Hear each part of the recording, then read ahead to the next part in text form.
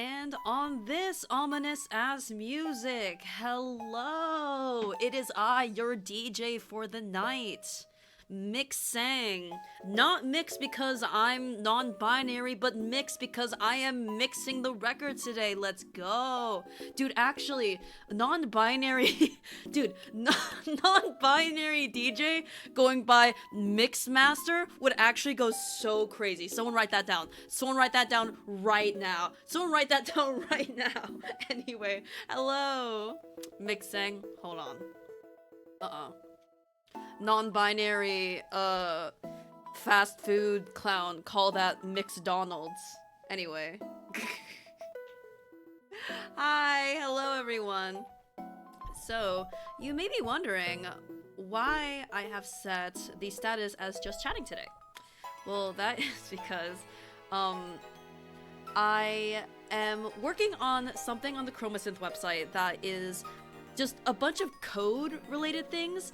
I am maybe like 1/4 of the way through all the characters.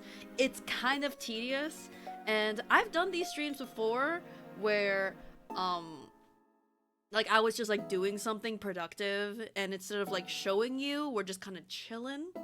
So I thought I might as well try that again today. But specifically we'll try to be more actually engaged in something, or like watching something while we're here. So, oh, that's my code. Hi, code. It's okay. This is code that is technically public on the website, so I don't mind. But if we can change that.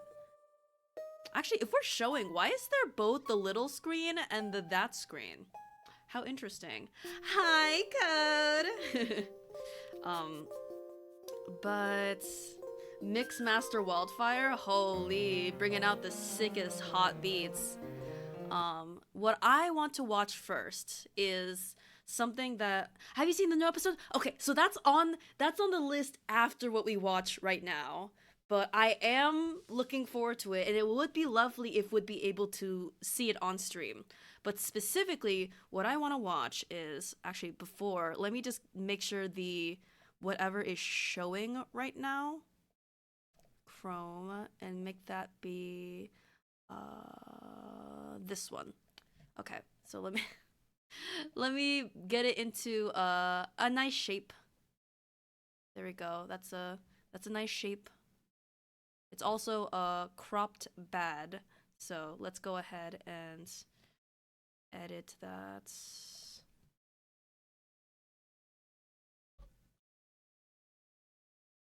There we go. Okay, so the first thing I want to watch personally is the Nintendo Direct for Tomodachi Life, because it's crazy. I have seen so much of this on my Twitter feed. I have not seen a lick of it for myself. Like, I've seen clips, but otherwise, I'm going in pretty bare.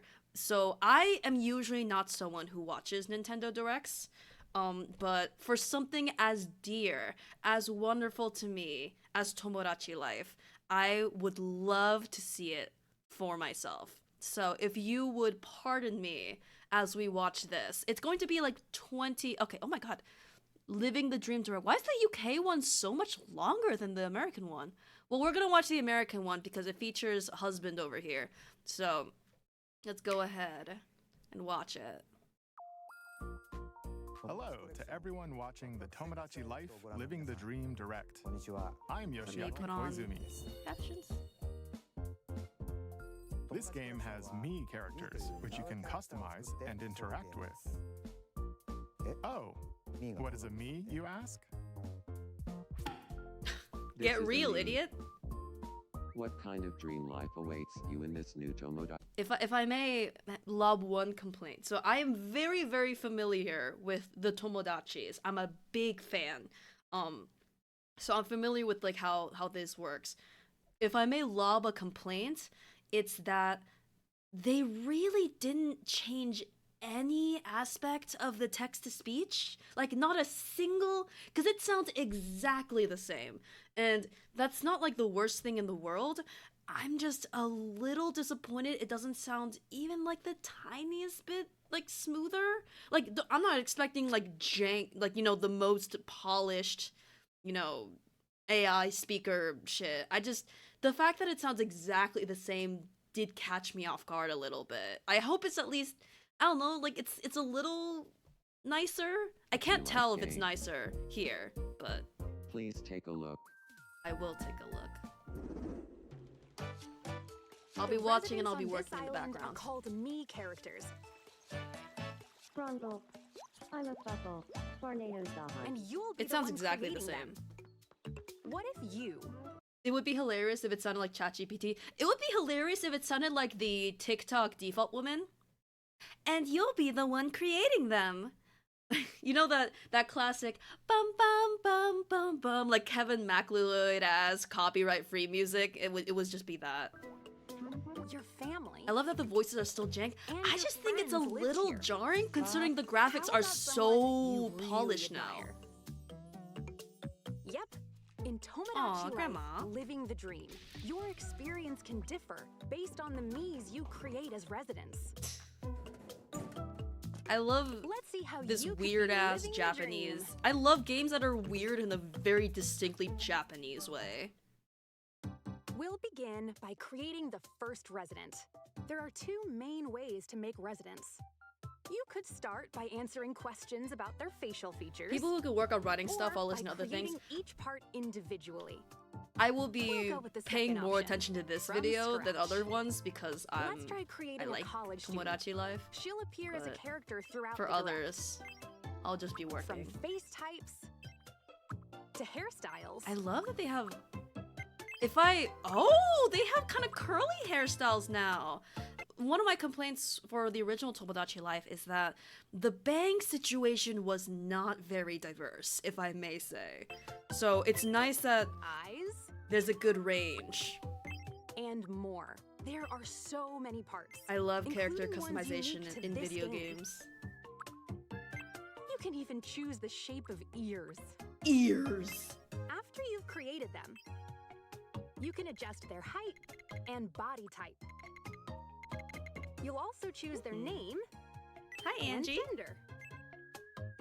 And Okay, hold on. So, I know about this. So this isn't a blind You'll also reaction. choose their So I name can't be one of those and LGBTs who react to this in the most genuine, like, gay people real! But, question. Obviously, choose preferences. You can choose multiple. I heard no one talk about this. For gender, can you choose multiple? I know it would be such an inconvenience to code, because what if you're male and female, and someone's attracted to just male? Would you not technically, you wouldn't qualify because you're both, but like, it's just like a question, because I think this is one or the other coded. Well, the And if next you'd like, one is you can pick their multiple, dating potentially. preferences and more. But yes, Pick their LGBTs, voice. LGBTs are name's so Angie. real, guys. My name is Angie. It's nice to meet you. Then answer some questions about their personality. I always love the MBTI aspect And of everyone, these. meet Angie. Yeah. An outgoing, It looks like these friendly are college exactly student. the same as they were before, which Hey is fair. there. It's nice to meet you, leader. I'm Angie. I can't wait to start living here. If I may say, actually no, let's get off this white screen. If I may say, one of the things I'm really glad they added was, so in the DS Tomodachi, basically your first me has to be you. So like, when I made my Chromosynth Island or whatever, the first me had to be a little Sang, because they always refer to them as like the owner, or like the president or whatever. I'm really glad that this implies that you are, like, clearly the player is being referred to as, the almighty omnipotent deity as usual, but there doesn't need to be a player on the island itself.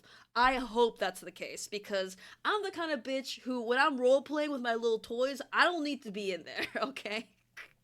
I don't need to be a part of it. It looks like something is clouding Angie's mind. What's up? Oh, it's yellow. Interesting. I'm hungry.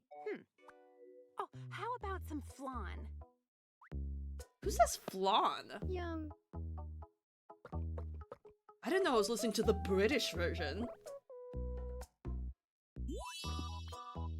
You'll need to take care of your me at the start.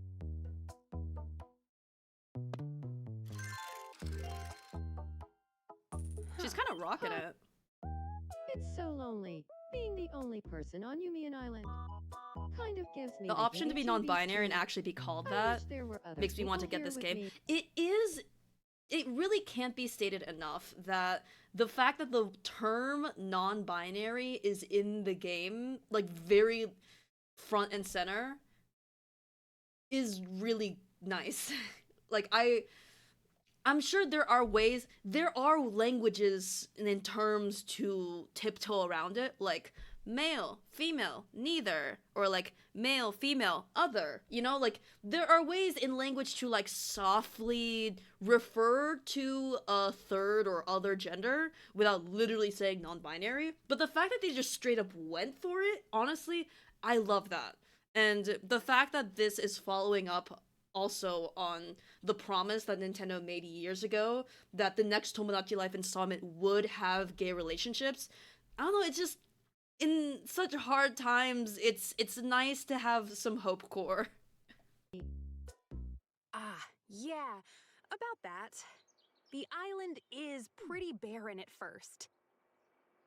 Angie needs some company, so let's create some I've heard new some critiques island that this is residents. basically just Animal Crossing, and First Yeah, up is her kind childhood of. pal, Jess. There's also Patrick. He's kind and kinda aloof. Dr. Winters, Angie's Dr. mentor and professor. Dr. Winters is a crazy name. Carlo, a barista at the local cafe. Crystal, one of Angie's friends from I've work. seen some fan art of Crystal, she's cute. I love her little elf ears. Hugh Morris, a jester and jokester. And Casanova, from what And I've Mocha, seen. Angie's childhood teddy bear. Dude, people want You to can fuck even make Hugh new Morris, and characters I by get it. combining different features, or by using face paint. As more residents appear, the island will grow. Even if the residents are friends in the real world, they won't know each other here, at least at first. There needs to be an opportunity for them to get acquainted. This is actually a really good explanation Let's about how try Tomodachi bringing Life Crystal works. a little closer to Jess. As in on top of him. We haven't met yet, have we? Have My name is Crystal. My You're name is Crystal! I'm Jess. And now they know each other. Once this happens, the Miis will start interacting on their own. And depending on where you drop a Mii,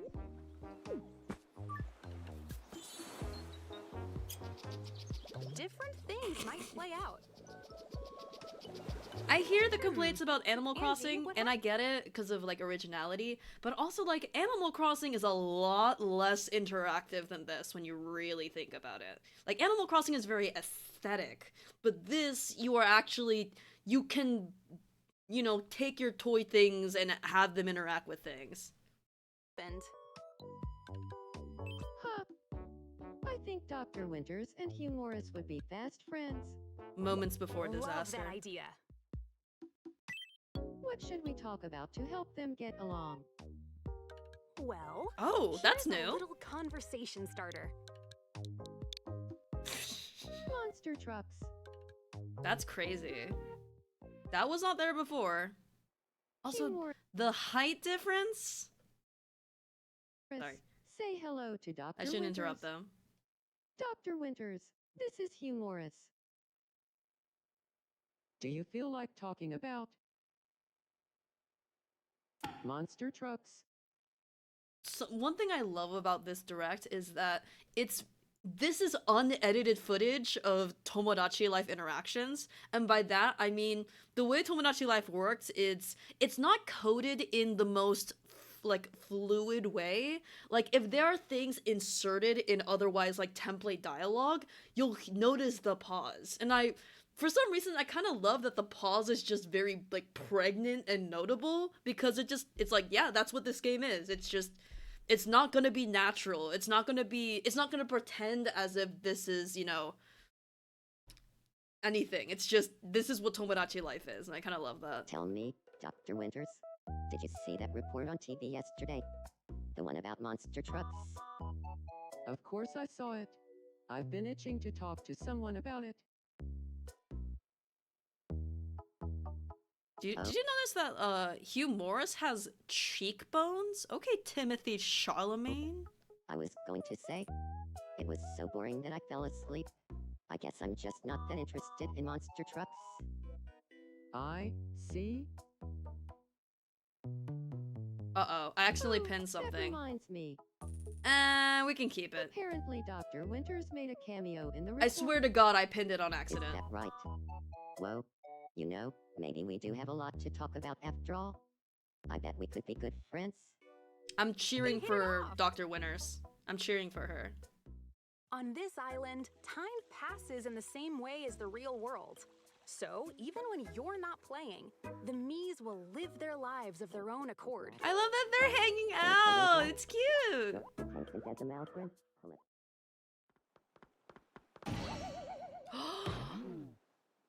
Oof. Sorry.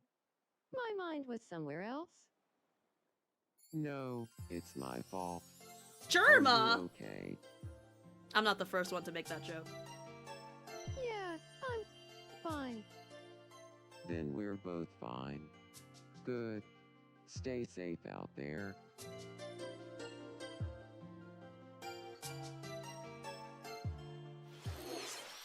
Oh. Is this a vision? Of Angie falling in love? How curious. Anyway. Anyway, let's introduce some of the shops that bring the island to life. First up is the Food Mart, Fresh Kingdom. Welcome. The daily offerings include I love standard these menus. super hyper realistic foods. It's so quaint to me. Some days, though, you might get some rather unusual Also, options. inflation is crazy. These were not that Try expensive finding your prior. favorite eats. This is the clothing shop. Where and where?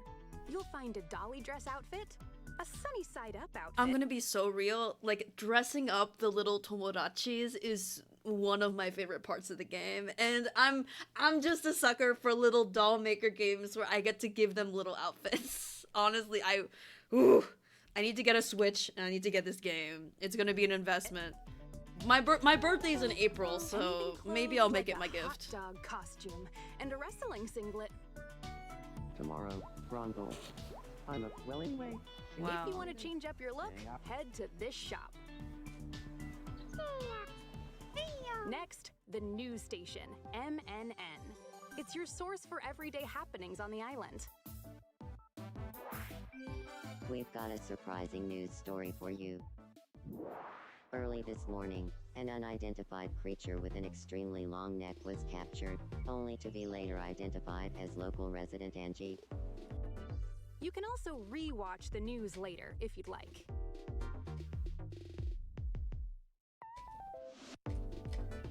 Revamp your room with the home supply store T&C Reno.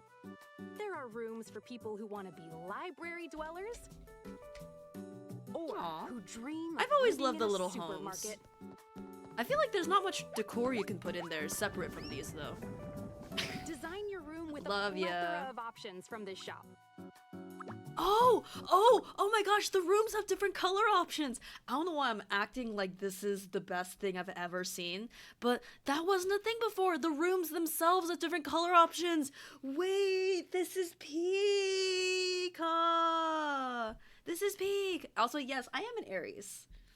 My birthday is on April 11th. Here's the marketplace, where the items sold Look will at that change old-ass based on the TV. current time. step right up and try your luck. Probably the best deal on the island. Honestly, these were the Great most finds, lucrative. 2 unique mystery bags. You might be surprised at what you discover. At Phototomo, you can choose a me, background, Oh, interesting. and placement. Then This was snap less picture. of a specific area in the original. It was just an option you could have with a me, I believe. Try making memories with the residents via photos.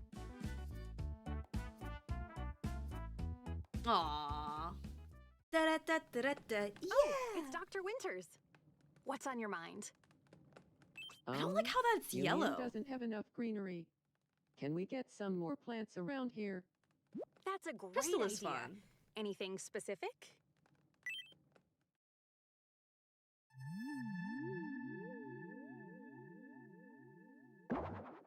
Oh, sorry, really random, but I just noticed in the original Tomodachi Life, the Tomodachi Island is just the main domicile was just like a big apartment with everyone living in different rooms. So this is an island where like there are different houses for different people, I assume. So for some reason I kind of miss the city aspect of just having a huge ass apartment with everyone rooming in there. But also like you can have like 50 characters. So how can you fit all those houses horizontally? That's interesting. Let's spruce things up. Well, look at that. The town's landscape looks beautiful. Aw, hi, Crystal. Thanks to Dr. Winter's idea. In addition to taking I feel like that's a very Animal Crossing thing, like you know, villagers suggesting things and then implementing ordinances and all that. suggestions from residents, you can place landscaping items Two across kings the can island. exist at once, is all I'm saying. This is where quick build comes in handy. Oh, that's new. Welcome. At this shop, you can purchase a variety of decorative items, like benches and plants. You could even make a space for residents to hang out, like this. You can also move houses and shops around, or expand areas of land. So go ahead and change things up to your liking. I'm also organizing my Chromosynth related folders. In due time. Creating islands like these are possible with just your imagination. Jeez, it's huge. Oh my, what? I'm sorry, what? What was that? You can, how can people go from island to islands? Oh, that's fascinating. You can even control the lands. Oh, that is so interesting. That's a lot more freedom than Animal Crossing.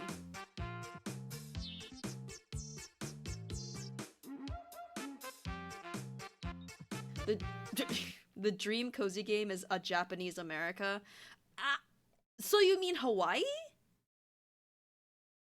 It's an island, lots of Asians, it's American.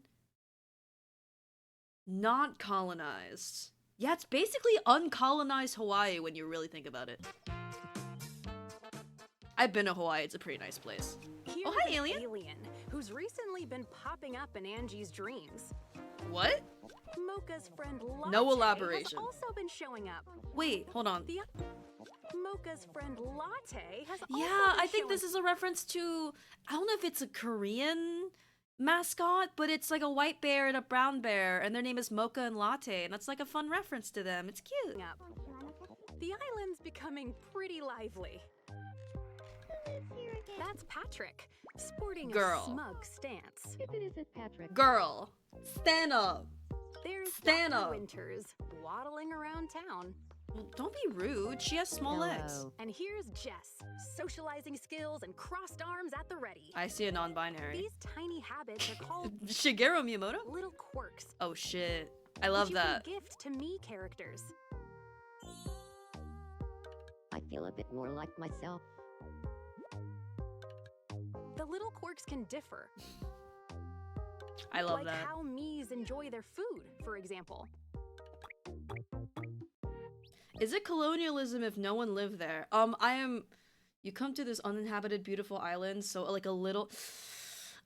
I mean, see, the definition of colonialism is that you are creating a colony. So, yes, in some ways you are colonizing you know, unmanned land, as it were. So, objectively, colonialism doesn't necessarily mean like killing people and doing a bad thing.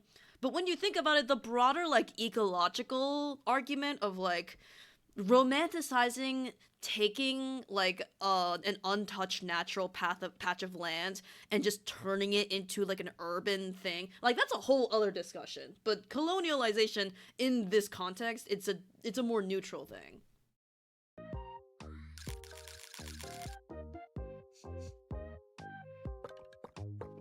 You can also gift them with phrases.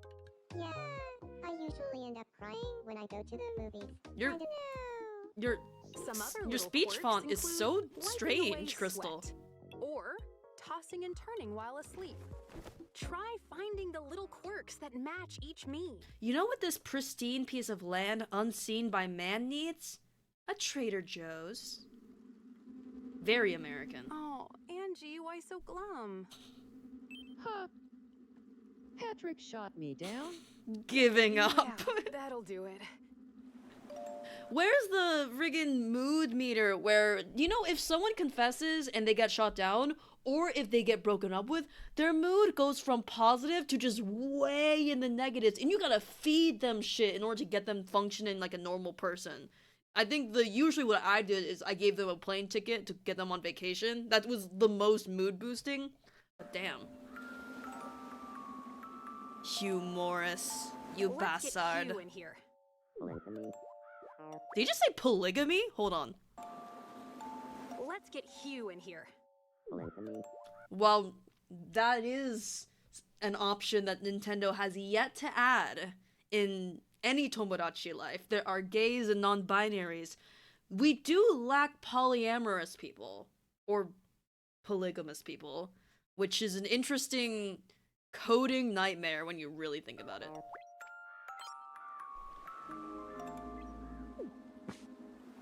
Make her feel better, you clown. I love this cutscene. Why can I never keep my hoodie strings even? Is that a joke? Where's the punchline? There's a rumor going around that Milka is worried about you. There's just no punchline to that. Thank you so much. I feel a Everything, little better. the dialogue is just as awkward as it always is.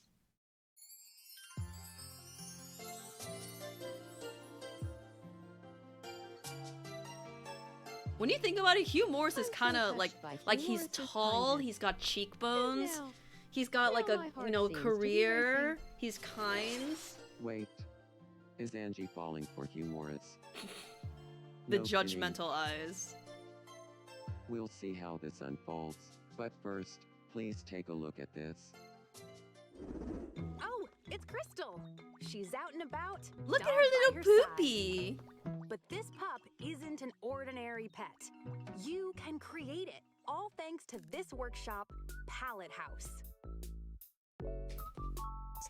Here's how Crystal's dog was made. But that's not the only thing you can create. A custom Monster trucks, bro. I wonder if this is exclusive to the American Direct, and they're like, what the fuck do Americans like? I got it. Get me in the booth right now. Oh, it's Dr. Winters who wants this. Of course she does. Ugh, queen. Jess's favorite TV show? Aw, that's cute. Or Patrick's sweater that lights What a fucking narcissist. up the night. You can make items to your heart's content. Oh, hey, you could also design the exterior of a house. Oh, that's fun. And the ground. Yep, you can create items and use them for your island. So go wild and make what you want at Palette House. Competency, right? Sympathy, left.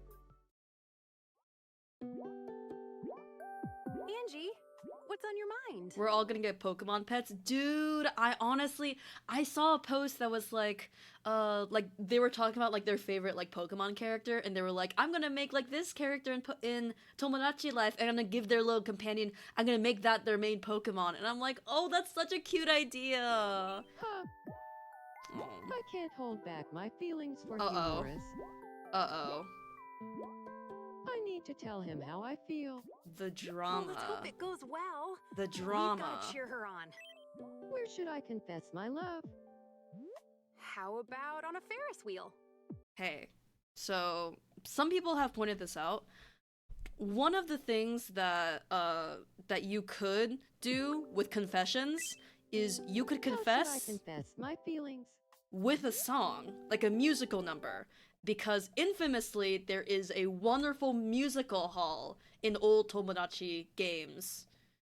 And it's some people's favorite. It's a nice feature to me. And the fact that musical feature isn't here is kind of a bummer, because I hope that musical hall is still there. But there are things that they haven't, talked about that are in the background, so I'm holding out hope that we still have features Why not that were in the past. old-fashioned way? Ah, the perfect locale for a A profession of love. Ferris wheel. You know, if it goes well. So, the truth is, you see. So, Hugh Riveting Morris, dialogue. I'm in love. I'm in. I know exactly what you're trying to say. I'm totally in love with the view from here too. You monster. Actually, that's not what I was going to say. I'm in love with you. Can we go on a date?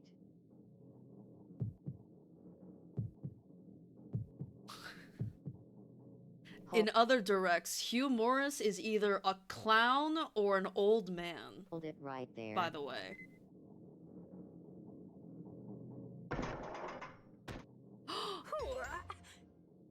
The one who truly loves Hugh Morris is me. Oh. Jess is here? Hold it right there. And Dr. Winter? Do you see the sweater? Dude, I love that the people in charge of this, like, directing the trailer are, like, just as weird as you're supposed to be when playing Tomodachi Two? Life. Do you see the sweater? That's crazy! Well, the one who truly, deeply That's loves Hugh Morris crazy, is Dr. me. Winners! I confessed my feelings first. That's That means I love Hugh Morris crazy. the most. Stand up! Get Which of us do you up! choose? Pick one of us, once and for all.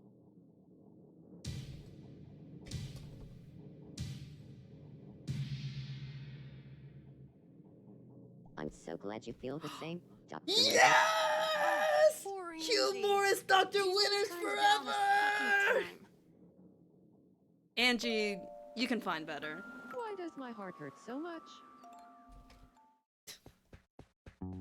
That's rough. Oh, wonder what's brewing with Mocha. Oh, I see what you did there. I want to try living with Angie. Oh! That's a great idea.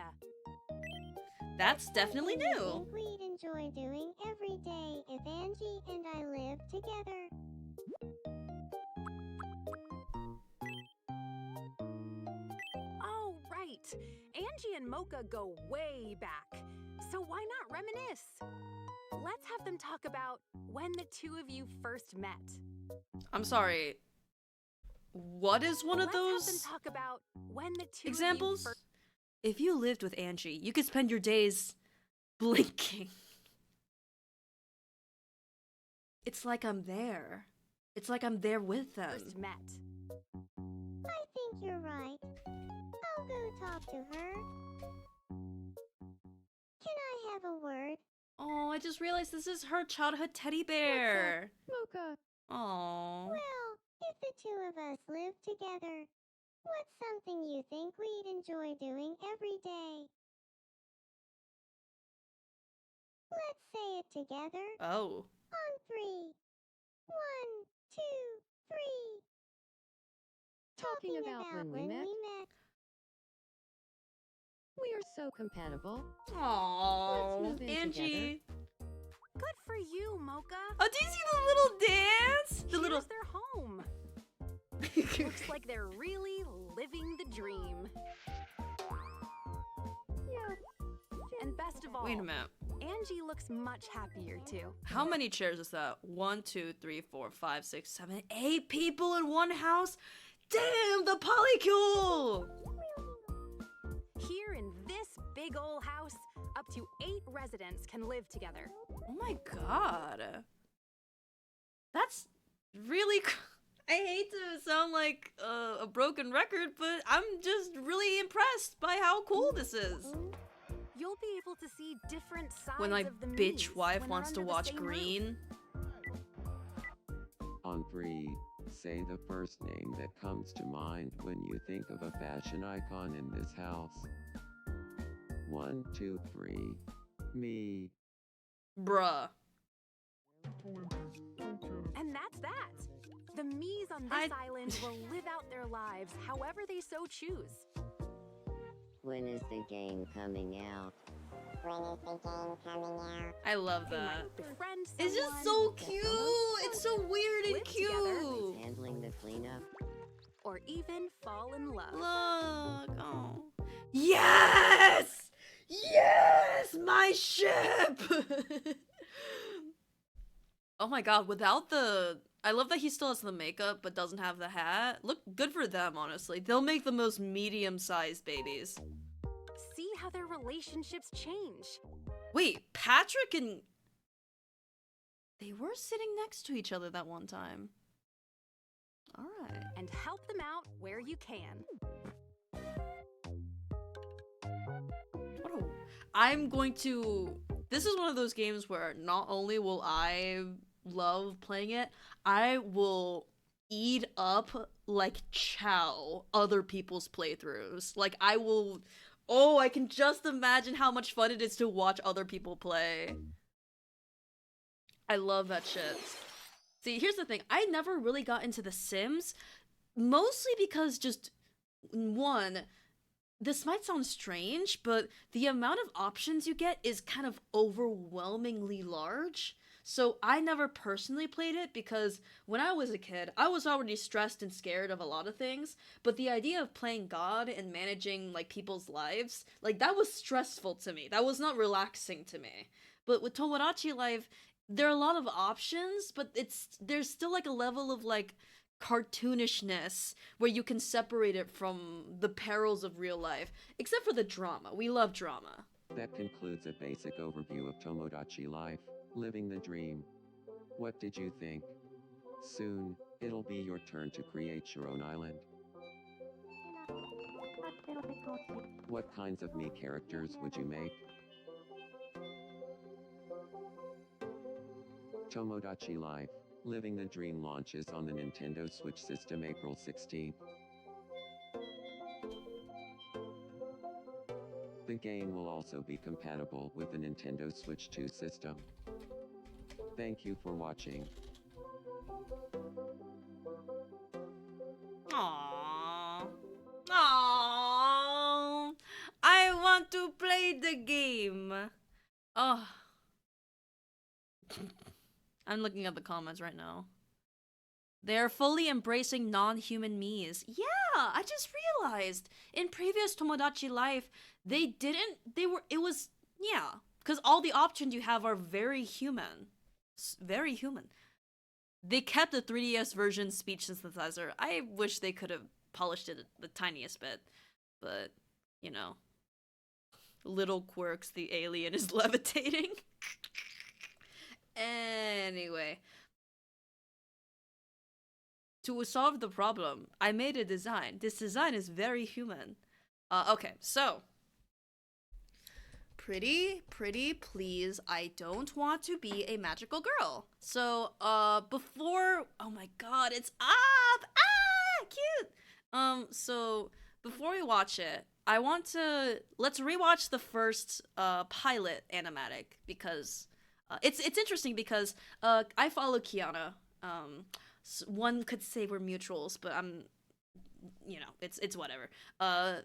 the art style that she had for the original is more of like a chibi version, while she actually changed it to be like slightly more realistic with the faces and the bodies a bit more elongated, which I think was a really good choice because one, it looks really good, and second, it really depicts them as early high schoolers and not children, if that makes sense. So we're gonna watch the first one just to get a little, you know, a little review. Hi everyone, I'm Aika, a normal girl of average talent living in. Can we request videos? You can request them, whether or not I will take them. That is another thing entirely. I just moved to this quiet little town where nothing ever happens, and it's great. Man, why am I running? I'm not even late. Exercise is good for you. Okay, we're back. Here we go. I guess I'm just excited for my first normal day of normal high school. It might sound boring to you, but to me, it's everything I've ever wanted, and I can't wait. Can you tell that this artist worked on Big City Greens? Like, the art style is very similar. Kinda standing in the doorway. Right, go ahead. My apologies. It's chill, thanks. Actually, if you have a second, I'm new here. Think you could show me the way to my first class? Looks like we're in the same first period. You can follow me if you want. Little blushes, little blushes. Oh yeah! I can't wait for a fresh start! And first ever pop quiz, done. I'm sorry, pop quiz on the first day of school? Couldn't be me. Kill me. Oh, looks like no one else is done yet. I, too, am still working. Oh, shit. Hey, miss! Can I please go to the bathroom, please? What? Oh, sorry, Aika. You gotta finish your quiz before leaving the classroom. Thanks, miss! See you tomorrow! But... You're doing great work. I love you. I needed that today. I'll let it slide. Looks like she finished after all.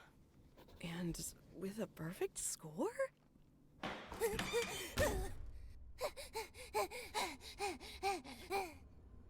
Phew. Guess I'll hide out here for a while. No!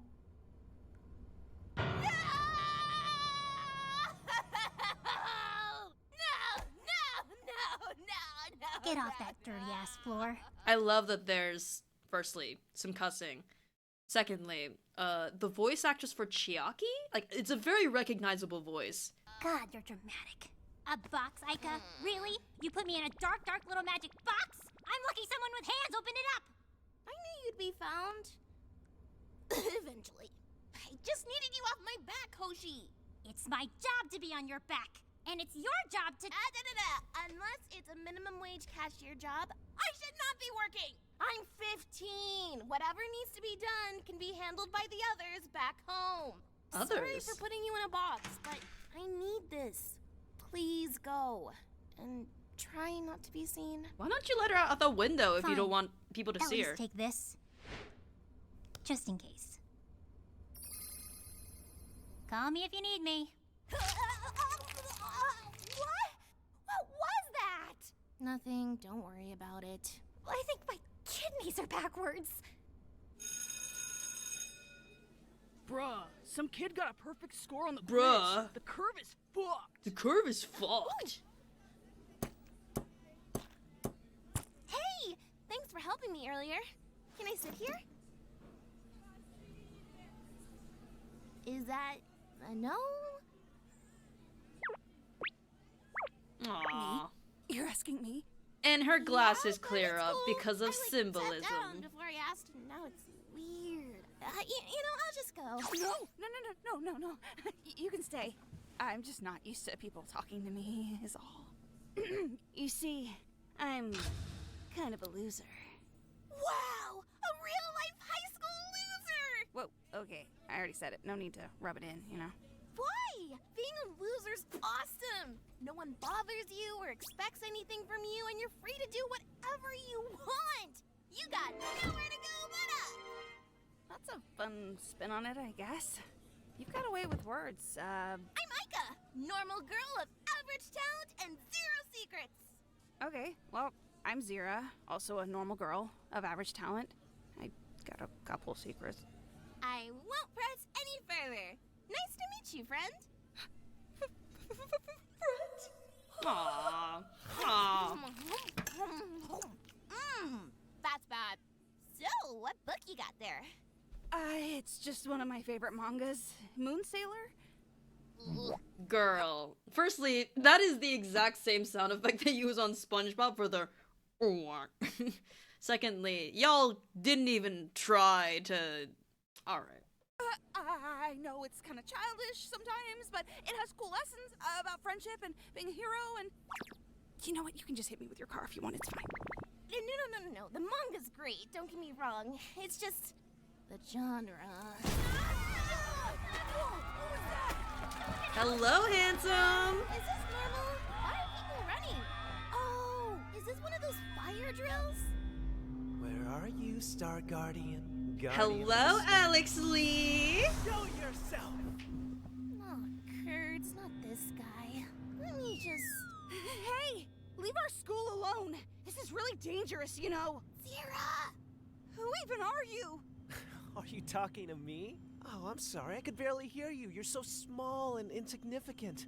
But if you must know my name, it's Eclipse, Servant of Darkness. Zira, if you ignore him, he'll go away. Come on! Oh, and who might you be? Shove it, Moon Man! Oh. Let's get out of here! A Moon Man? How dare you, worm! I said my name is Eclipse, Servant of Darkness! I will smite you! Do it! You won't! Do it! Don't test me! I will! I'm doing it right now! I'm waiting! Don't hurt my friend! No choice now. I forgot, does she like eat it, or does she wield it, or... Oh, she wears it, gotcha. Aha! There you are, Star Guardian, Guardian of the Stars. I knew you were here. Star Guardian? Gasp! Are you... A magical girl? Yes, she is. And not only that, she's my arch nemesis, and also... Double gasp! Magical love interest? Ew! Haha, yes! Yes! Open your mouth a little. Man, I love you how know what? excited he Let me is. just get this over with. Triple gasp! Are you about to do a magical girl transformation? Oh. No time. Ochi, let's do it! Yes! I knew you'd need me! Animatic aside, it would be nice if there were more kind of soundtracks in the background. Like, right now you can hear the music pump up, but otherwise it's very, like, calm, like nothing. So, I mean, I don't know. It's still very impressive. Gasp, gasp! Magical mascot! I consider myself more of a magical friend, but whatever. It's time to wish upon a star, Aika! Yeah, I wish. You know what I want. Good enough!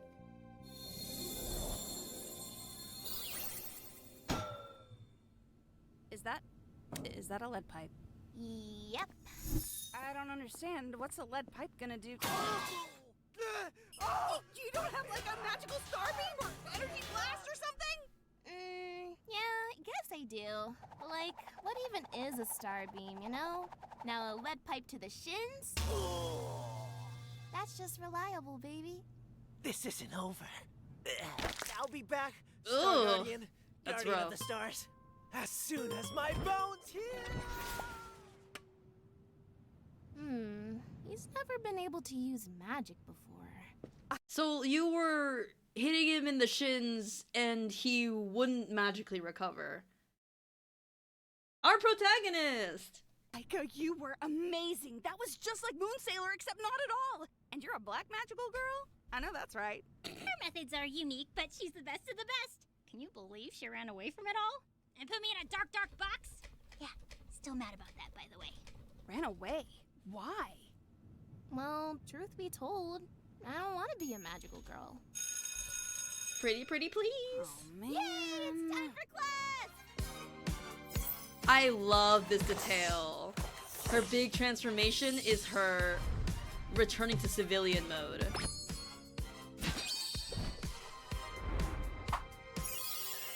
Wow, that seems like an effective way to change clothes. Can you teach me how to do that? Nope. Yeah, no. Stupid. I shouldn't. Hey, is it cool that I know your secret identity? Oh, yeah, about that. I have to kill you. He looks now. like a beard. I'm kidding, I'm kidding. Jeez, you scared me. See what I have to deal with? Wait, that Eclipse guy knows where you are now. Think he'll be back? Probably, but as you saw, he's not much of a threat.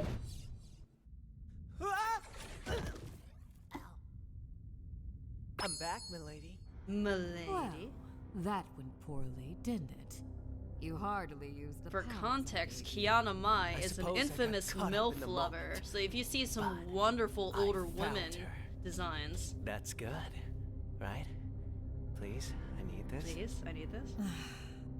That's a that's fine her, start. you know, All that that's her matters specialty, is that we which is finished. so valid.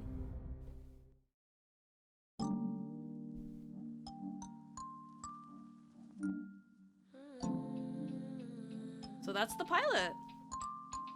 And honestly, for a pilot, having animatics be pilots, I feel should be more accepted as the norm because making a whole animation is so fucking expensive.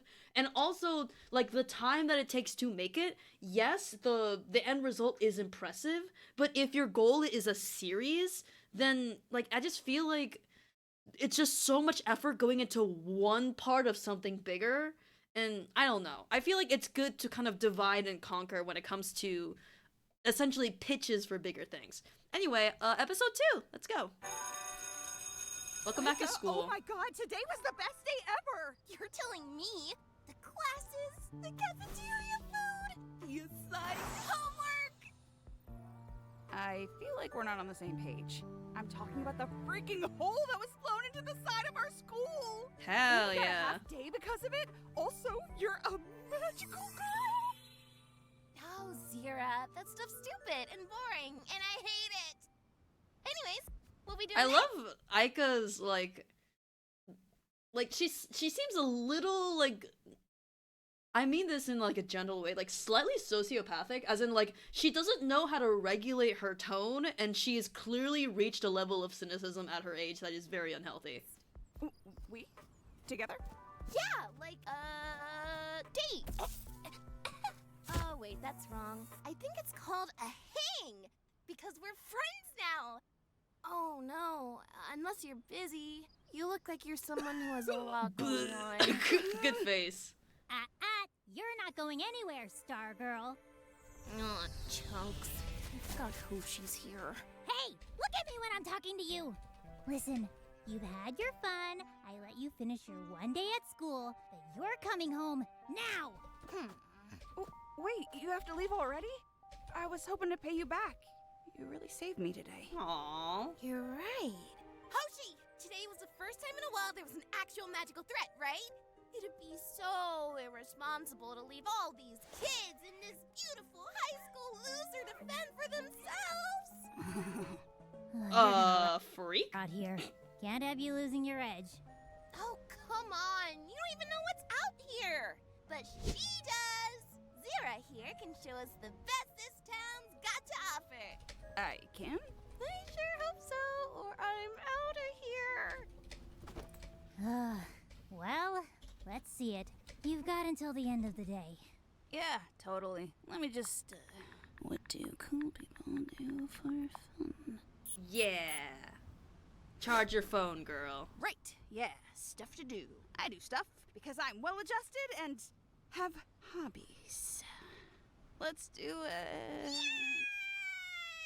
What a beautiful day.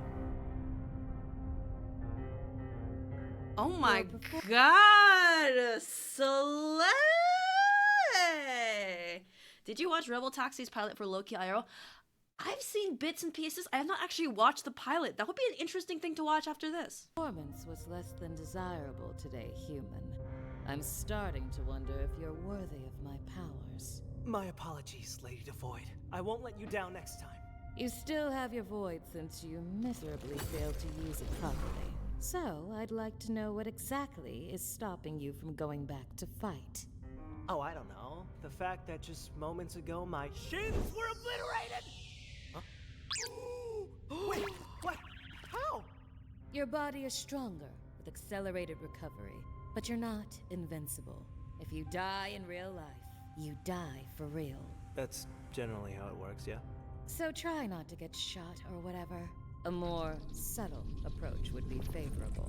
Subtle goes against everything I am, but I'll do my best! This was Alex Lee saying that as Alex Lee, by the way. Oh, frick. Oh, my legs! My legs still feel weird. I'm just gonna... Ooh. You'll regret putting me in this position, Star Guardian. Once my memories return and I'm at full I love the power little of ear my- twitch. You're still here? Don't look at me! I'm embarrassed. I'm embarrassed. All right, here we are. The public library, home of books, knowledge, and the manga Please, God, read. Media literacy is dying. Wow! World history! Curled history and world history. Cooking! Postmodern Afrofuturistic ice sculpting! Oop. Huh. I really thought a librarian would shush me. Librarians are Oh, there's more music in this episode. Oh. actually chill, but you should still be quiet to not be a dick.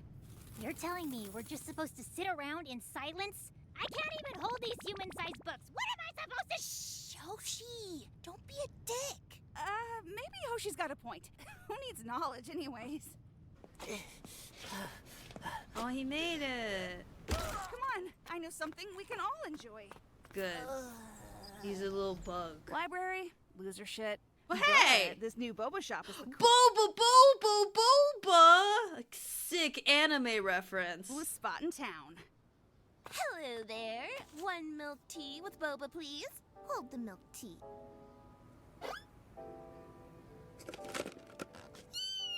All right! I'll just get 2 normal ones. Here you go, Hoshi. Why is the straw so goddamn big? It's so you can get Oh the my boba out. god, girl! Soak it up!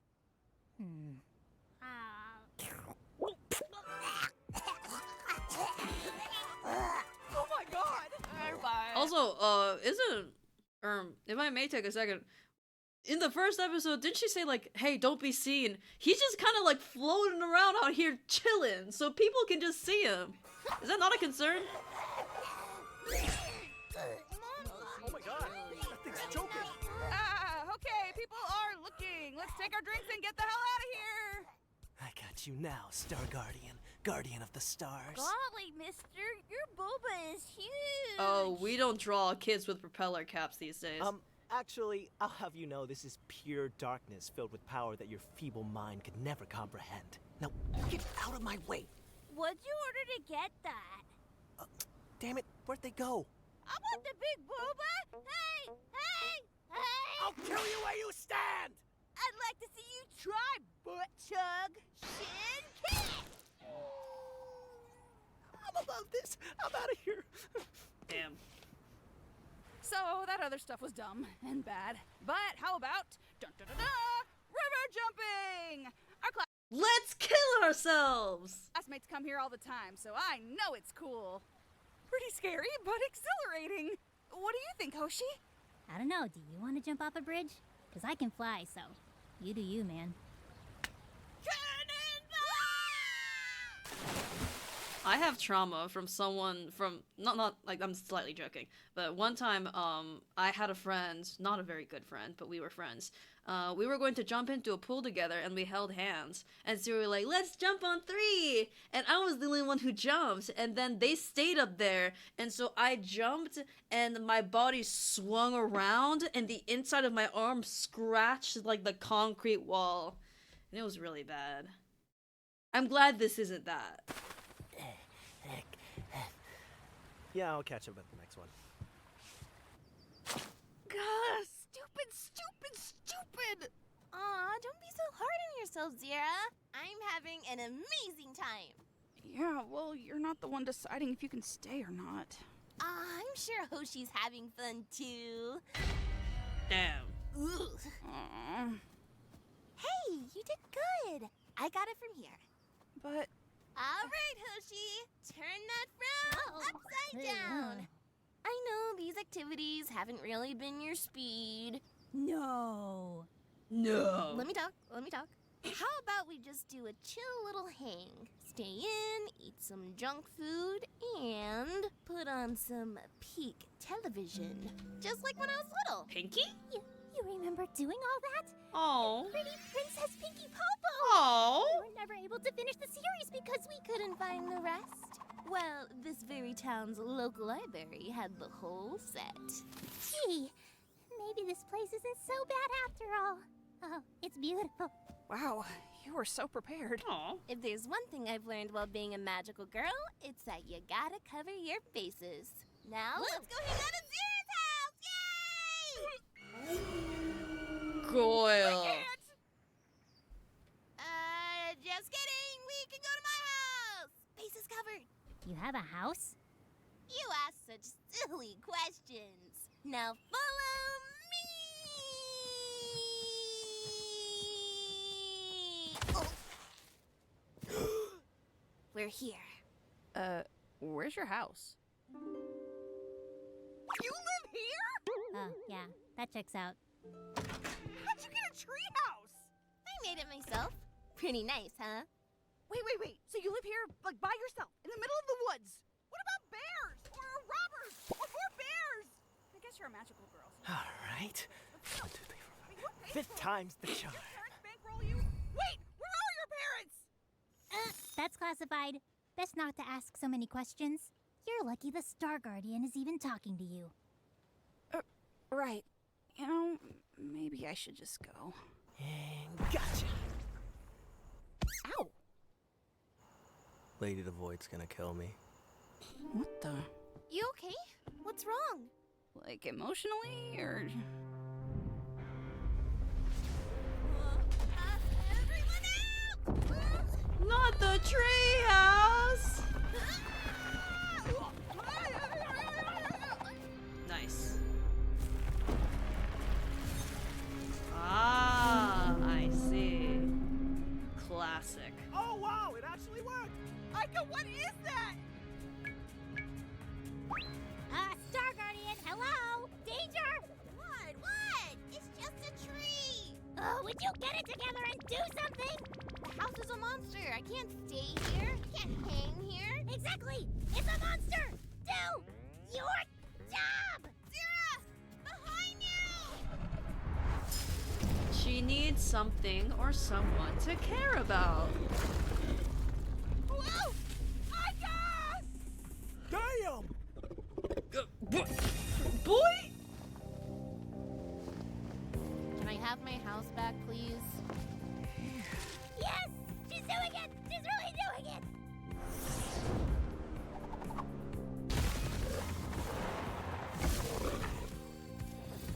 Pretty please. I wish for a chainsaw. You said the whole thing this time! Aww. I kind of love Hoshi. Oh, the blood. This sucks! I just finished decorating! You okay? Oh, gentle. Just wanted to hang out with my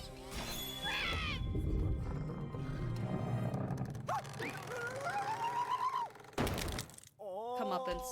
Yep, okay, I'm calling it.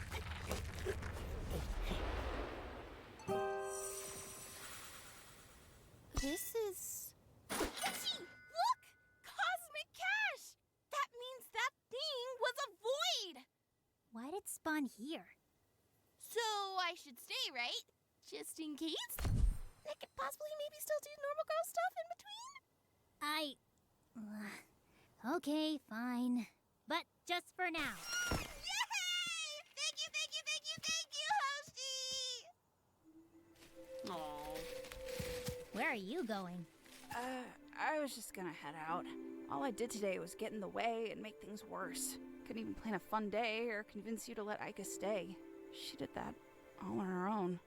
She doesn't need someone like I me like characters around. with glasses eyes, wish they were swirly. She kind of has the vibe of a swirly glasses girl, but Look, I kind of get why I still she's don't not. want to be here, and yeah, today mostly sucked. But you know what? I haven't seen Aika smile like this in a long time. Plus, by being so useless and pathetic and helpless and in danger, you actually got her to do her job. Twice! So, thank you for today. Really. Huh. I'm glad she decided not to kill you. Aw. Wait, was that actually on the table? Murder! Murder was on the table? Guys, the TV still works somehow! Is that a throwback to how she joked that because she knows her secret identity, she would have to kill her? But that was an actual, like, thing, a part of her magical girl code? That's interesting. Sorry about your sick treehouse getting destroyed. It's okay. I have good insurance. On the tree?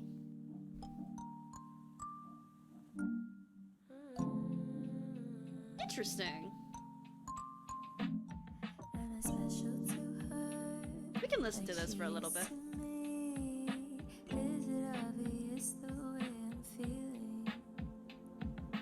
All the stars I used to wish on now are guiding me. Do you have a place for me?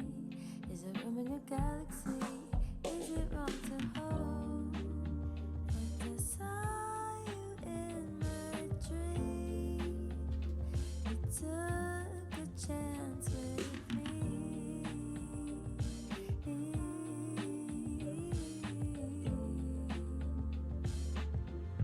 She doesn't try. Bad posture, Aika.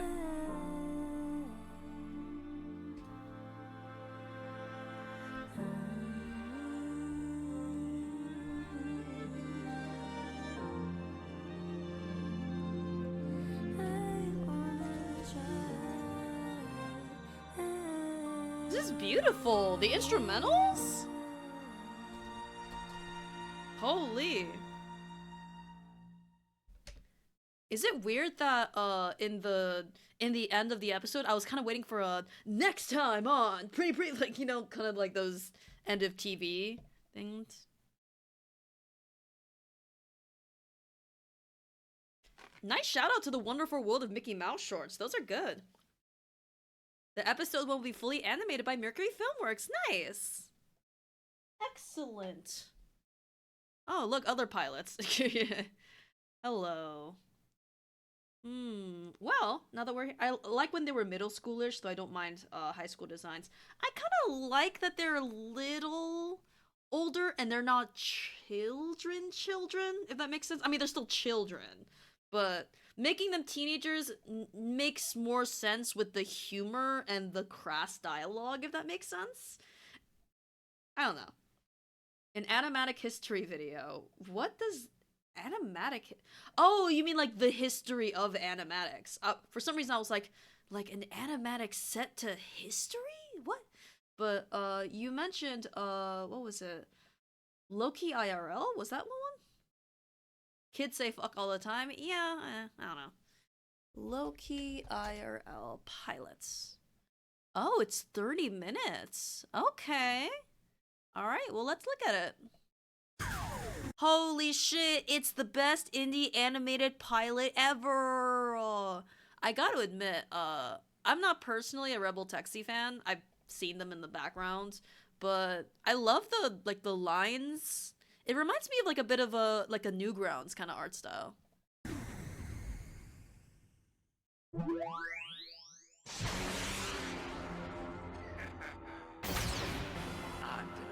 Ooh, nice brush. In this future, we bring art into real life. Humans and IRL art coexisting.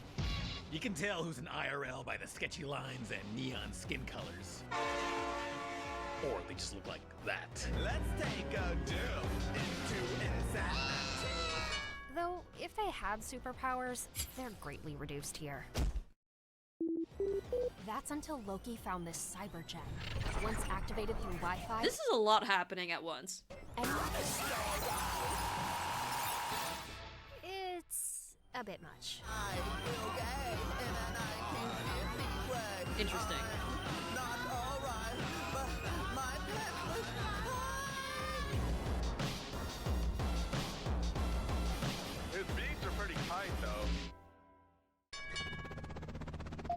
Rise and Design, Sketch Fighter. You got one new fight streaming live in your area.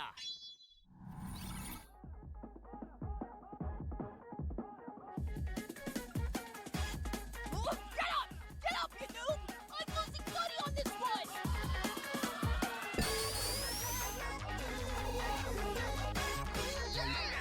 Way to go! Interesting style of animation, because like I'm just like looking at how this guy moves. It's like the weight is a little off. I hate to be like a critic who this person made a pilot. I'm not going to be able to make a pilot.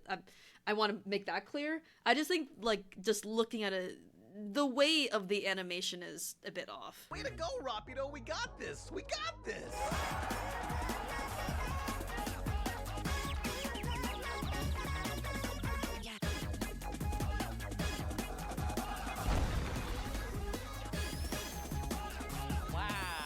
That is some Sonic-ass sound effects. Yeah, I can't do that. I've been telling you, Bianca. Line of action. You wind it up like this, right? You wind it up, stretch as much as you can, and...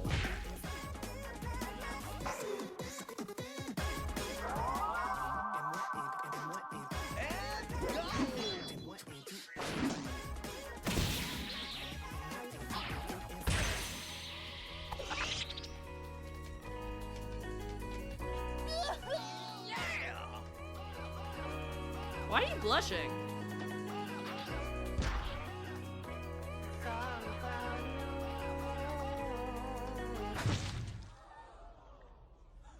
Huh.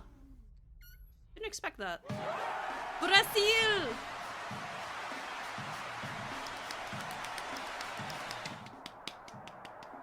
That's how he was clapping.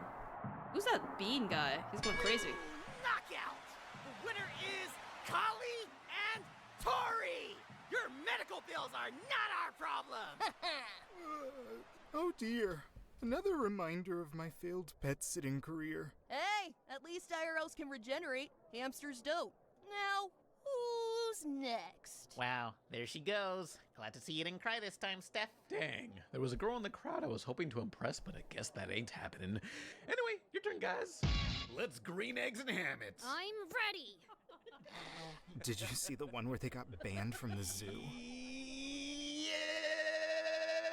Oh, do you see that text box effect? Idol, Loki, lowbrow, sinister in the hizzo. Can we just tone it down a bit this time? Hey, first impressions matter, Bianca. We're out of high school. None of this matters. I'm too cringe to live, yet I carry on. Like I showed you in the cartoon club, IRLs alone are no more powerful than humans, but working with their artist, they can exaggerate what humans can't. They can go full bleed.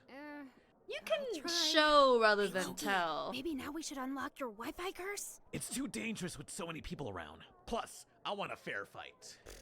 Not much of a fair fight. He's twice your size. That's so his problem, orbular. but not in a fat-shaming kind of way. All right, you Whoa! I Sketch love Fighters. mixed media. Let's mix the acrylics. Design or demise. Let's try! Start your grill and knuckle up!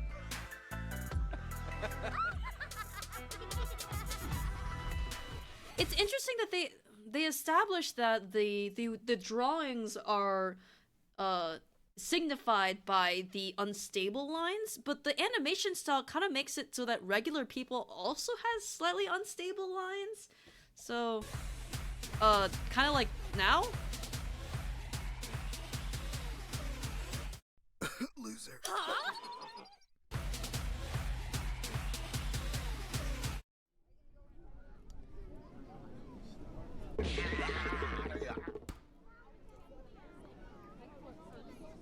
I guess maybe it's more the texture of the lines than anything. You okay, Loki? Are you going easy on me? Face me, coward. Ew, booger. Is it okay to eat that stuff? Hello?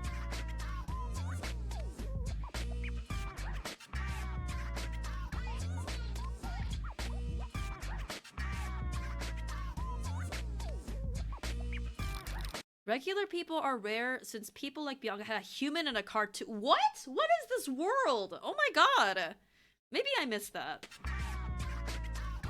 I assumed it was like a, you know, people draw the, you know, the living animations for like convenience more than anything, but I guess it makes sense. You can bone your drawings. Okay, Hand Turkey.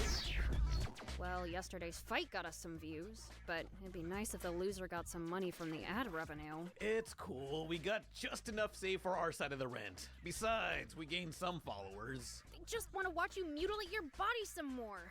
You don't deserve that.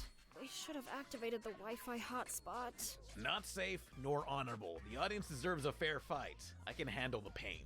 Only if you're okay with it. Your video. I wonder why his name is Loki, because a lot of his behavior is not chaotic at all. Has 3 new comments. What complete morons! She really expects to get her own cartoon. Oh, look! An update video about Milo Studios' next cartoon! What is up, my minties? Monique here with the latest entertainment news. First up, a Grendel Studios press release. She's cute. For those not in the know, traditional animation was done by TouchStar Freejax, drawing many individual pictures in a row. Life sure was miserable back then. Eye stalking. But with the advent of IRLs, many studios opted to simply film them. The medium continues to evolve, however, with more studios embracing rotoscoping. Now biological human actors can project a character they're in full control of. Today, Grendel Studios has announced the cancellation of all future films not containing this motion capture style. What? Is that a real anime? Fluid a rotoscoped actor moves compared to past techniques. With smoother movements and Hollywood stars in control, we hope to give animation more respect to its genre. I see this has Does things anyone to really say care about the the celebrities genre. behind the cartoons? I don't know. Someone recognizable has to show up on talk shows. Along with Milo and those serving in the CC Army, many popular influencers have embraced the style. Well, I was doing it before it got real trendy. Check out my fights uploaded every Sunday, which segues into a new segment for Oh, this was a comic. Oh, interesting. That makes sense. I feel like this would be better as a comic in certain ways, but that's just my with the opinion. best and worst melee battles of this week. That's me! Now, please don't harass anyone featured in this video. I wasn't so good at melee when I started either. Thankfully, years of practice changed that. But I feel like as long as they really, uploaded weeks worth they of really, near constant losses. how do I say this? As long as they really make usage of the mixed media aspect, which I think is the most unique thing about this pilot, I think, you know, I think it should really lead into that.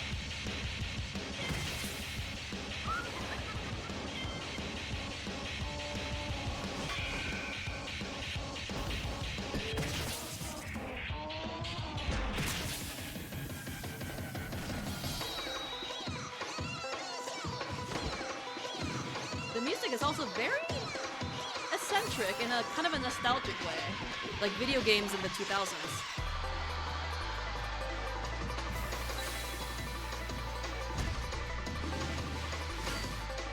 Oh, alright. Okay. I can see the sauce, I can see it.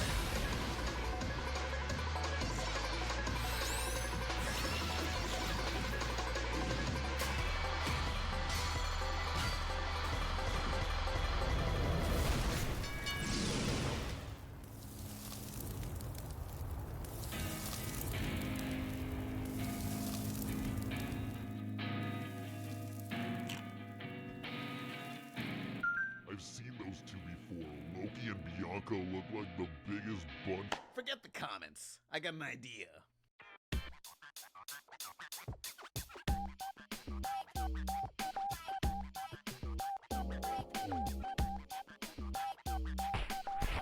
I see the references are referencing.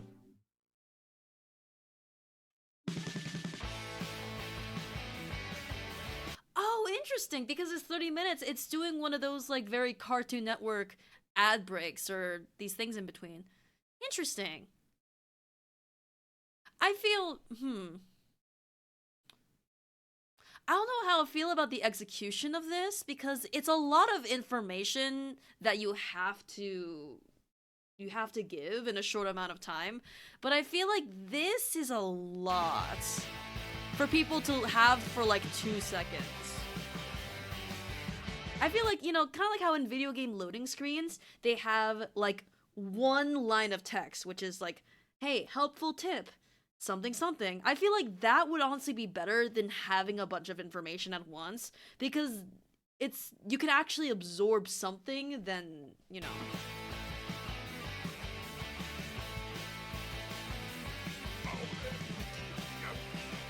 If you're not interested, you don't have to read. The lore is optional. Well, what I'm trying to say is that the execution of this, in my opinion, I'm not saying that the lore is... How do I put this? If you're making a pilot like this, and you're... I don't know. It's just, in my opinion, I personally disagree with the execution of this. I feel like there's a more... Because I think this is really interesting. I'm not saying this as someone who, like, I don't want to read this. I'm saying this as, this is interesting and clearly a important part of the development of this series. And I just feel like it's something you can convey in a way that is not, doesn't require you to pause and look at it, if that makes sense.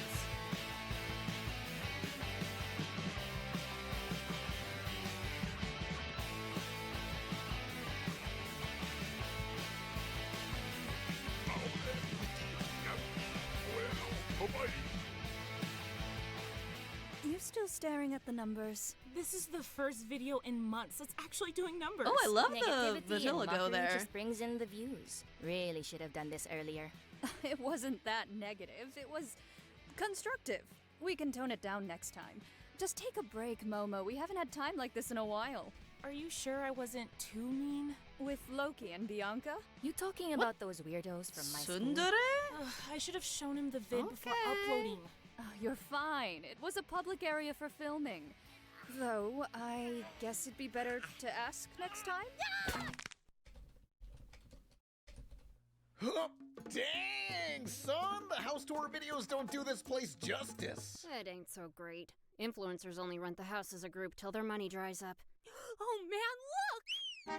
Nice cereal with raisins and a Render Man toy inside. Is that Render Man toy based on the cartoon or the movie? Movie. The 1989 movie or the 2008 movie? The 2008 movie. The 2008 live-action movie or the 2008 straight-to-video anime anthology movie by 7 visionary directors? The 2008 straight... Whatever it's based on, just take the cereal and leave. I told my fans not to harass you, okay? Yeah, I don't think anyone listens to that.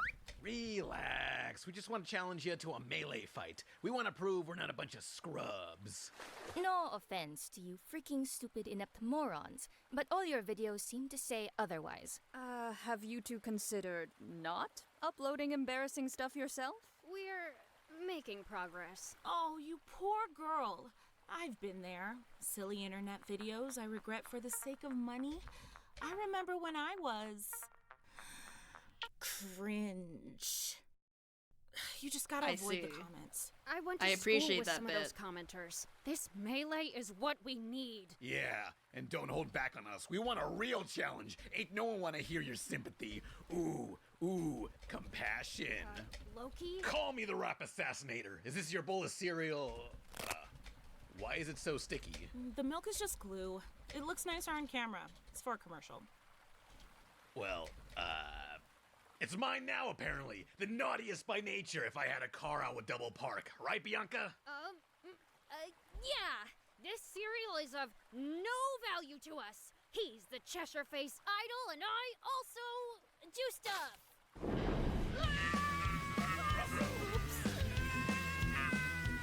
You fool, he's lactose intolerant. Milk is dangerous to him. But Mo said it was just glue. He doesn't know that. It's the placebo effect.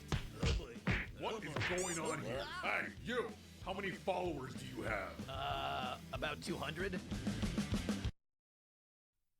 I'll consider your challenge!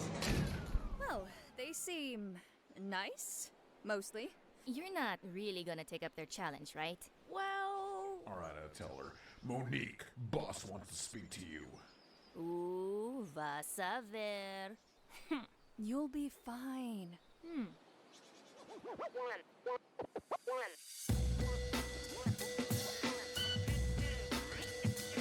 There's a term for this. Fuck, it's off the tip of my tongue. It ends with an ER, I think. The spanner, the sticker. It's the in-betweens. Like, you know, like anime does this too, where it's a transition from one scene to another, and there's a little like mini like a couple second sticker. What is it called? A slapper? What is it called? It's called something. It's like a eye catcher. Not quite. I feel like it's like one word. Bumper. That's what it's called. Thank you. Oh my god. Yes. I like the bumpers. I think they're a very cute part of this. And it also makes sense because it's 30 minutes. You're going to have a lot of scenes. You're going to have to sort of transition in and out of them. So I get it.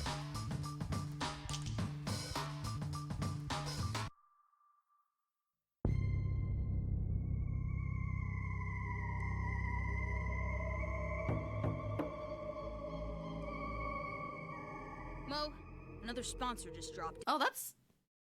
Huh. That reminds me of Bleed Man. Very classic and problematic artist. Down. Again? Did you see the views on my last video? You did great, Mo. But that's just one Boss out baby? of many that were duds. You now have the lowest viewer average of the Self-Portraits Mansion. As for your fights, well, have you even been training? I've just been busy. Well, Loki has been busy getting views. You should be thankful he challenged you. Nice DS. It's easy money and practice for the International Melee Tournament. You can do this. Training for the tourney. That's good. Easy? Yes. But seems like I'm punching down with those artists. You gotta get the views somehow. You don't want to move back in with your parents, do you? When Melee began, you were one of the first rotoscope fighters. But others have surpassed you in technique and followers. We need both to keep my employees sheltered. I feel like that's not dialogue a person in that position would naturally say. That feels like exposition for exposition's sake. And I say this as someone who's very conscious about character dialogue. You won't take but just the saying. fight. I've considered asking Loki to take your bunk here at the mansion. Compared to you, his losses actually bring in watchers. I challenge Bianca Whoa, and Loki cutie. to a melee this Saturday at the Arena! Not Thursday, not Friday, but Saturday! My main thing is that there are like aspects of this art style in general pilot that I really like. I just think as a whole it's just not quite grabbing my attention because it may just not be my scene. I can understand someone being a fan of Pan Pizza and the things he naturally delivers, this being like, you know, ooh, yum yum, great. For me personally, it's like there's a lot to admire, genuinely. Like there's a lot of like standout parts, but the whole, in my opinion, it's not quite getting me. Loki versus Milky. Milky versus Milky. Loki. 3 rounds. 2 fighting. No mercy. No God. No king. No refunds. Please be Exposition is hard. I have the same problem. See, that's the thing. Like, it is hard, and it's not like the worst sin because everyone struggles with it. A way of conveying information without literally explaining it to you in an unnatural way that is not in character or, you know, interesting. But it's like you can workshop it. It's a solvable problem. The economy is in It's a very understandable problem, but it's very solvable, I think.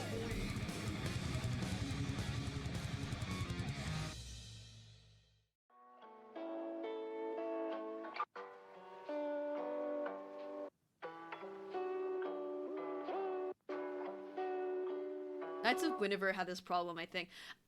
I think I remember it having bits and pieces of it, but also I feel like a lot of animated pilots kind of struggle with it by virtue of being like, this is an introduction and encapsulation and promise of what we will deliver. So I can sort of forgive some exposition. I just think there are other cases where it's like, come on. I think Knights of Guinevere was nice overall because at the very least it conveyed a lot of stuff in an artistic way and not in a characters explaining to each other way, which I can at least appreciate.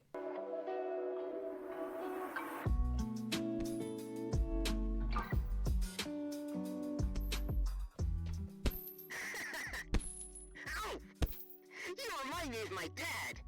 God, I really shouldn't have embarrassed myself in front of those girls. We only have 5 days to train. You did good, B. Don't fret. Making an impression is what it's all about.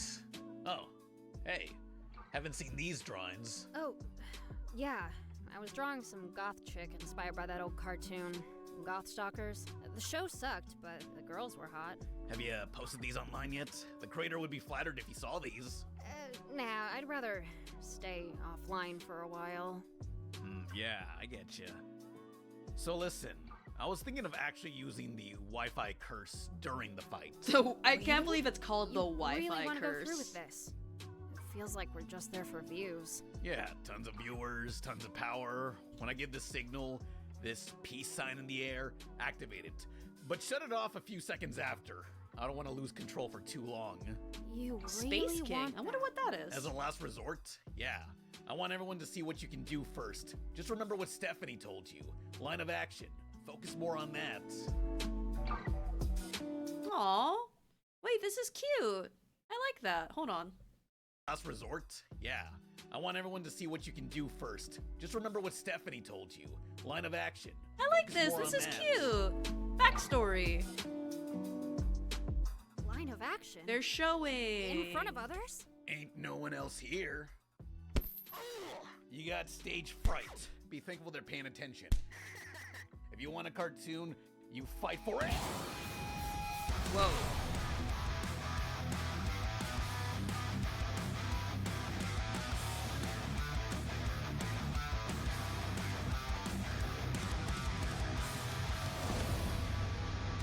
They put a part of my soul into this punch.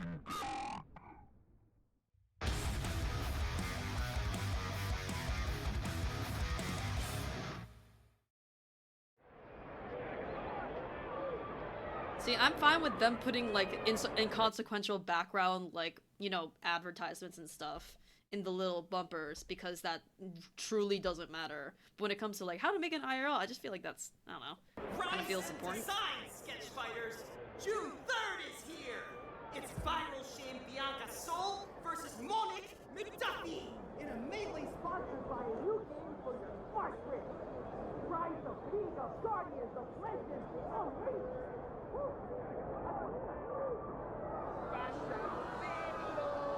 It's gonna wreck you!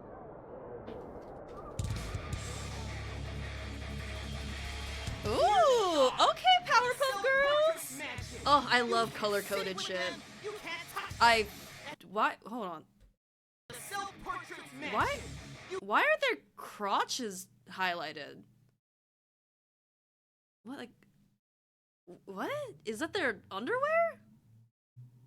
I am confusion. You can't sit with them, you can't touch them, and you don't want to know them. They're the Dead Heather Society. Of course they're Heathers. But why are their crotches like that? Yeah, why is it on their crotches? Look at That's that. weird. They got baller outfits. We need to update your wardrobe stat. No offense. I am not wearing anything Why they like coochies that. got hearts Just on them? focus on the fight. I understand. I'll get a new outfit. Good luck. You know what rotoscoping is? No! Okay, good. Rotoscoping means anything I do, my IRL also does. One-to-one action amplified. Interesting. We are the shadow JoJo references. watercolor, milky mint. Okay, soundtrack.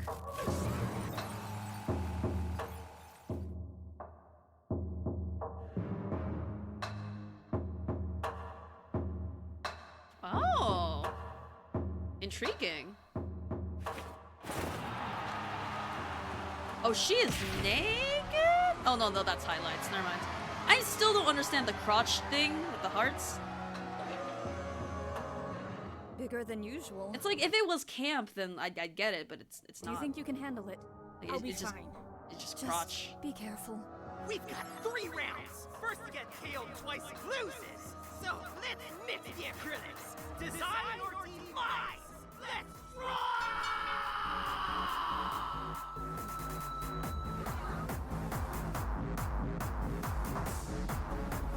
Oh, interesting.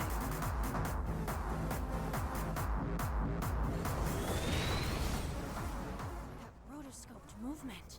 Her IRL is slow. You got this. I know I can. I'm waiting on you.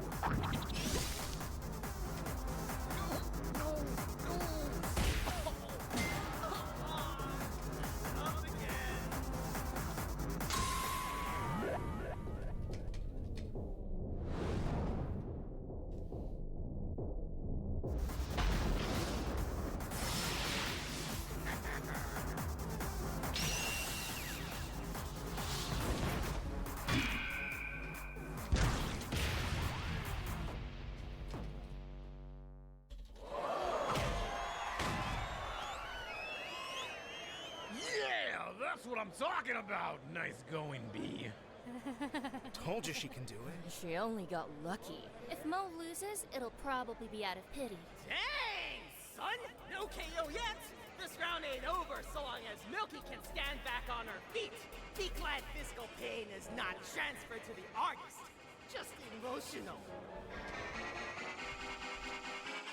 Alright, we got this. Bianca, are you ready? Bianca, you there?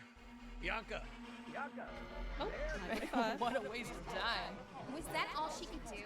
Did she think this was a real fight? She really expects to get her own cartoon. My own cartoon?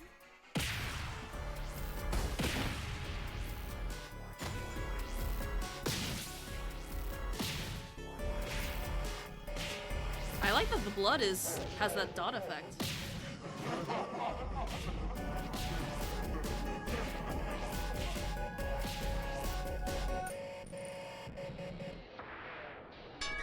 End of round 1. Go to your corners. Oh, his eyeball. All right.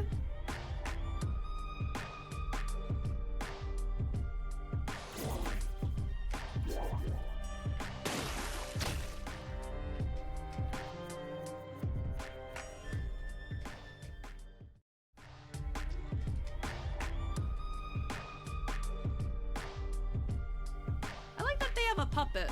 That shows love. Ink now refueling. I see that's where the pan comes from, in the pan pizza.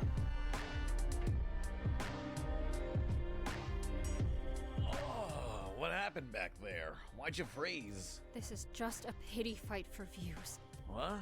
You don't have to hurt yourself for me. What they think of us doesn't matter. Drop out. No way! Did you see how everyone reacted when you actually tried? Look, we are losers, but we can be known for other things on top of that. You want to be known as a joke, or you want to be known as a joke that managed to actually do something wicked a few times? You're hurting yourself for nothing. And making us look worse. Make us look worse? Sounds like you really do care what they think. Huh?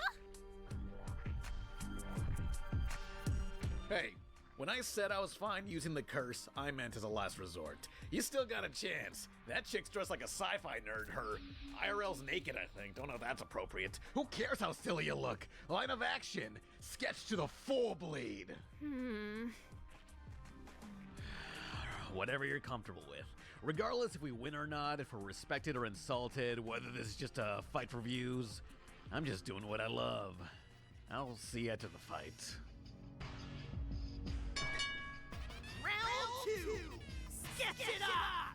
Obi Trice, no gimmicks. The explanation is that Pan is very down bad. Oh, so they have hearts on their pussies because the artist drawing it likes women in that way. I mean, it makes sense. Doesn't make it good, but it makes sense. Like, you can be down bad for women and still make a good design. That's all I'm saying.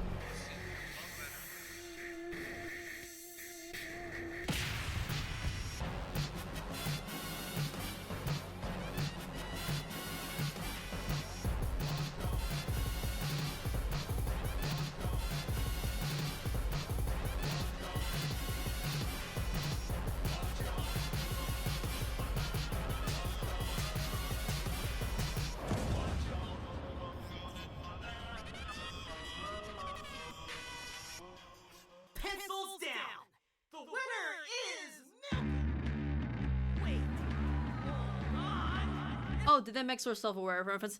To be fair, he was making the joke about the ink creature, which was naked. I have no problems with the ink creature being naked. I'm talking about the three Heathers girls with the hearts on their, you know, in that area. That was not commented upon. Bart Simpson? Yeah, like this. Like, come on. I thought you couldn't feel your IRL's pain. I don't. I felt the sudden stop.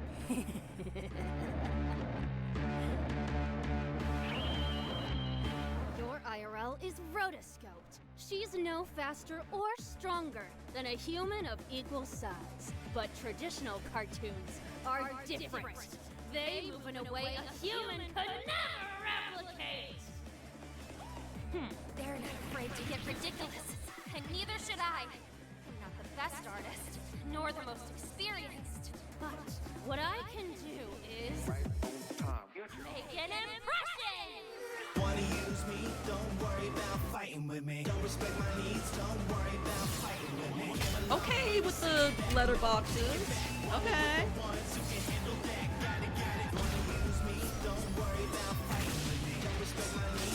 I see this is where the budget went. It's very impressive.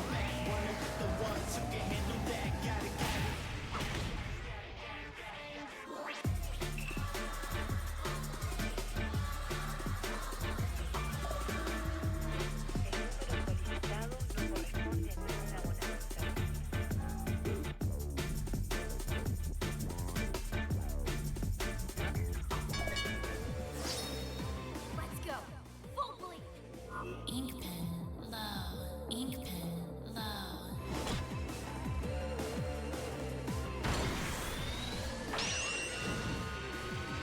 Final round! It's for your life!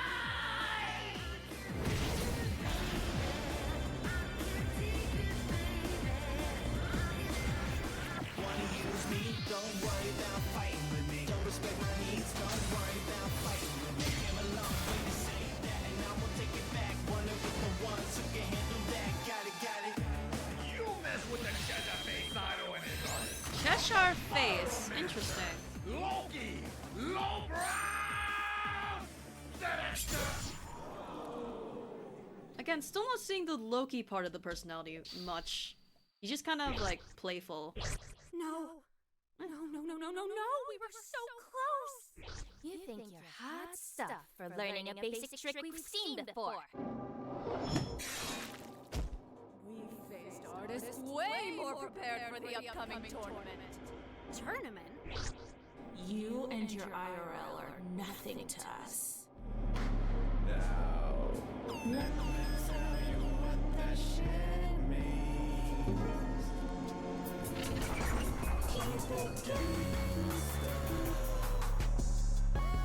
Is the representation of the Wi-Fi like unlimited access to the internet for art references?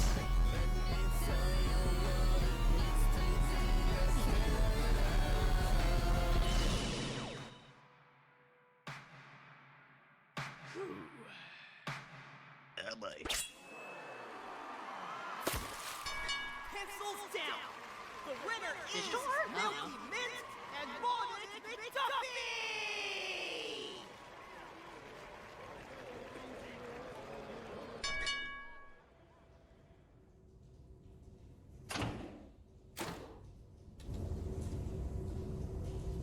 More people are watching. On the internet, everyone can see you. Ah, I see. Almost won, Loki. I see.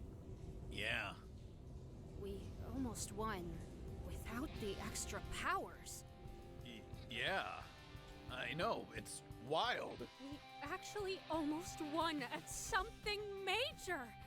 I don't believe it either. Holy crud, you guys! Holy did so crud. good. Did you see how fast Loki was going? That's the first time I ever moved Interesting. like that in this world. Going all over the place. Hey, before I forget, I mean, animation those is hard, girls I get it. mentioned a tournament. Yeah, main prize is your own cartoon pitch. Everyone's gonna want in, but we can team up. Plus, we'll help you learn more about art. What is a cartoon sure. pitch in this world? That'd be That's the great. one thing they haven't explained. I feel would be valuable.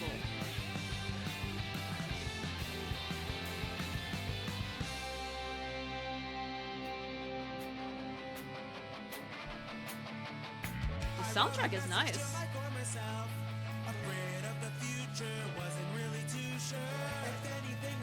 We can let this play out. Like, specifically, like, the rock and the guitar parts are very nostalgic.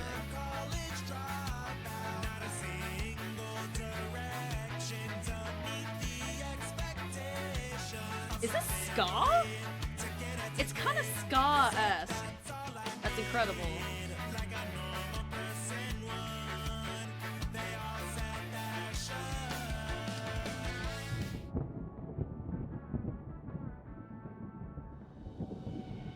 IRL and their artists get their own shows. See, so what I'm trying to say is that, yes, I understand that the whole prize is, you know, them getting a cartoon, which, yes, in the regular world, great, you know, obviously, like, pilots, you get director's credit, but with art being already kind of a phenomenon that you can bring to life, what would a cartoon mean? Like, that's the main question I have, and that's not something that they really have expounded upon. Like, I know what they're getting, but why is it so important for people who can basically marry their drawings? Like, what is the point of having, like, what is the big importance here?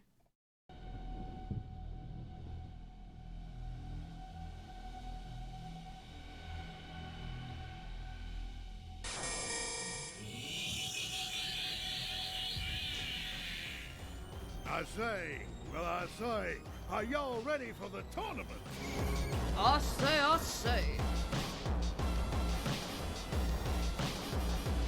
Let's go. Full bleed. Oh, classic. There's so many little Cartoon Network nods in there that I can't help but respect. But I think overall, as someone's like passion project, I can respect it, honestly. There was clearly a lot of work put in. Not just literally artistically, but like with the mixed medias, with the music, interesting ideas. It's not personally for me. Oh, Patreon has begun animating. Okay.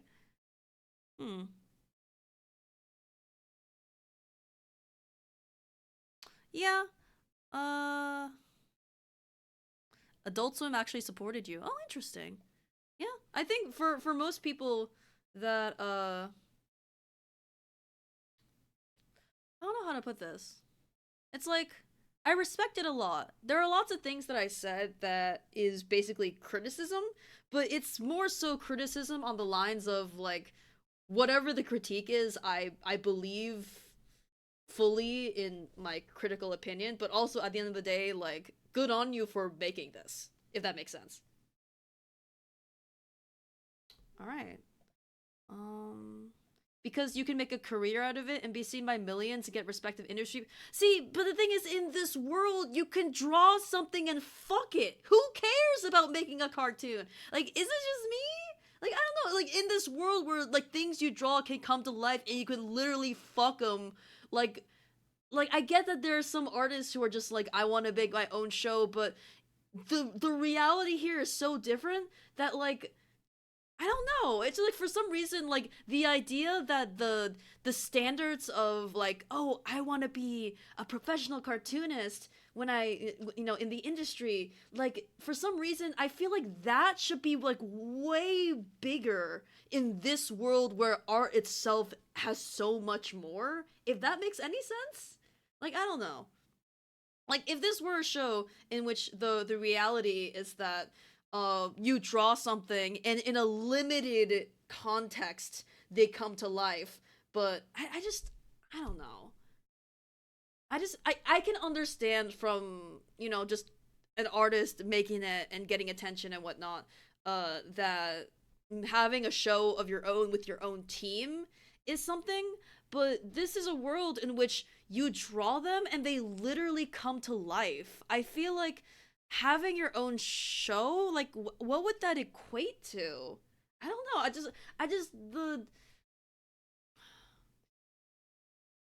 I have a lot of questions is what I'm trying to say. It's not that fucking your characters is the only reason. What I'm trying to say is the fact that these things come to life and have enough sentience and corporeality that they're literally like their own independent beings.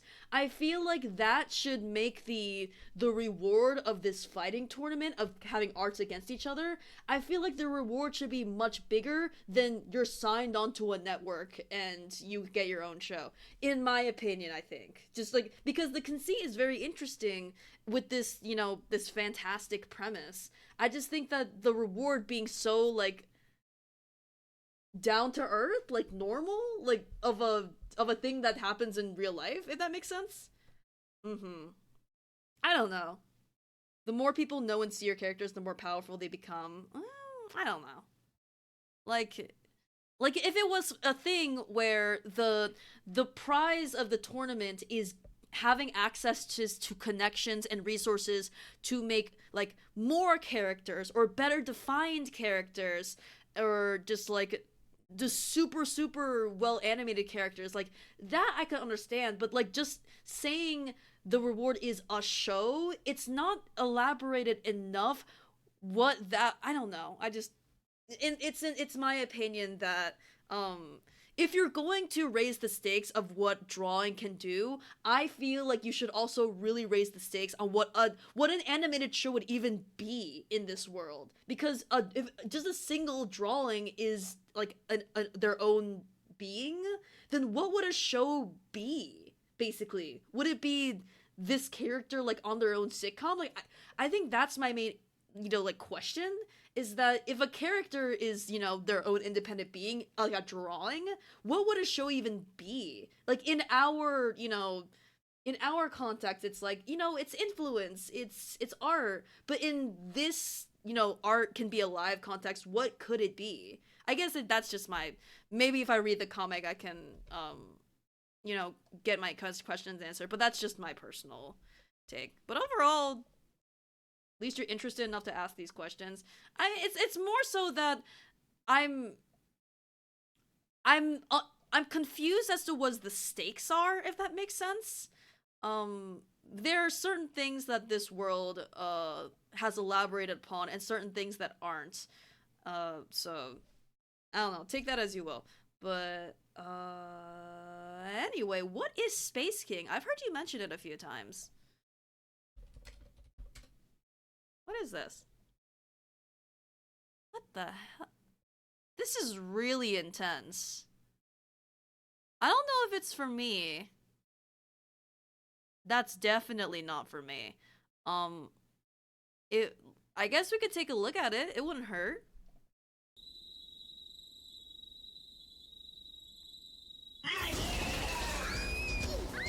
Oh, it's 2D? For some reason the thumbnail made it seem very intense.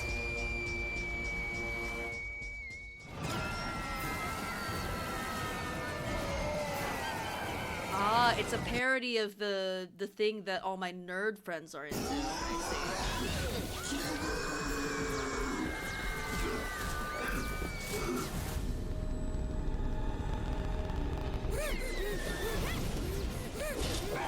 This reminds me of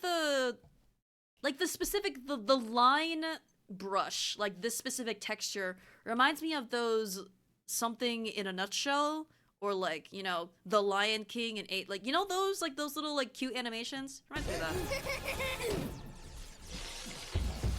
It's a good brush is what I'm trying to say.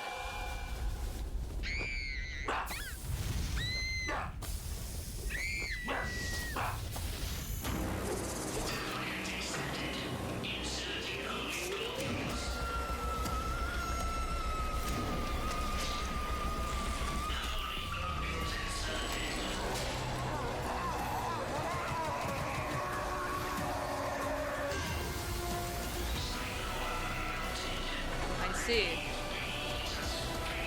The racist Mario guys? What?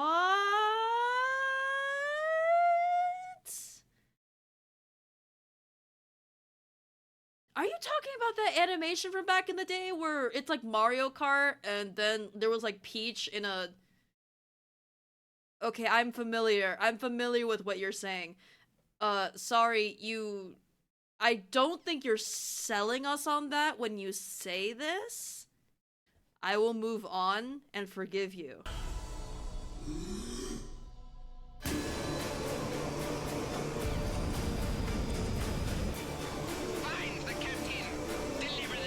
Look at these captions. I always love custom captions.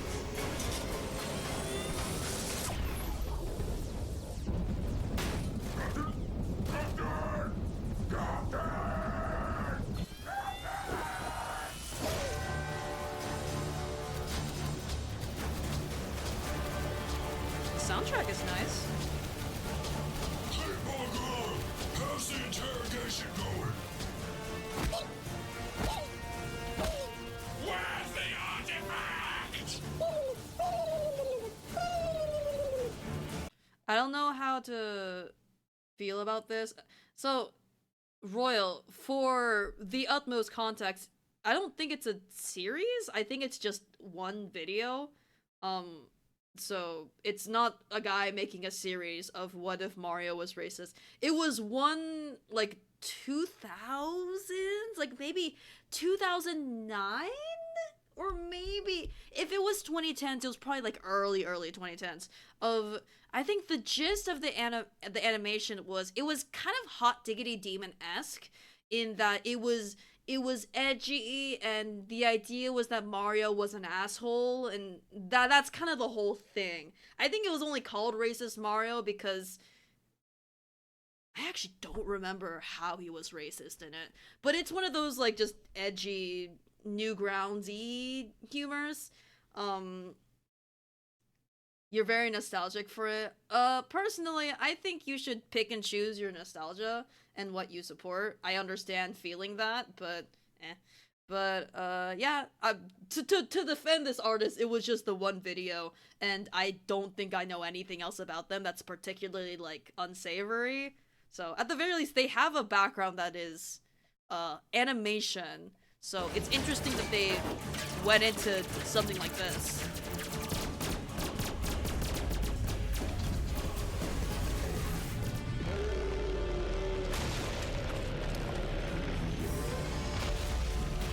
The egg is an inspired design. Captain, Space Mahomes. Captain, I don't have long. I can't bear an important message. Turn back on your radio. You turned our radios off? Listen, Bryce. I don't need high command yammering in my ear while I'm trying to find a goddamn artifact. High command? It's okay, Captain. I just made this. It'll let him speak our tongue. Do you think people have, like, OCs where they, like, make their own little egg designs? I bet. Phantom is everything.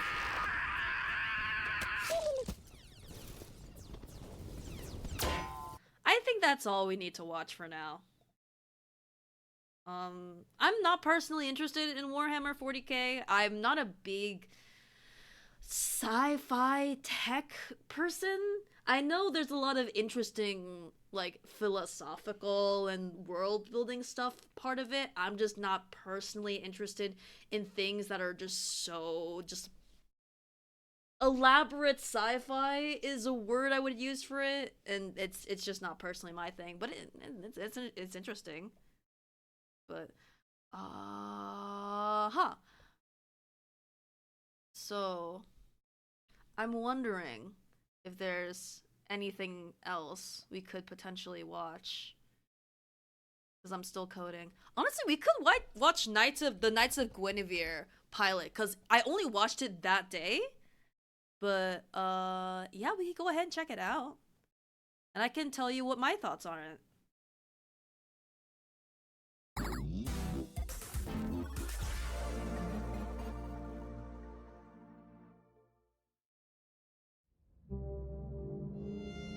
Once upon a time, and this was a very long time ago indeed, there was a princess. Trapped in a tall... By the way, if I may say, aesthetically, I love the old Renaissance Arthurian... I love this. The framing, the decor. It makes it look like a storybook. It makes it look very, like, old high fantasy. I love that. Tower and locked away by Just, like, I love complicated stylistic machines stuff like that. that ran on blood and fear. She spent her days playing games, pretending she wasn't scared, but she was in dire need of rescue. Are you hurt? Don't worry. I can make you better.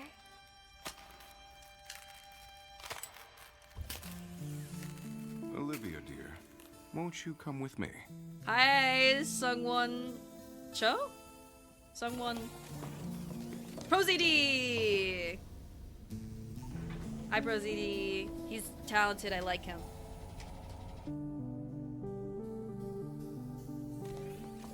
Go on, take a look.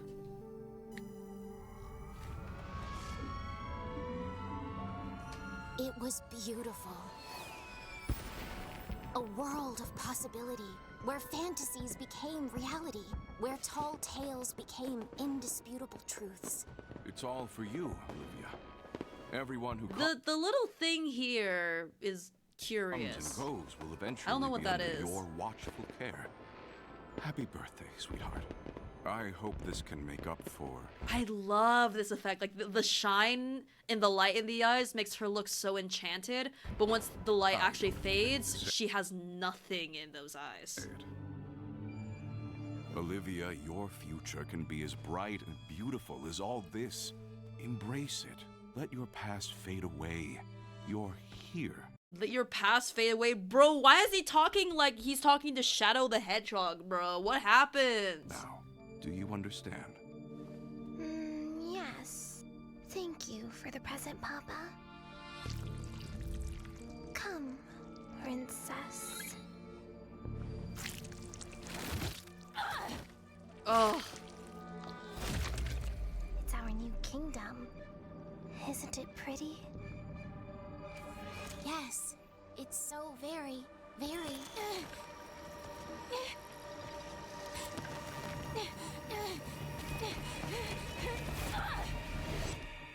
Shit! Security!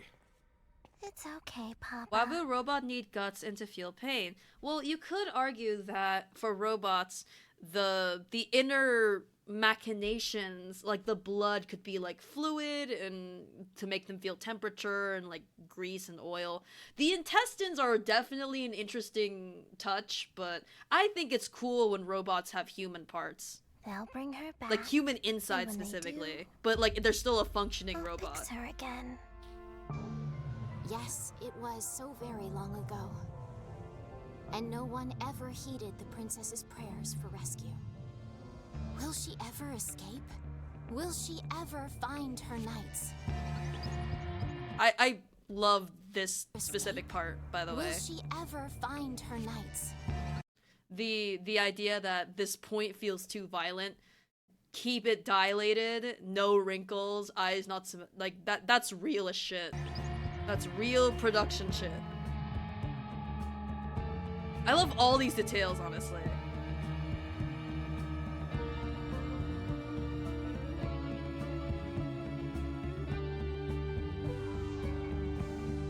The fucking, like, Frozen pose is crazy. Also, didn't they sell these? I love this. Look, knights, sword, shield. Love that.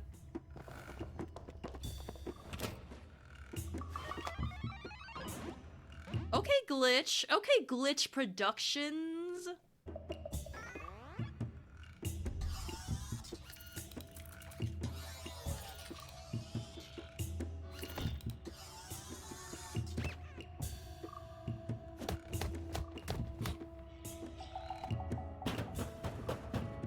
That's real as fuck.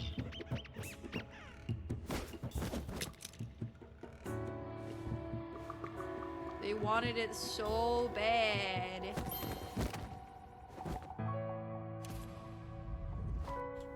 Well, hello, little ones. I'm Princess Guinevere. What are your names?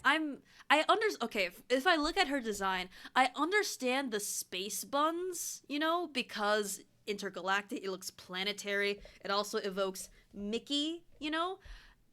This is so interesting. For like the bangs, it's I don't know, it's so alien, which I understand is the point. Yeah, it's just like the funny thing is, I don't think Disney would make a character like this because it's too alien. Their marketable female protagonists have always been very human. These little scenes tell so much with just a few Andrea words. from Yeah, they're really M7. good. What lovely names. Are you lost? Her hair vents, she does need them to breathe. It is very anime.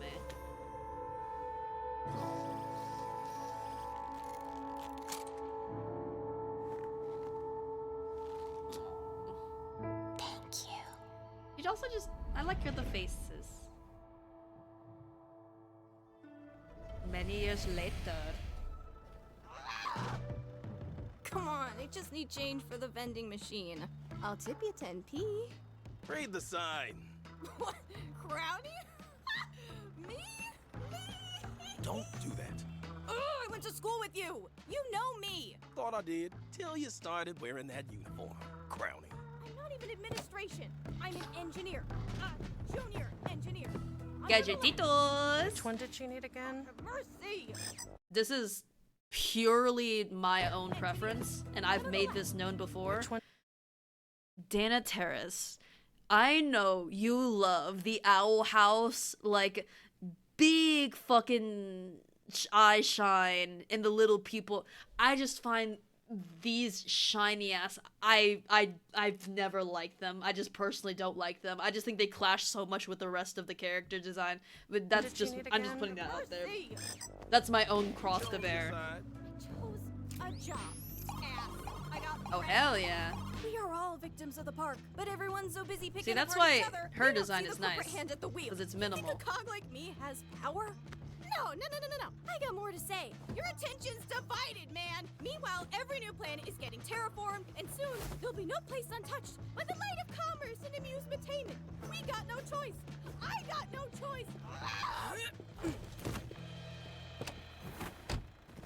Screw Reggie. What does he know? You're a park engineer, D. Most people would kill to have that job. Besides... Frankie, when did you buy these? Emphasis on buy. Oh yeah, boombox. Should have known. Well, let's get out of here before Reggie finds out you're Leave! Damn it, Frankie! Your ass is gonna pay next time at Mahjong!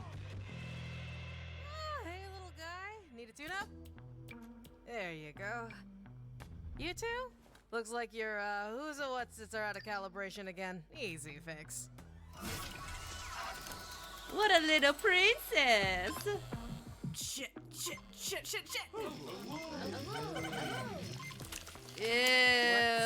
What's going on there? Some more bullshit from work? AG has me doing a week's worth of tests in one night.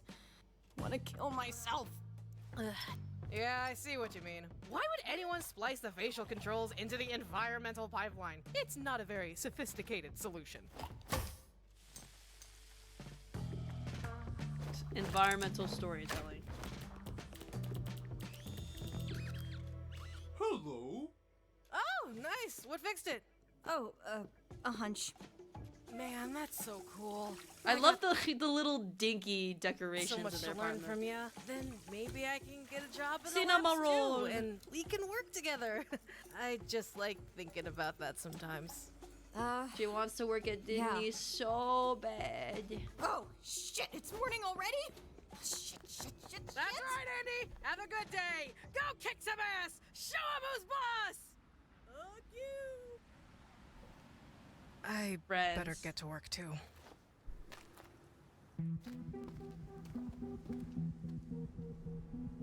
The blue disease thing is so interesting. The dumb smile on Frankie's face 24/7. Yeah, I love that about her.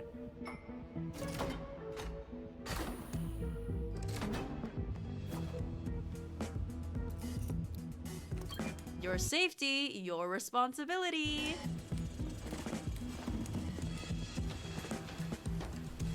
Ooh, military time. Interesting.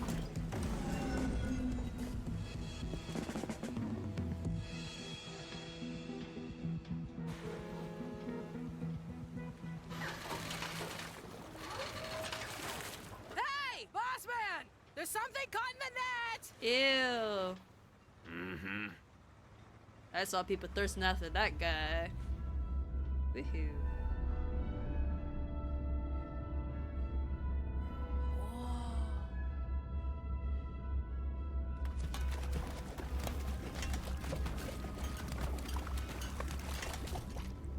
Frankie!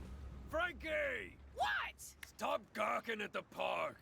Sparky, what? You can't even see me right now. I don't need to see you to know you stopped working. Your precious park God, ain't gonna just have the crap to melt void the in the different eye crap is if so we ain't interesting. hauling up scrap. So get back to it. And I saw that too.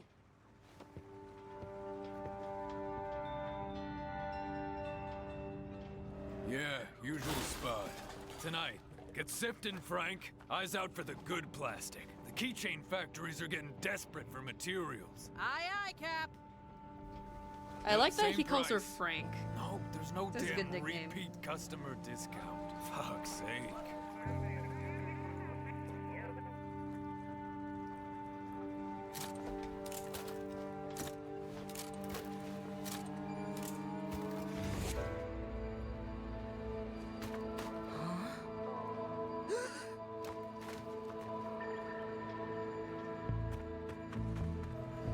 Keep it a secret.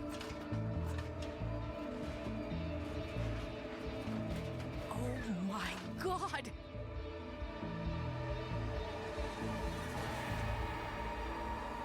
Holy shit. Is that? A Guinevere android. I don't recognize the model. Oh, who gives a shit what model? This is gold! What? You're just gonna sell it? What you expect me to do? Share a cigar with it? Oh, shit.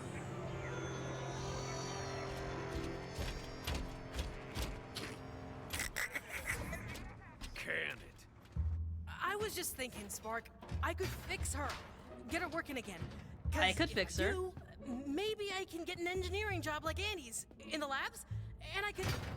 Careful. Their differing reactions to finding it are their own exposition and characterization. Yes, exactly! Ah! I love it. Fix it. It's good No writing. labs. It's good I don't want you design. involved It's in good that dreamland art crap. direction, Those animation, lab rats are always up to their voice necks in acting. sick shit. It's good things. Trust me, they're some of my best clients. Don't worry, you'll get your cut when we scrap her for parts.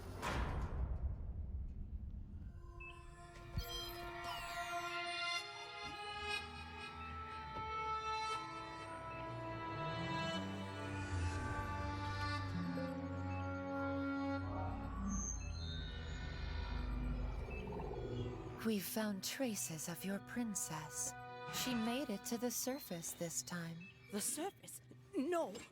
My poor dear Guinevere. She must be so confused. One touch I love that other people noticed is that she doesn't have the horns anymore, but the way the moon is positioned, she has them in a way. I love framing shit like that. That like things in the background that aren't directly on the character are layered in a way that makes something bigger. Fucking love shit like that. Lost. Bring her back, won't you? Oh, bring her back. Bring her back. Bring her back. Bring her back. Please, I have to fix her again. I'll do better this time. Shall I call security? No, they won't be able to handle this. I need him. What is it? Was it Lancelot? King Arthur? Maybe King Arthur.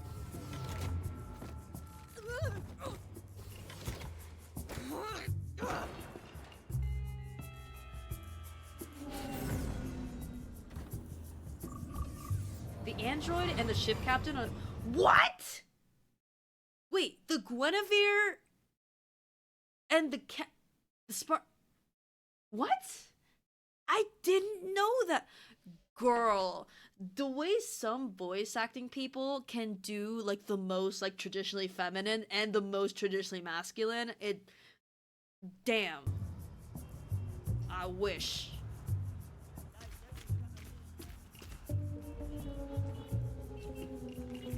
For some reason, I love retro futurism. Hey, Yeah. got I'm bluey. just trying to get on by him. like anyone else. Just because I got a job in the tower doesn't mean you can treat me like. Doesn't mean you. Sorry. Hope you feel better. But also, fuck you! Fair.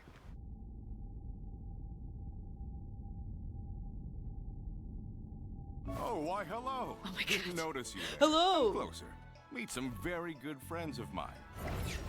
This is Guinevere. And Guinevere.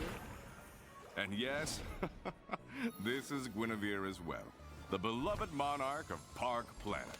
If you can believe it, there are as many Gwens as there are stars in the sky. And every one of them draws on the same magic to remember everything. So wherever your journey leads in the park, every prince... The one who brought the old woman to planet. Oh! Oh, that...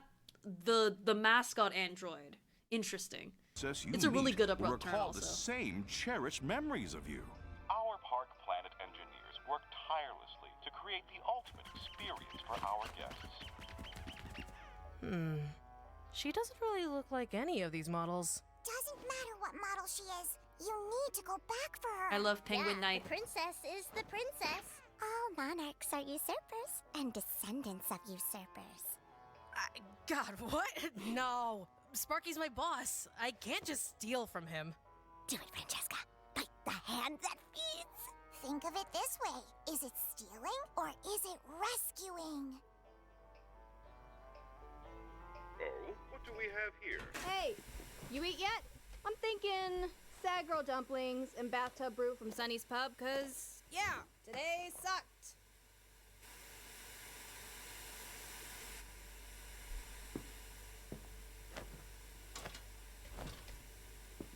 She seemed sad when we locked her in there. Couldn't move or speak. Who's locked up? But are my tools good enough? Frankie? And Sparky's just gonna chop her up? Ugh, what an ass! Frankie, it's Sparky chopping someone up? Andy? Andy! Perfect! Amazing, Andy! Frank, you have to tell me if Sparky's doing something illegal. You have to tell me if he's hurt someone. In the last 8 hours? Andy, I'm just messing with you. But you got security clearance, right? You gotta get me into the labs. I need a repair halo for this. Well, for what? Tell me what the hell is going on. Better yet, I'll show you. Damn it, I don't know how to spell occasions. I have to like shit. retype it A until it looks Guinevere good. android? Right? If I've you want to never know what's really happening seen one like over this. here. It looks really unusual and old. And I can fix her brand new. Ew! Better bring it to security. Maybe there's a reward out for it. Animation's so Bring it to good, you security just convey after shit. I fix it and see if I can't wow anyone. Know what I mean? Are you saying you're willing to risk jail time to be a corporate crownie like me? Remember when we snuck in the park to play that crane game? We didn't get the doll, but we met a real Gwen. That memory is still so vivid. And now you make stuff that gives other people memories like that. I just think that's cool as shit, D. Right, Guinevere? That's right. That's really good. Frankie, you're so talented.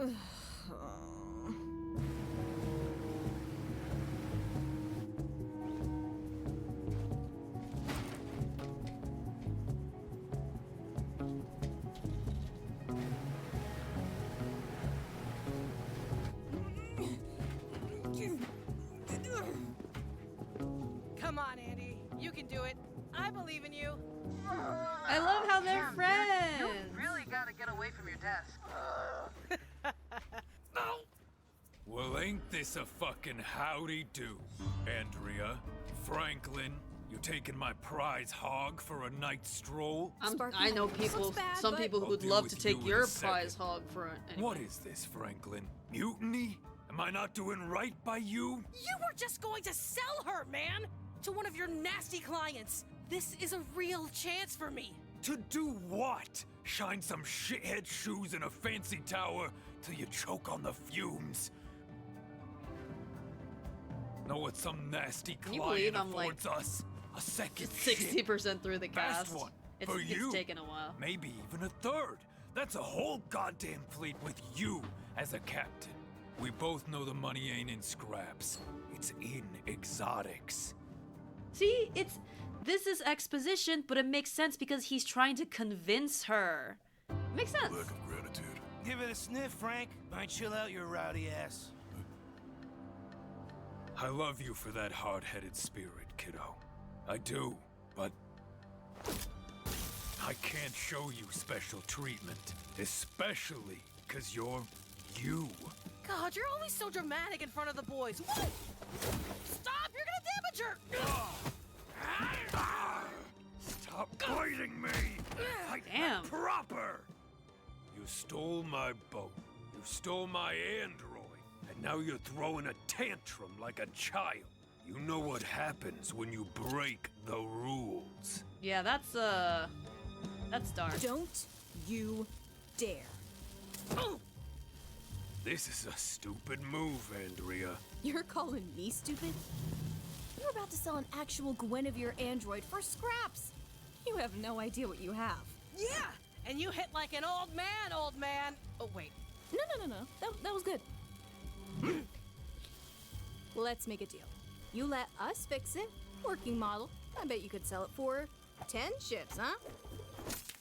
I love, like, light particle effects. I get why Franklin's doing this, but you, what's in this for you? Because I want money. Because I got fired. That's the truth. Ugh.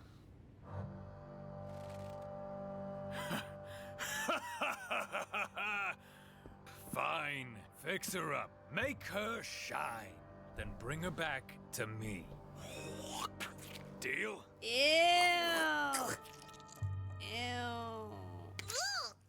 I mean, you're wearing gloves, girl, but still. Well, also, you got blue in you. Franklin, Oopsies. Andrea, I'll be in touch. You know, I thought that went really well.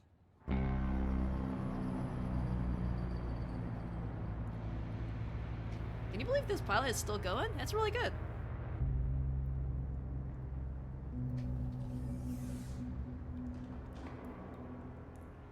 Welcome to the lower labs, where abandoned projects are left to rot. That elevator should take us where we need to go. Last chance to turn around. Look what I got! Want a race? They did not race.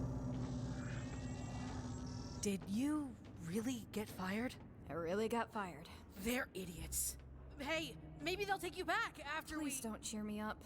But even so, even after all this crazy shit, I have a good feeling about this plan. I think this will really improve things. What now?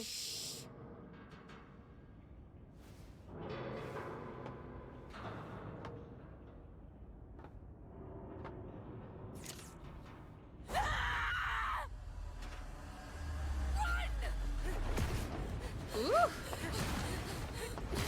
How foreboding! And I love the lighting in this scene too, just like a complete gray.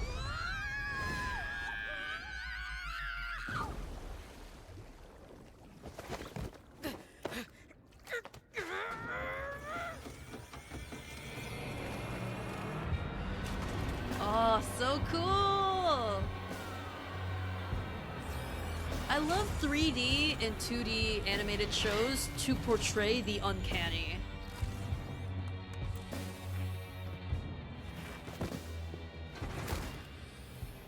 That thing was big. Yeah. Security? No, I would have known about something like that. I think. But the Quendroid. Screamed. Yeah. But they're not programmed to scream. No. Do you think she was trying to warn us?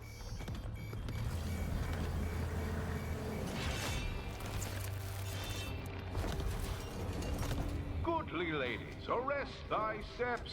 Thine hearts I wouldst make mine. Is that Pro CD again? That makes sense.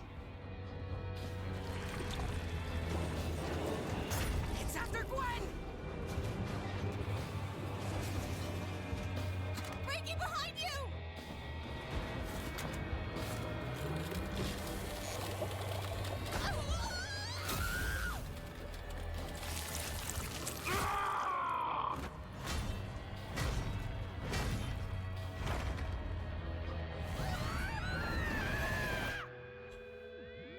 How do you spell camouflaged? Thank you, Google. Rise, Lady Frankie! You gotta save the princess! Get up, or you're all gonna die! Get up, or you're all gonna die!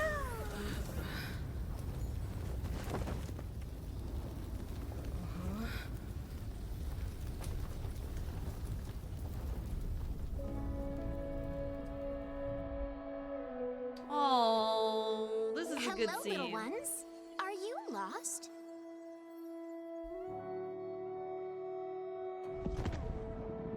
Oh, I love how they're artistically. Is that your parent or guardian? I see. Well, you've been such a good friend to me. Allow me to sort this out for you. She does the same little bang thing. Come on! We have to get to the elevator!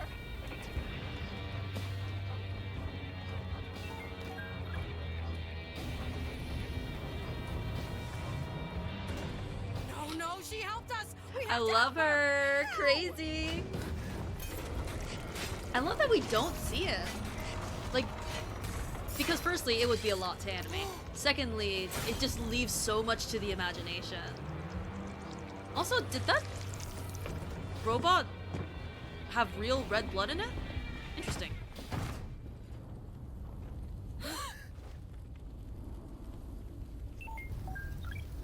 Yeah, it had real red... Wait, hold on. Does that thing have intestines? This thing also has intestines. Interesting. Also, girl... Damn. Alright.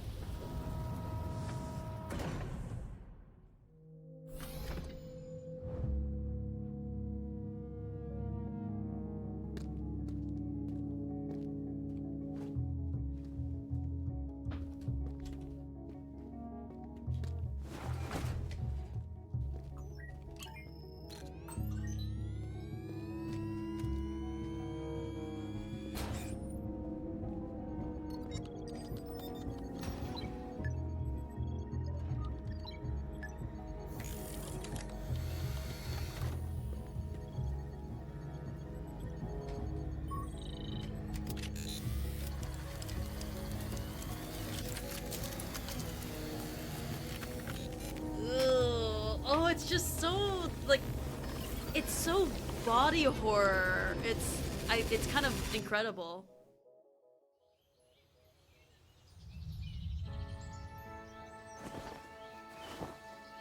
Hello, Francesca. Hello, Andrea. It's nice to see you two again.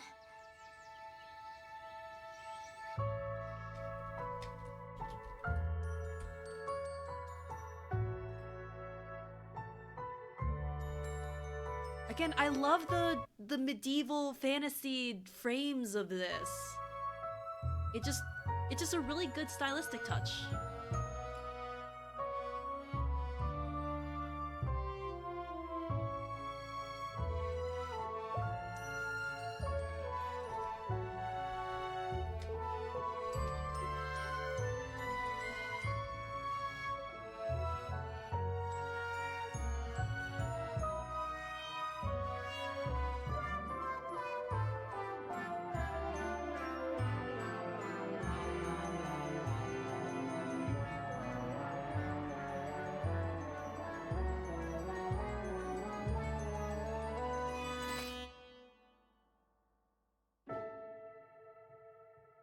How fun!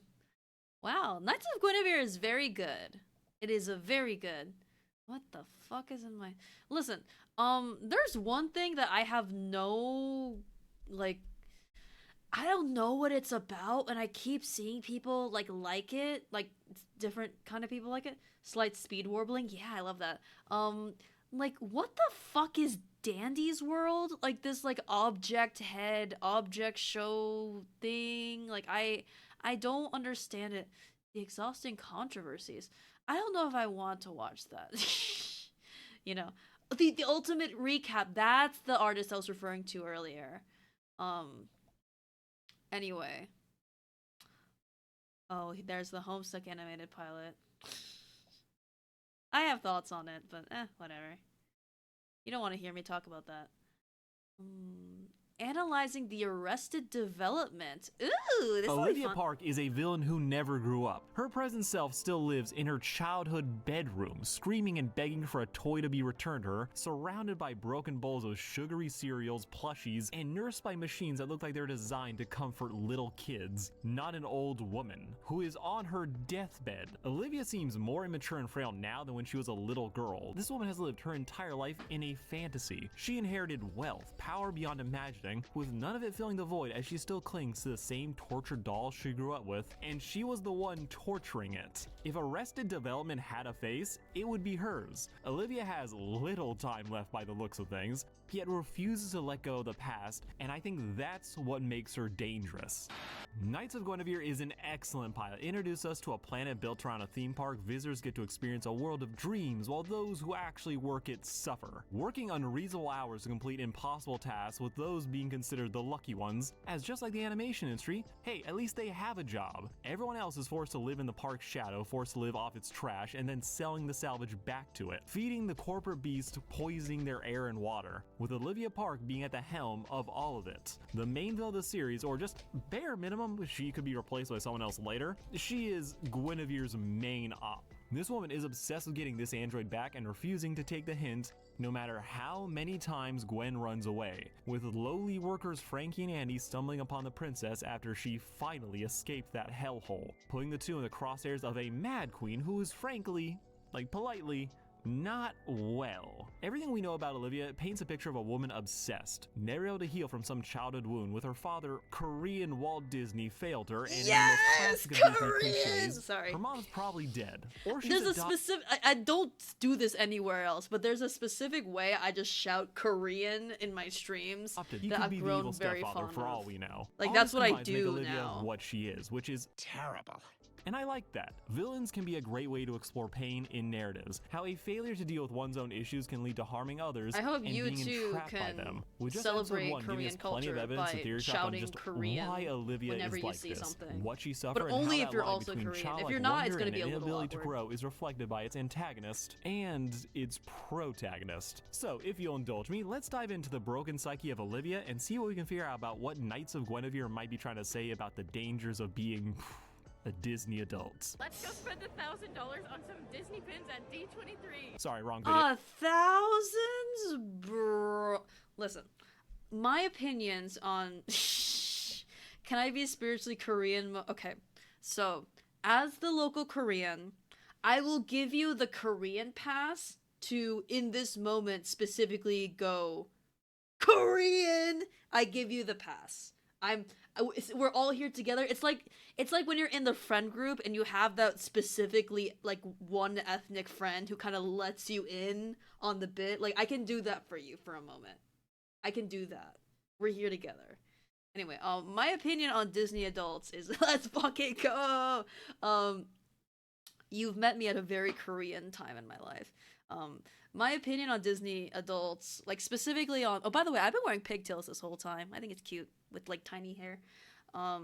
Is that like I drop by like Hot Topic and Box Lunch and those little fandom-y stores now and then, and they have a lot of like Disney merchandise, and I see more and more of those like backpacks. I don't know what they're called, like if it's a specific brand or a type of backpack, but it's those backpacks that like I've seen Pokemon have them. Like it's basically like about this big. It's not as big as a regular school backpack, but they've really gone above and beyond to like design it so there's like cute characters, a cute layout. I've seen a lot of cute Disney ones, honestly, that like I looked at it and went, if it were more practical, I wouldn't mind having that. Also more cheap. So there's a certain level of merchandise where I can see someone who's a fan of it buying it, and I'm like, yeah, that makes sense. It's cute. It's well designed. The clear stuff. No, not the clear ones. It's like okay, hold on. Let me find an example for y'all. Okay. I think Loungefly is the company that makes it.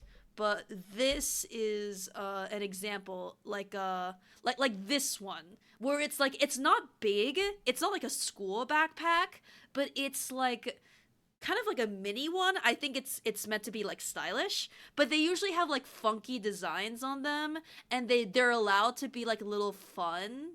Like, I think it's specifically Loungefly are the only ones that have, like, it's not this. Like, this is like a school backpack. But Loungefly backpacks, I found that are like, they're genuinely like very cute. Like, the way they're designs. Like, to the point where, like, I could see someone, like, you know, like an adult person getting it and being like, oh, I get it, you know? It's not just Disney either. Like, Loungefly has a lot of, like, really neat designs. And I would have never thought I'd be someone interested in backpack design, but the way they're designed is very pleasing and very interesting. So the conclusion to this is what I'm saying is, when I think about Disney merchandise that adults are allowed to buy without judgment, I think a lot of these are really cool, is what I'm trying to say. Like this shit, like this is cool. You gotta admit, you know, even if it is like corporation. But it's like, yeah, backpacks are fashionable. Yeah, exactly. My only gripe is that they're often, see, this is how big they are. So, like, you can't fit, like, a laptop or a folder in it, which is what I would typically use backpacks for. So, I guess they're kind of like a purse, in a way. Like, you know, like a handbag. But anyway, my opinion on Disney adults is that if you are a Disney adult in the moment you buy a Loungefly backpack, I don't judge you because they're kind of fly. Not growing up. They'll bring her back, and when they do, I'll fix her again. At first, Guinevere begins with a textbook fairy tale opening. We hear about a princess who's trapped in a tower, held prisoner while putting on a brave face, tricking us into believing that little Olivia is the princess, only for us to discover that Gwen is the damsel, which makes Olivia the beast. Gwen's guts are spilling all over the place, with nobody commenting or fretting about the android leaking blue fluid everywhere. The child yanks Gwen around by her guts, using them like a leash, and we could be generous and say that maybe Olivia wasn't the one who broke Gwen's stomach. Perhaps it was an injury sustained in a previous escape attempt. But even with that in mind, the fact that she would start tugging around on those cables to drag Gwen, it shows a lack of care that I don't think can be easily swept under the rug. That up until this point, Gwen was doing what Olivia said, following her around, yet still chose to drag Gwen closer to the edge. Gwen is seemingly programmed to obey. Close? She was obeying, That's an actress. but she's still being treated callously. With the agony Dude, of being people at in their Olivia's 40s would mercy, have loved that apparently joke I leading just Gwen made. to just defy her programming, physically shaking while doing so, and jumping off a roof. Aim for the bushes. This was an escape attempt, and it wasn't the kind of escape attempt I initially thought it was, as Gwen is just trying to get away. She figured she could take it, with any damage that this might incur being worth it if it meant getting her away from this tower, to free herself from Olivia. It's our new kingdom. Isn't it pretty?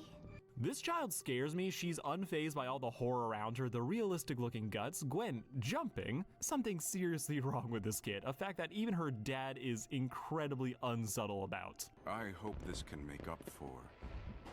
I don't think I need to say it.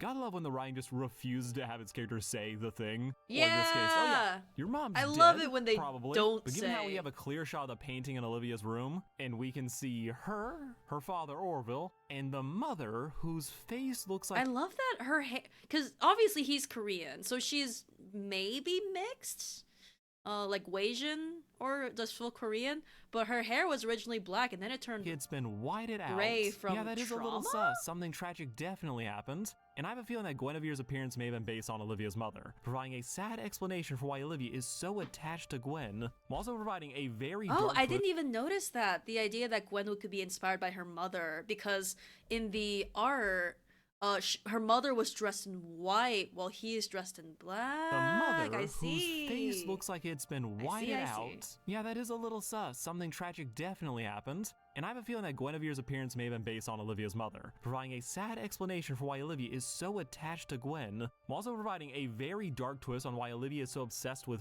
fixing her. The fucked up trauma version of this is that Gwen looks like Olivia's mother who died from some sickness, making this desire to fix Gwen a horror story about a child consumed by grief. But even the That makes nicer version is sense. that Gwen has tried so many times to escape that fixing her has just become part of the ritual. Olivia sees it as her showing her love and care, ignoring how Gwen got hurt running away away from her. But the implication of how Olivia treats Gwen definitely makes me think that at some point, she just started breaking her to put her back together, making Gwen's desire to run away a lot more understandable, as the yanking and subsequent cries of pain do convey that Olivia is willing to hurt Gwen with no signs of concern whatsoever. To theorize more about where this fixation on making her better came from, it's fully possible that it originally started as something more genuine. Just like how Frankie first fixed Gwen's finger when they were a kid, Olivia may have one day helped patch up a small injury of Gwen's, with her thanking her leading to a lifelong obsession that she has just refused to let go of, especially given the circumstances of her life. Or childhood, turning what was originally a small patch of joy, a small exchange of thanks, turning into a much more grotesque compulsive disorder. The thing though that still nags me is just how desensitized Olivia is at such a young age. Gwen's anatomy is very lifelike. Olivia becoming dead to the blue oil and guts is something that I need to see what her backstory is. She really could have just taken Gwen apart so many times that she stopped caring, but from the first scene, that quiet emotionless demeanor, that is her default. When her dad is telling her how he's gonna give her the park for her birthday, it's a very telling choice how we see the light of the park shine in her eyes, only for it to fade away, showing how dead her expression actually is. All of this light and promise doesn't reach her, as she just won't let it in, conveying the idea that she might be trapped in the past and refusing to move forward. When Gwen escapes, she can't even muster up a shrug, so it really does make me wonder, what was the exact traumatizing event that happened to Olivia that just caused her to shut down to this degree? Treating Gwen like she's property is one thing, but all the other ways Olivia dehumanizes Gwen and doesn't react to the suffering around her and not the pleas from her father speak to something more than just her seeing Gwen as a toy. The messed up part of me does wonder if the incident from her past is something very graphic in nature, being all the violence we see in the show that can be traced back to this one event and one Olivia witnessed. The mom is a goner, but I also think it's possible that the dad didn't escape unscathed either, just like Olivia. As we see with him, he has a mechanical node in his temple that it might be some kind of cybernetic component, which we don't really see on anyone else. I went back through the episode and couldn't find anyone with mechanical limbs, only robots with strangely organic ones. Is he a cyborg, or is this just an android pretending to be her father? It's a mystery, kind of like how Olivia's hair went from black to white. I honestly felt so stupid for not noticing this sooner, but in the family photo, there are two strange discrepancies between the picture and the characters we actually see. The first being, Olivia's hair color is completely different. It's such a stark difference that it makes me curious on just what exactly happened. The ghost boy it would be a really good parallel to Frankie if she fixed Gwen one time and turned it into a compulsion where Frankie turned it into a dream. Exactly! So the idea that these two are the Knights of Guinevere because they are dedicated to preserving the good elements of her, and the idea that in some ways the creator, the daughter, girl, Olivia, is also a knight of Guinevere, or she thinks she is a Guinevere's knight because she's the one who protects her and repairs her, but in reality she is under her own delusions about what she's doing and for whose benefit. And she literally sent a knight after Guinevere. So that's really interesting. And me wants to say something dramatic it's really interesting what Guinevere represents to people. Because to Olivia, she potentially represents a mother figure, a character who can be anything you want and who can depend on you. So in some ways it's kind of fucked up because she's projecting her mother onto this character potentially, but she's also kind of a mother figure to the character because she's the one who is in charge of conceptualization and, in charge of the character as a whole. So it must create this this weird it's such an interesting thing to make a character who is technically the child in the relationship but also becomes the parent in certain ways because of just circumstances, and that being the crux of what makes their brain fucked up. But the less extreme answer could be that Olivia may suffer from some autoimmune disorder that causes her hair to go prematurely gray. Hence why every time we see her, she's in her room. The robots helping her could, and emphasis on could, be people in hazmat suits trying I just realized these are IV drips, but they look like balloons. Wait, what the fuck? I just noticed that. That's really good. I thought they were just balloons at first, but no, these are IV drips, but they look like balloon. That is so good. That's some good design. and not Fucked infect up. her. But we also see Olivia doing like a whole red carpet event with all the flashing lights saying like, oh, there's people there taking their photo. So the jury's still out on that diagnosis. But the other curiosity that I noticed is that Orville's hair is also different. He's missing the gray on his temples we see in the present, and I don't know, he may have slipped the artist an extra $50 to make him look younger, but it is an interesting change given how Olivia looks about the same age in this painting. So not too much time passed between when this was done and when we see them at the beginning of the story. It's almost like when the mother died or disappeared or whatever, even though her presence in the family is gone, the damage of her, you know, her leaving is left on them, thereby rendering their hair the same gray white. It's like the idea that the white hair represents both the literal damage the mother caused through, you know, the tragic circumstances, but also the idea that when they look at each other, they will always visually associate that. I don't know. Maybe I'm like stretching, but I'll find that interesting. In a short span of time, a lot may have happened. Orville's line about, oh, you're here now, I feel like that is like the single biggest, like, oh, I actually don't know what he's referring to, as it could truly be anything. Like, I mean, he's a kidnapper, but we don't know. But what we do know is that her dad definitely wasn't helping her mental states. Embrace it.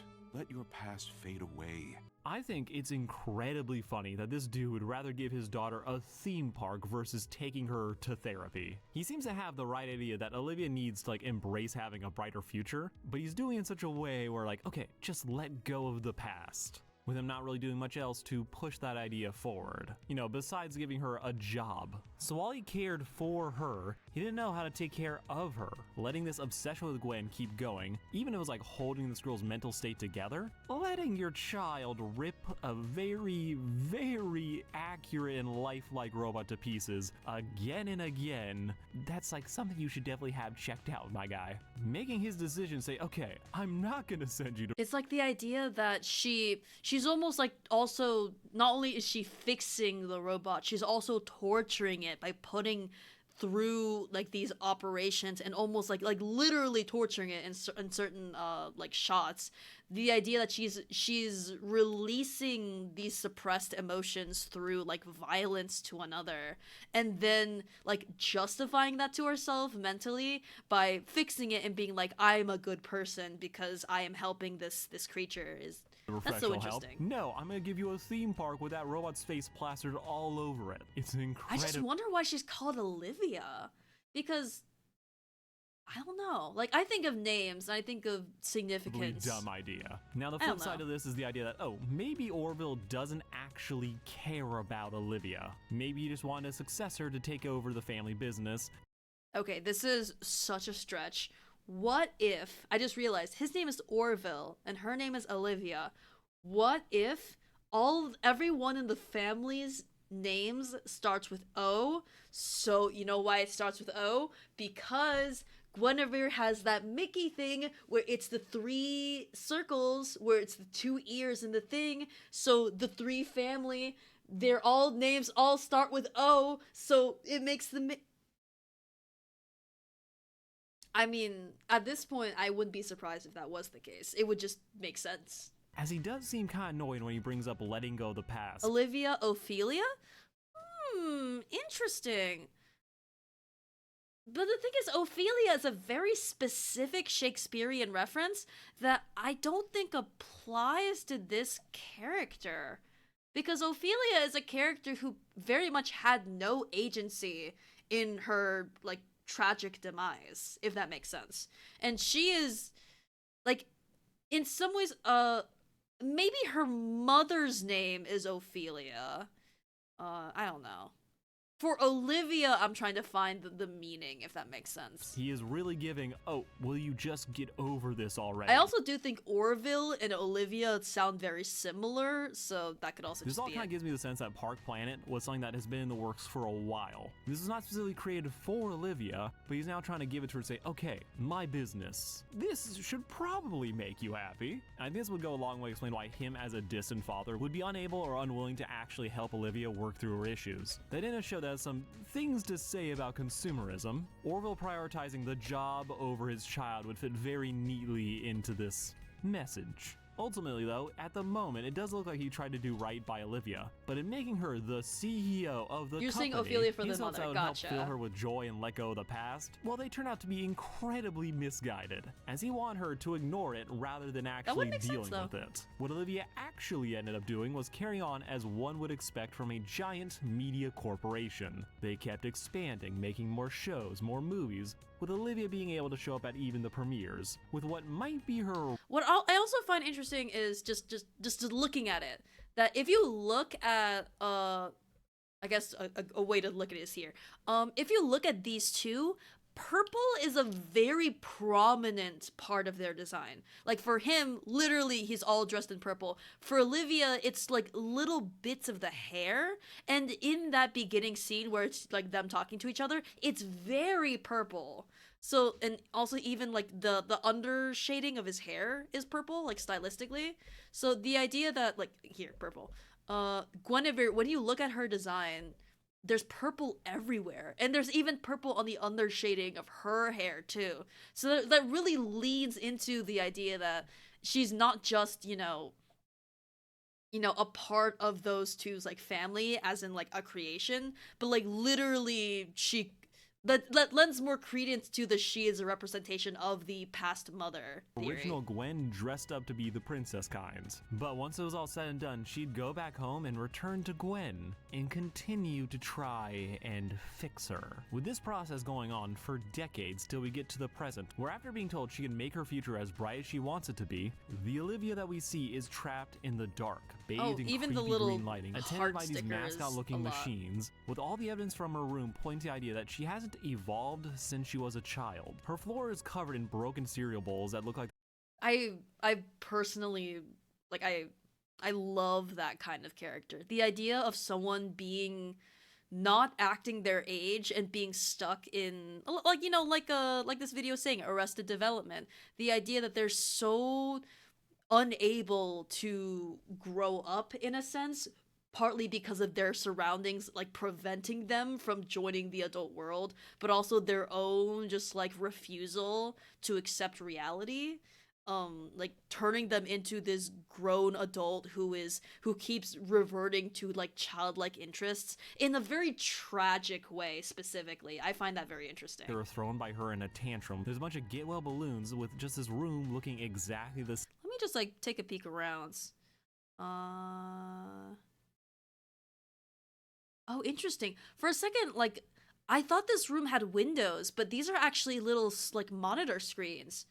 Oh, interesting. I wonder if these were here almost to evoke the imagery of windows, but in actuality, she's completely isolated. Same as when we last saw it, just now with more mechanical servants and pipes that are apparently keeping her alive. Olivia, despite living for so long, is still living in the past. She's old, frail, and the way she begs for Gwen to be brought back to her, shouting it repeatedly, makes it seem like she's not all there. This isn't the cold, non-responsive child we saw before. All that sameness and control has evaporated, leaving this frail old woman, acting more emotional and childish now than when she was little. That this is who she has always been, that when stripped of her control, that she's dying, that she's fading away, probably on so many medications, this clawing need for Gwen is all that's left. It's what she's built her whole identity. I can't with this frozen ass, big eyes, DreamWorks face. Like, I bet you weren't expecting a heroine like me. I hate it, and I love that they're parodying it here. Around. Not the company, not her money, just this possession. This robot she sees as a toy and talks to like it's a lost child or a pet. She's pleading that she can do better this time, that she can fix her. Meanwhile, it doesn't look like she can get out of bed, so she can't grow as a person, and it's sad. None of the things here feel like people, meaning Olivia's just all alone in her tower, just like she's always been, and this is why she's so dangerous. As in this stage, she will probably do anything to get Gwen back. Broad strokes, we understand why she's like this. However, she is still a threat to others. With all this trauma, all these issues, this immaturity in romanticizing her relationship to Gwen, it's all foiled perfectly by Frankie. That memory is still so vivid. And now you make stuff that gives other people memories like that. I just think that's cool as shit, D. Frankie is an interesting case of us knowing exactly who she is, but also having no idea what her deal is. Boisterous, goofy, and a bit of a dreamer, Frankie toes the line between being this pure-hearted protagonist, only for that to be tinged in this worrying case of this bitch be hallucinating. Yeah, the parallels between Frankie and Olivia in that they're both stuck in this kind of Disney adult mindset is, yeah, the parallels.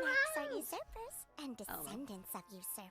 So, while clearly a good person, willing to get in a little trouble to help her friend by stealing from a local small business owner, between we hero now and have to villain. look at her character with a little bit of wariness, as we can't be sure to what degree her mental state is compromised. From just our first impression, Frankie seems to be a kind individual with a very optimistic, borderline naive view of the world. That she sees all the pollution caused by the park, the filth it dumps on those beneath it, it still holds a lot of nostalgia for it. Romanticizing this idea that it's this place that makes kids' dreams come true. Meanwhile, the poor who work in the industries built around it suffer and are apparently being poisoned by a disease called blue lung.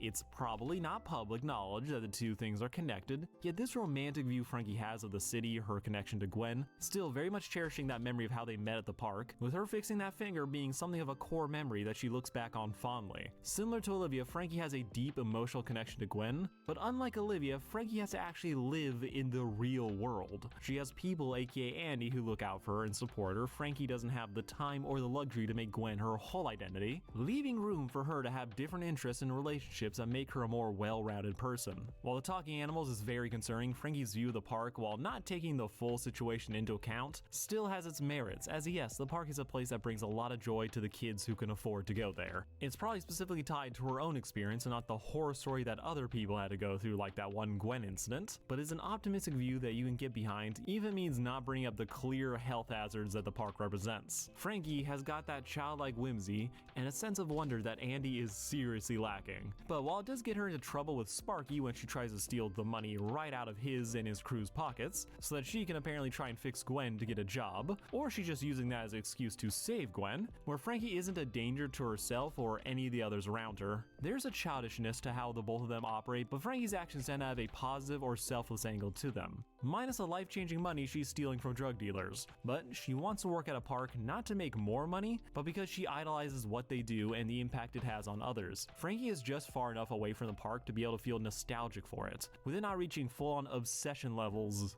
yet. The fact that she can recall entire commercials from memory, yeah, we're definitely have to like wait and see how bad she actually is. Yeah, the idea of But at the obsession moment, and Frankie seems to view nostalgia. Gwen with concern. She sees what she thinks is an animatronic robot and just feels bad for her. Frankie thinks of Gwen as a person, while Olivia treats her like a possession. So even if later episodes go on to reveal that Frankie has like bad maturity issues, she'll never be as bad as Olivia, as she yearns to share that joy with others, while Olivia only seems to be concerned with herself, even if she doesn't see it that way. I'm very curious to see where the story will go next from here, but you've heard me say that more than enough. I just need to see what happened with Olivia, just how she became like this, what's up with her hair, and how much these thematic threads will be carried forward, or if I'm just full of shit. It's happened before, but I'm always happy to be proven wrong. So we're just gonna call it here before I say something that ages truly horrendously. Thank you all for watching, like, share, and subscribe. Love you all, peace out. That was very informational. Yeah, that was really cool. Maple shade analysis. Is that? Oh my god. Okay. But yeah, we haven't had any news from Knights of Guinevere since the pilot dropped. I know that we had a little bit of an ARG on the website. I don't recall exactly what we learned from it. I know that there. So if you are not familiar, the official Guinevere website has like itty bitty ARG elements where if you enter like a specific password on a specific sub page, you're able to get these files, and I don't recall what the files were, but I don't think it was particularly meaningful to anyone. It seemed like alluding to things, but it didn't tell us anything, if that makes sense. Yeah. Oh, you know what would be fun? Maybe not that. That's kind of a bummer. But in a similar vein to Hazbin Hotel, there is a video I really like that I watched about Hazbin Hotel. Is it this one? Is it this one? I don't remember. It was someone who... Oh, it was this one. Yes, the 7 deadly sins of writing. And I think since we're specifically talking about writing a lot, it would be good for us to look at this and have our own opinions on it. Again, I expect people who are watching me and watching what I'm watching, Watchception, to be able to form their own opinions, but also listen and... yeah. That goes without saying.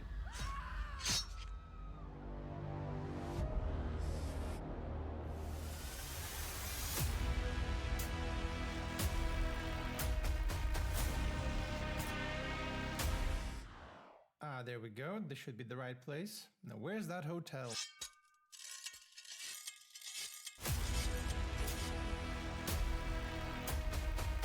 Howell! So Amazon recently came out with a new animated series called Has-Been Hotel, based on one of the most viewed animated pilots on YouTube. It was So, for context, this video, I remember watching it a bit ago after, you know, having my own opinions on the first season, and I think it's incredibly fair, and it's a good video. created It's by been a while Vivian since I watched it, Medrano, though. otherwise known as VivziePop, who is a pretty well-known name in the online space. As someone who followed her work from a small-time YouTube animator to a series director, I have nothing but praise for VivziePop's determination to pursue her dreams. And I'm sure her success story will inspire many other artists and animators to do the same. I wish I could say the same about the show's writing. Despite the great animation and the performances from the voice actors, there are glaring issues with the world building, plot, character development, and dialogue, showing that there's still a lot of room for improvement. Considering there were 10 people on the writing team, including VivziePop herself, I'm surprised that it was this bad. Jesus. Who wrote this? It's great, right? But instead of going through the entire series and pointing out all the problems, I decided to section off the problems into different categories. And since the theme is hell, I decided to call them the 7 deadly sins of modern writing. And trust me, Has-Been Hotel is far from the only one who's committing these sins. I can point to a lot of adult animations that have the same problems. So it might be an industry issue rather than a Has-Been Hotel issue. So to quickly catch up to speed with the story, Has-Been Hotel revolves around Charlie Morningstar, the Princess of Hell, on her quest to find a way for sinners to be rehabilitated and allowed into heaven. To do this, she creates the Has-Been Hotel as an alternative to heaven's annual extermination of wayward souls due to hell's overpopulation. At least that's what the summary tells me. And speaking of telling things, let's go to sin number 1. Oh, we were talking about this exposition. It's a tough thing to get perfect, but I'm going straight for the worst one, as I consider bad exposition to be the cardinal sin of all storytelling. honestly, I sort of... Sorry, I hope it's not coming off as I'm glazing this guy, but like, we were just talking about this. For those who don't know, exposition is where a character is conveying information through dialogue that is more intended to inform the audience rather than the other characters. I'm such a bad liar. If it isn't my arch nemesis. You are buying parts from an overlord? Of course. She's the top weapons dealer in hell. Exposition on its own isn't bad, as good writers still need to convey the relevant information to the audience, but they tend to sprinkle that information in between natural-sounding dialogue, or find an interesting way to convey it. Meanwhile, bad exposition feels like fast food. It can feel like a filling meal with all the information provided, but has very little nutritional value. Characters end up telling information other characters already know, or say it in a very boring and unimaginative way. I've invited you all here because you represent the controlling powers of our city. Together you own millions of souls. I've invited you all here because literally we all know this. I'm explaining to you all why you are important and why I led you here, which is things you should know already. Miss Carmine, I'm pretty sure they already know that. You don't really need to explain board meetings to the board of directors. So if bad exposition is fast food, Has-Been Hotel is the deep-fried Mars bar of exposition. It may not be the prettiest looking thing, but I'm willing to give it a try. And sure, a deep-fried Mars bar is better for you than literal glass that is the Netflix Avatar live-action series. I don't want the responsibility. I'm scared of my power. I'm scared of being alone. But it's still not good. Most of the dialogue in Has-Been Hotel is very expository, with characters saying very obvious things in a very direct way. I'm supposed to make your dreams a reality. I'm supposed to protect you. I'm the farthest thing from in control. And this is my escape. There's no subtlety or even an attempt to present the information creatively. Episode 1 is practically all exposition, and I get it, you want to establish the characters and the premise early, but they still use the laziest techniques when it comes to exposition. It starts off with Charlie reading the story of her family and the rivalry between heaven and hell, accompanied by storybook-inspired visuals. Nothing too bad. I mean, My Little Pony Friendship is Magic did the same thing, and that show was written to be understood by kindergartners. Once upon a time, in the magical land of Equestria. Once upon a time, there was a glowing city protected by golden gates, known as heaven. There were I'm gonna be so honest. I'm still kind of a sucker for when like shows or any media opens up with like, let me tell you a story. I think it can be kind of, you know, overdone at times, but I feel like it's a traditional kind of storytelling that I can excuse for just like the nature of just introducing things with a literal story. I think it's, you know, it's not a sin by itself. It was ruled but it by can be done beings of wrong. pure light. The two sisters maintain balance for their kingdom and their subjects. Angels that worshipped good and shielded all from evil. The younger sister became resentful. But he was seen as a troublemaker by the elders of heaven. She vowed that she would shroud the land in eternal night. For with this single act of disobedience, evil finally found its way into Earth. Using the magic of the elements of harmony, she defeated her younger sister. I also like the storybook opening. I also think storybook openings are cool and nice because usually they are presented in a different medium than how the rest of the show is portrayed. So it's just interesting to look at and stylistically to explore. On the moon.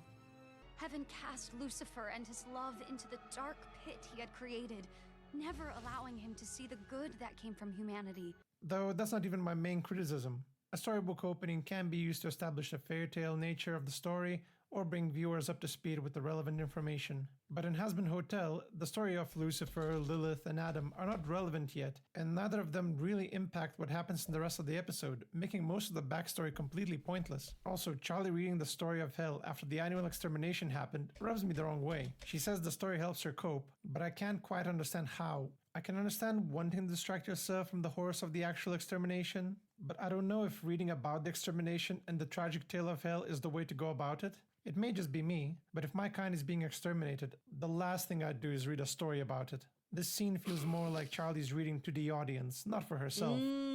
See, that's a good point, because part of what makes bad exposition is, does it make sense for the character to explain? Like, if it was a character explaining and it makes sense for them to explain, that's one thing. Because you can have some exposition where it is like a child or like someone who is completely alien and they're like, huh? What do you mean? What is this thing? And someone says, well, see, that might seem forced, and there's a, you know, that's not perfect and it can be done wrong, but at the very least it makes sense for the context as to who is saying it and who is receiving it. But it's its own problem if the person explaining has no real reason to explain other than to just have information for the audience. Which I'd classify as bad exposition. Interestingly enough, you don't need to look too far for a better example, as Vivziepop's Hazbin Hotel pilot starts off treating the audience with much more maturity, as the song I'm Always Chasing Rainbows is juxtaposed with the unnerving visuals and the subtle imagery that hints at the story, but doesn't outright explain what it is. I'm gonna be so for real. I've seen people say after season 2, and a lot of like previous Hazbin Hotel fans like saying that, you know, they don't like the show and all that. People were getting nostalgic for the pilot, and I'm not gonna lie, like I looked back at the pilot and compared to the show, it's kind of better in certain ways. Like obviously it's not as polished and it doesn't have the big budget and animation and stuff, but from a sheer just what it has to provide, there are parts of it that are better put together, in my opinion. And it doesn't need to yet. But this sequence does well is capture the mood, which is a somber and a bleak one that lets us better understand Charlie's perspective. The fairy tale sequence is how she perceives her own tragic existence as the observer of this cruel I also and think some unjust characterization system, in the unable to do pilot is anything better. about it. It's very appropriate that we first see Charlie entering a balcony, as it complements her current fate as a helpless observer, but also starts to establish her role as the Princess of Hell. You can get multiple interpretations from a few of these shots alone. First, we establish the setting by showcasing the empty street. This YouTube commentator keeps inserting his Sona in Helpless subtle and observer, but subtler also starts to ways. establish her I was role like, as the wait, was princess of someone hell. on the You'll get balcony with multiple Charlie? And interpretations he's for a just few like of these shots sliding alone. in. First, we And that establish caught the me off setting guard by for a showcasing second. the empty streets of hell. Regardless whether it looks like this all the time or if it's just especially bad after the extermination, it visually indicates that this place is a kingdom that has fallen. Then we cut to Charlie walking towards the balcony. Pay attention to the shot composition. Look how Charlie's centered in the frame with the city in front of her. A shot like this can often be used to indicate a character's importance in the setting and the story. We then cut to a close-up that still offers us plenty of information, including Charlie's lack of confidence and her emotional state. Even the way she goes across the frame gives us a sense of bleakness and defeat. I love a good wide shot. Not only do we see Charlie's despair from her body language, we also see the location body and the clock tower with language! the countdown That's a time. great By show having to Charlie and the tell. clock in the same frame allows us to make the connection between the clock and all the despair that we already saw. It's simple and effective. And look how much we get out of one gesture as Charlie raises her finger and shoots fireworks into the air.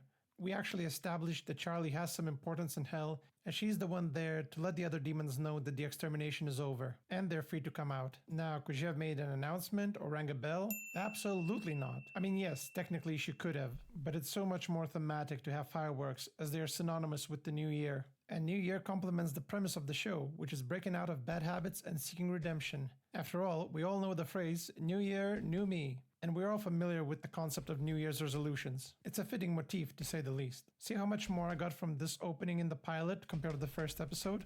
From episode 1, I got the information, but from the pilot, I got that, and I got a better understanding of Charlie, her despair, her desires, and the world she feels responsible for improving. All of that without any dialogue.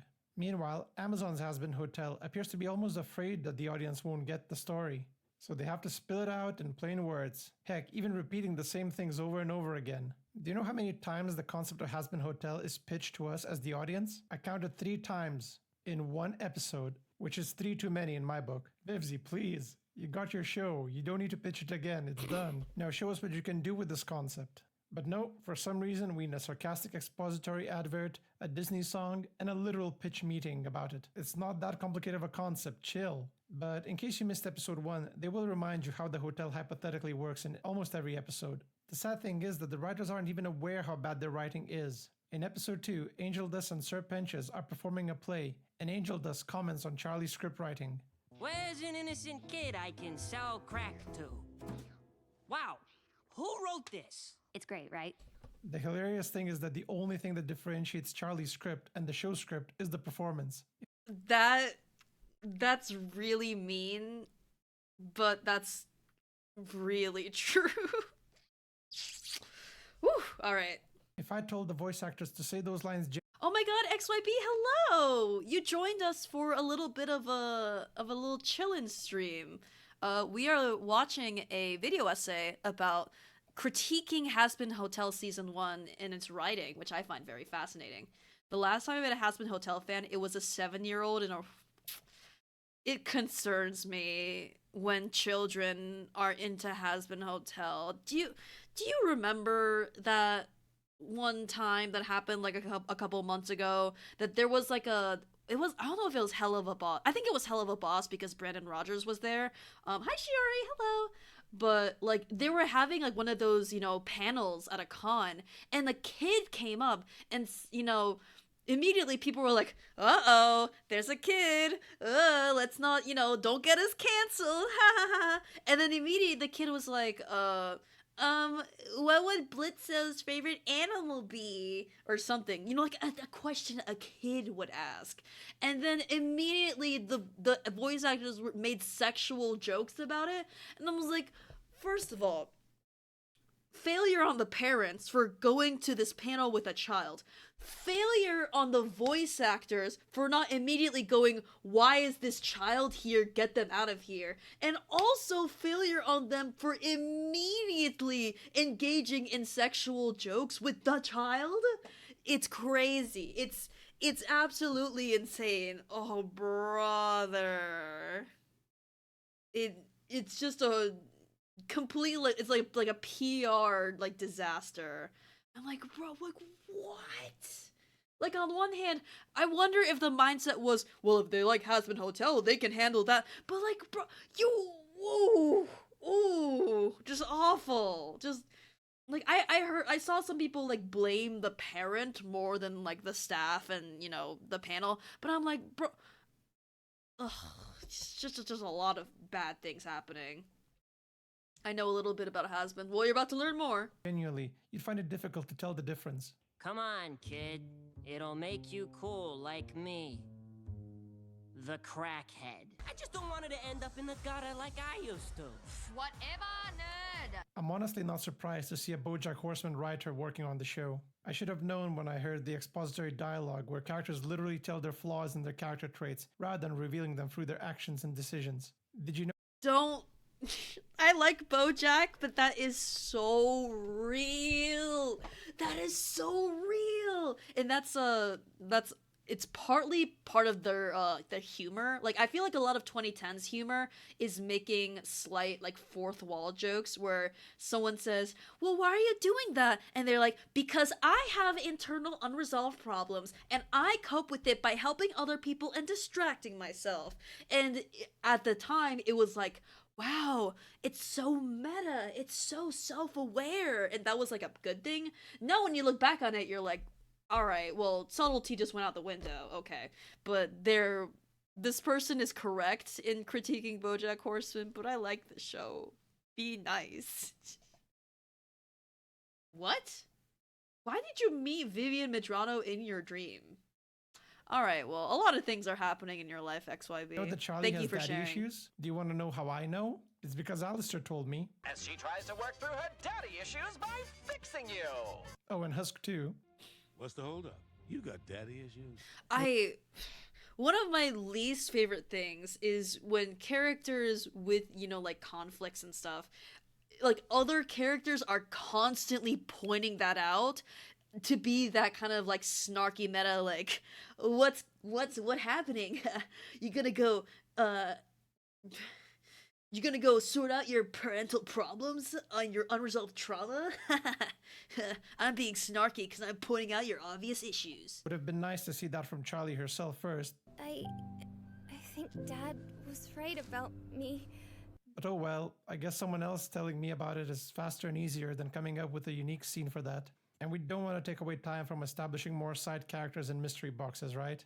Actually, I don't think we really explain these deep and complex characters. Let's make it a little bit more obvious. Luckily, Husk helps us out in episode 4.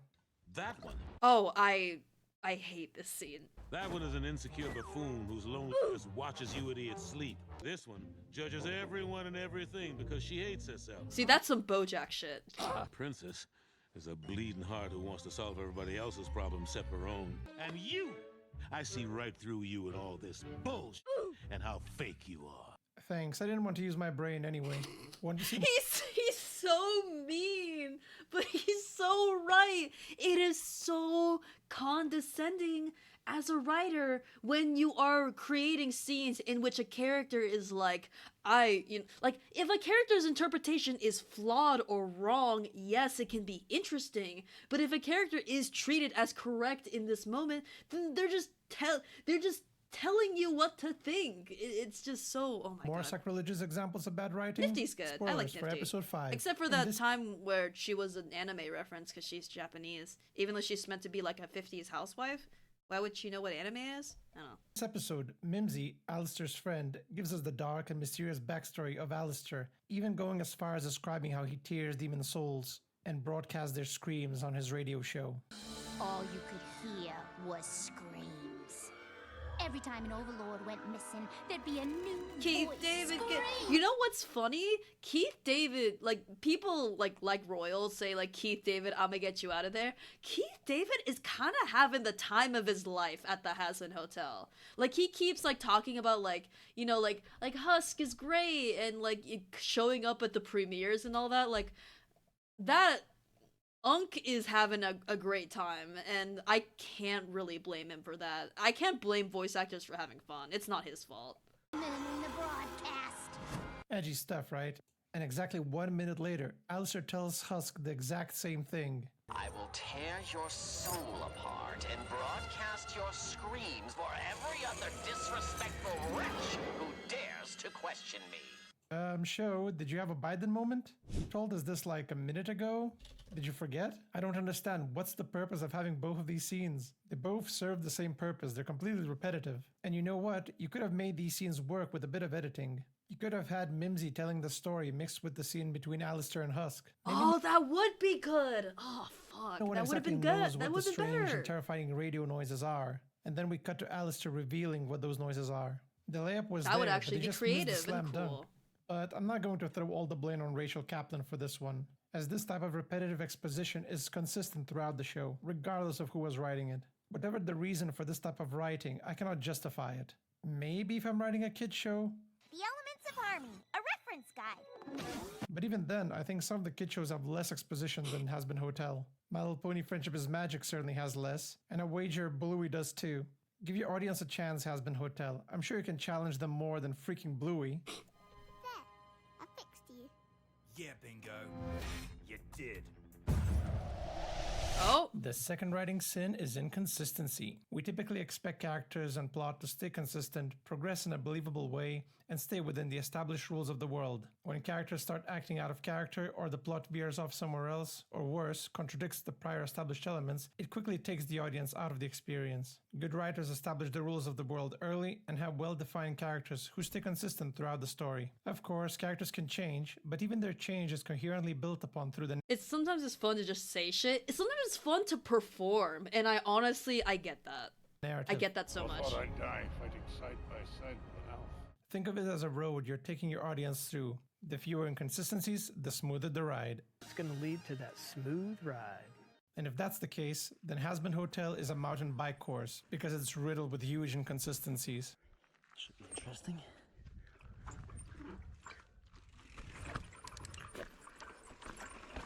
I won't go through every inconsistency in the series because there already are YouTubers like Sarcastic Horus who go through it in greater detail, but I will point out some of the more sacrilegious ones, at least in my opinion.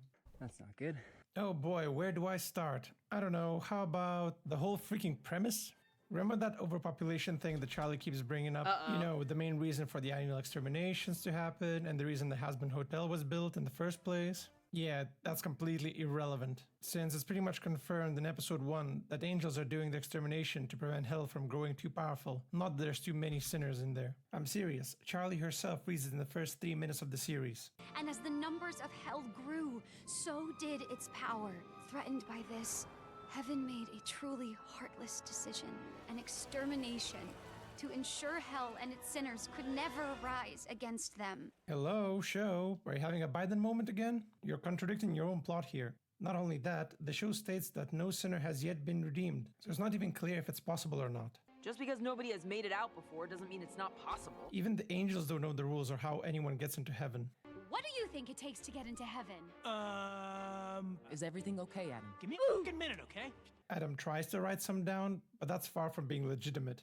So how does the show expect us to understand whether Charlie's succeeding or failing, or whether her plan is logistically possible? You need to establish some ground rules. You need Charlie to find out how to redeem a sinner and what kind of power is holding them in hell. Charlie's putting the cart before the horse by building a hotel first and only then trying to figure out if it's even possible to redeem a sinner. But hey, if neither she nor the Seraphim know, maybe that could have been the plot of season 1. All you have to do is move episode 8 to episode 1 and start off with the court scene. This way you could have established Charlie as the Prince of Hell, you could have used this time to pitch the hotel, and you could have highlighted the problem that no one knows how to get into heaven. This would make things very straightforward. Sarah, the head Seraphim, could have made an arrangement that if Charlie manages to redeem one soul before the next extermination, they would stop all the exterminations. Simple, no? Now you could have had Adam directly involved in sabotaging Charlie's plan. You could have built up Charlie's desperation as the pressure builds up, making her turn to Alistair for help, who would probably play both sides as well. Nice, smooth action and reaction. But nope, instead of setting up rules for everyone to play by, we just have to take Charlie's word for it, I guess. Speaking of Oh yeah, the turnabout Big Top for us is a really good example of just having fun performing, but the actual, you know, the heart and writing of the thing not being good. Charlie, let's talk about her daddy issues. You know, that thing that every other character brings up? Sounds really serious, but what are those issues exactly? The family pictures indicate that Charlie was raised by loving parents, and Lucifer certainly cares a lot about her. Even when he shows up, he doesn't appear to be distant or dismissive. This is not a critique that this video will bring up, I believe, but people have made the comparison that both in Hell of a Boss and in Has Been Hotel, there are daughters who have like a mom and a dad, where the dad is portrayed as like the fun, caring, likable, like loving father, while the mom is portrayed as like distant bitch or something like that, where like there's more so a narrative like blame put on the mother for faults, while the dad is always trying his best, but the daughter just won't have it, like she won't understand. And like people are saying like, does Vivzy Pop have daddy issues? Like is she like projecting something? It just something to keep it in mind as we talk about this. Okay, he's not super into the I'm a Stella defender. I follow a very avid Stella defender, and honestly, I get it. hotel, but he doesn't say it outright at the start. In fact, he seems to be mindful of his daughter's feelings. It's got a lot of character. Oh! He's excited to spend time with her, and even sings about how much he can do for her. Looks like you could use some help from the big boss of hell himself. The only time he denies her anything is if he believes that it's gonna harm her, which is what a caring parent typically does. So where exactly are these daddy issues? When I think of daddy issues, I think of Shinji Ikari from Neon Genesis Evangelion. You disappoint me. I assume that we will never meet again. Damn. Alright, Dad. A child who has been denied a parent's love because his dad, Gendo Ikari, has more important duties. You know, like saving the world. I have no time to waste on a petulant child. The only time Shinji's dad acknowledges his son is when he needs him to pilot the Eva. I cannot pilot this thing! Stop wasting time. Either get in the Eva or get out. Eva is a very good series. I do not like certain things about its merchandising, but it's very good. What? Well, Father, well... What is it? Hurry up. Well... Don't bother me with such nonsense anymore. Listen, Dad, I've got kind of a big ask. Yeah, of course.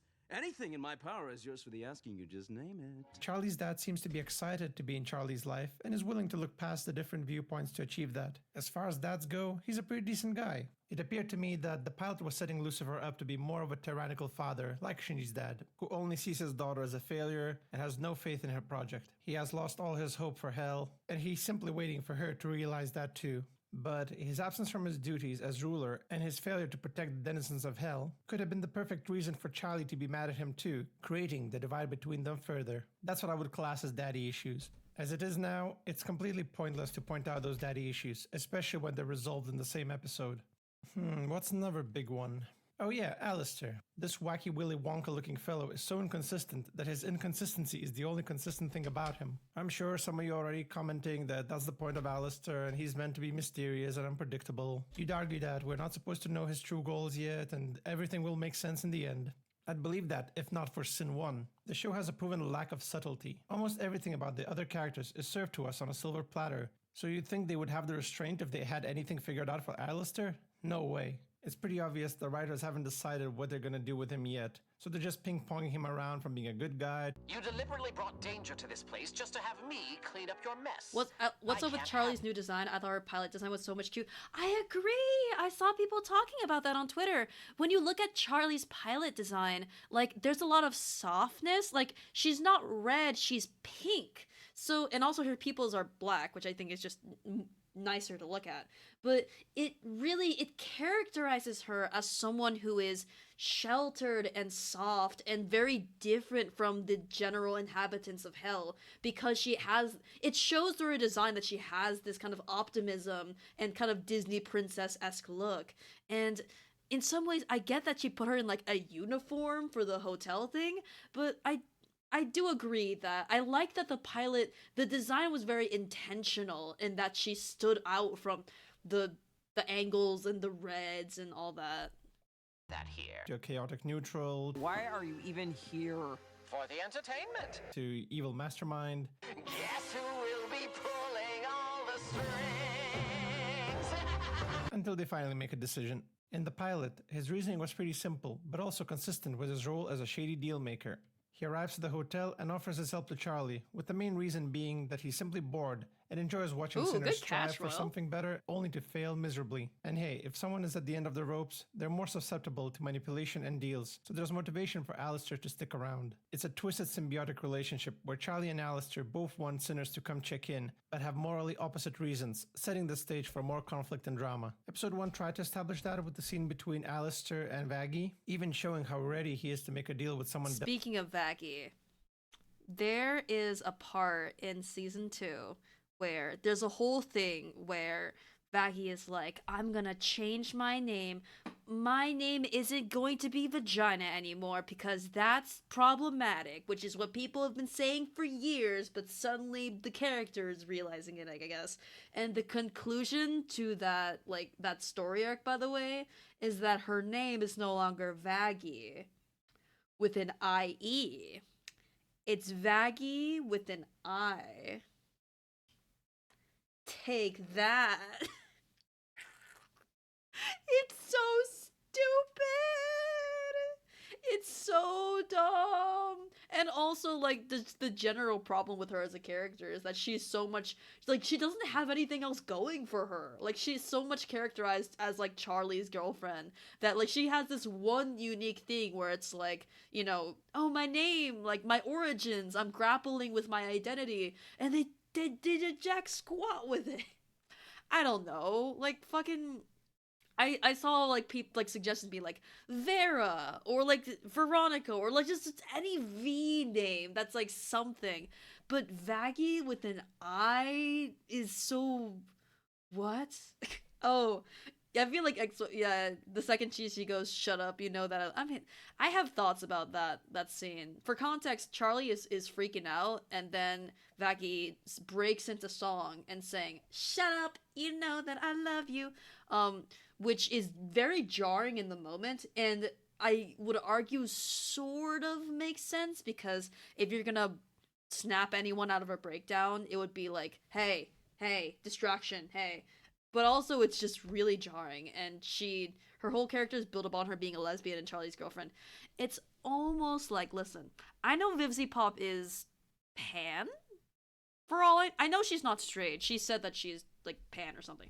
So I'm not gonna talk about Vivzy Pop's own experiences. However, it is my personal take that I believe Vivzy Pop, in the core of her being, is a fujoshi who loves writing about her, like, problematic gays and truly does not give a shit about, like, women relationships, like, at all. Like, because the female, like, you know, female same-sex relationships in Hazbin Hotel and Hell of a Boss, like, basically non-existent, and, like, yeah.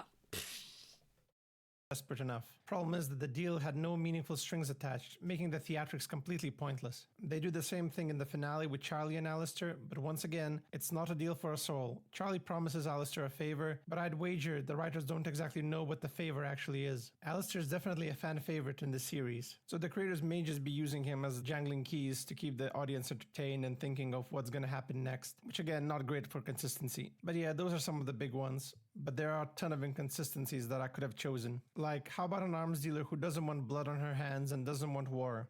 I always thought that I would keep blood off my face. I might lose the ones that I was killing for. Ooh, the new parts to my machine are here. Sign, please. You may want to consider a different career there, Carmine. Or how about Vaggie hiding the fact that she's an exorcist from Charlie? Really? You don't trust Charlie to accept you? We were talking about this during our Has-Been Watchalong. You just found that typo very funny. I don't know. When people make typos, unless it's like a typo that makes it sound like a very specific other word, I don't really comment on it. But we talked about this in our Has-Been Watchalong. There was this whole, like, slight, edge about like, oh, you're hiding the fact that you're an angel and you defected, and you're hiding that from Charlie. And I'm like, my reaction to that in the moment was like, firstly, you are like together. You are girlfriends. You're not just friends. You're in a relationship at this point. So there's like this level of implied, like intimacy between y'all. So Charlie is a character, like the one character who believes in redeeming people for whatever they've done in the past. Why would you think that you being an angel would be some special exception compared to people who are like mass murderers? Like, I did not understand, like, what the character motivation there. Really? Charlie? I wonder what your bitch would think if she found out you are actually one of us. How can I turn someone away? I can't. It goes against everything I'm trying to do. Everything I believe in. The wings are new. They look nice. Come on, let's go home. Yeah, you're just forcing drama at this point. The third piece of the unholy trinity of writing is convolution, which typically means the writing is unnecessarily complex, confusing, and difficult for audiences to follow and understand. There's a reason why KISS, or keep it simple stupid, is such a liked phrase. It's a philosophy that encourages creators to hone in on the central idea or theme of the story. Some of the best narrative works follow this philosophy. Do you know what the pitch behind the movie Alien was? It was only 3 words long. Jaws in space. That's it. Everything else works to support that premise, which allows them to create more depth without losing track of their core theme. Hazbin Hotel is the opposite of that, as there's no core theme. It seems that VivziePop's goal is to dazzle audience with wacky characters, needlessly extensive lore, and mystery boxes that would keep film theory busy for years. Honestly, that's something that I've personally struggled with, because I remember, like, back in the day, like, my brother or, like, certain people would ask me, like, hey, what are you working on? Like, what's Chromosynth? And I would be like, how do I explain this? And honestly, what has helped me over the years is being able to summarize it in a concise way.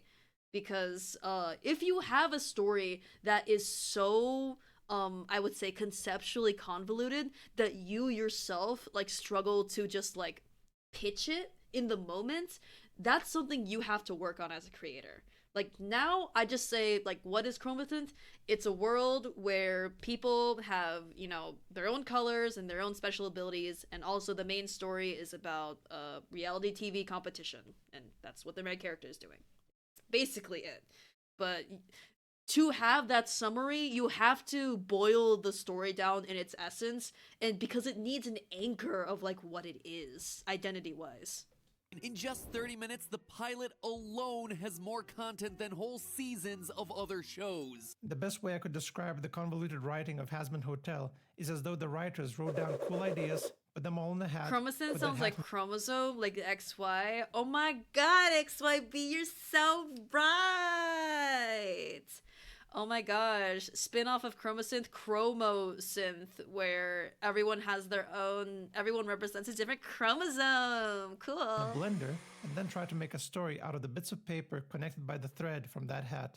The show didn't have to be as complicated as it is now. You could have just focused on redemption, with each episode tackling an individual sin, exploring the reasons behind it, and how to overcome it. But no, we had to introduce turf wars, grand conspiracies, battles between angels and demons, murder mysteries, and so on and so forth. Look, I'm glad that VivziePop got a chance to make her show. I'm sure she spent years developing all kinds of ideas for it, and I can understand her excitement about showcasing them. But the greatest creators are those who can curate those ideas and adapt them in a way that fits the central theme of the story. The hardest single thing to do as a filmmaker is to choose your subject. What are you going to do? A bit like being a painter, what are you going to paint?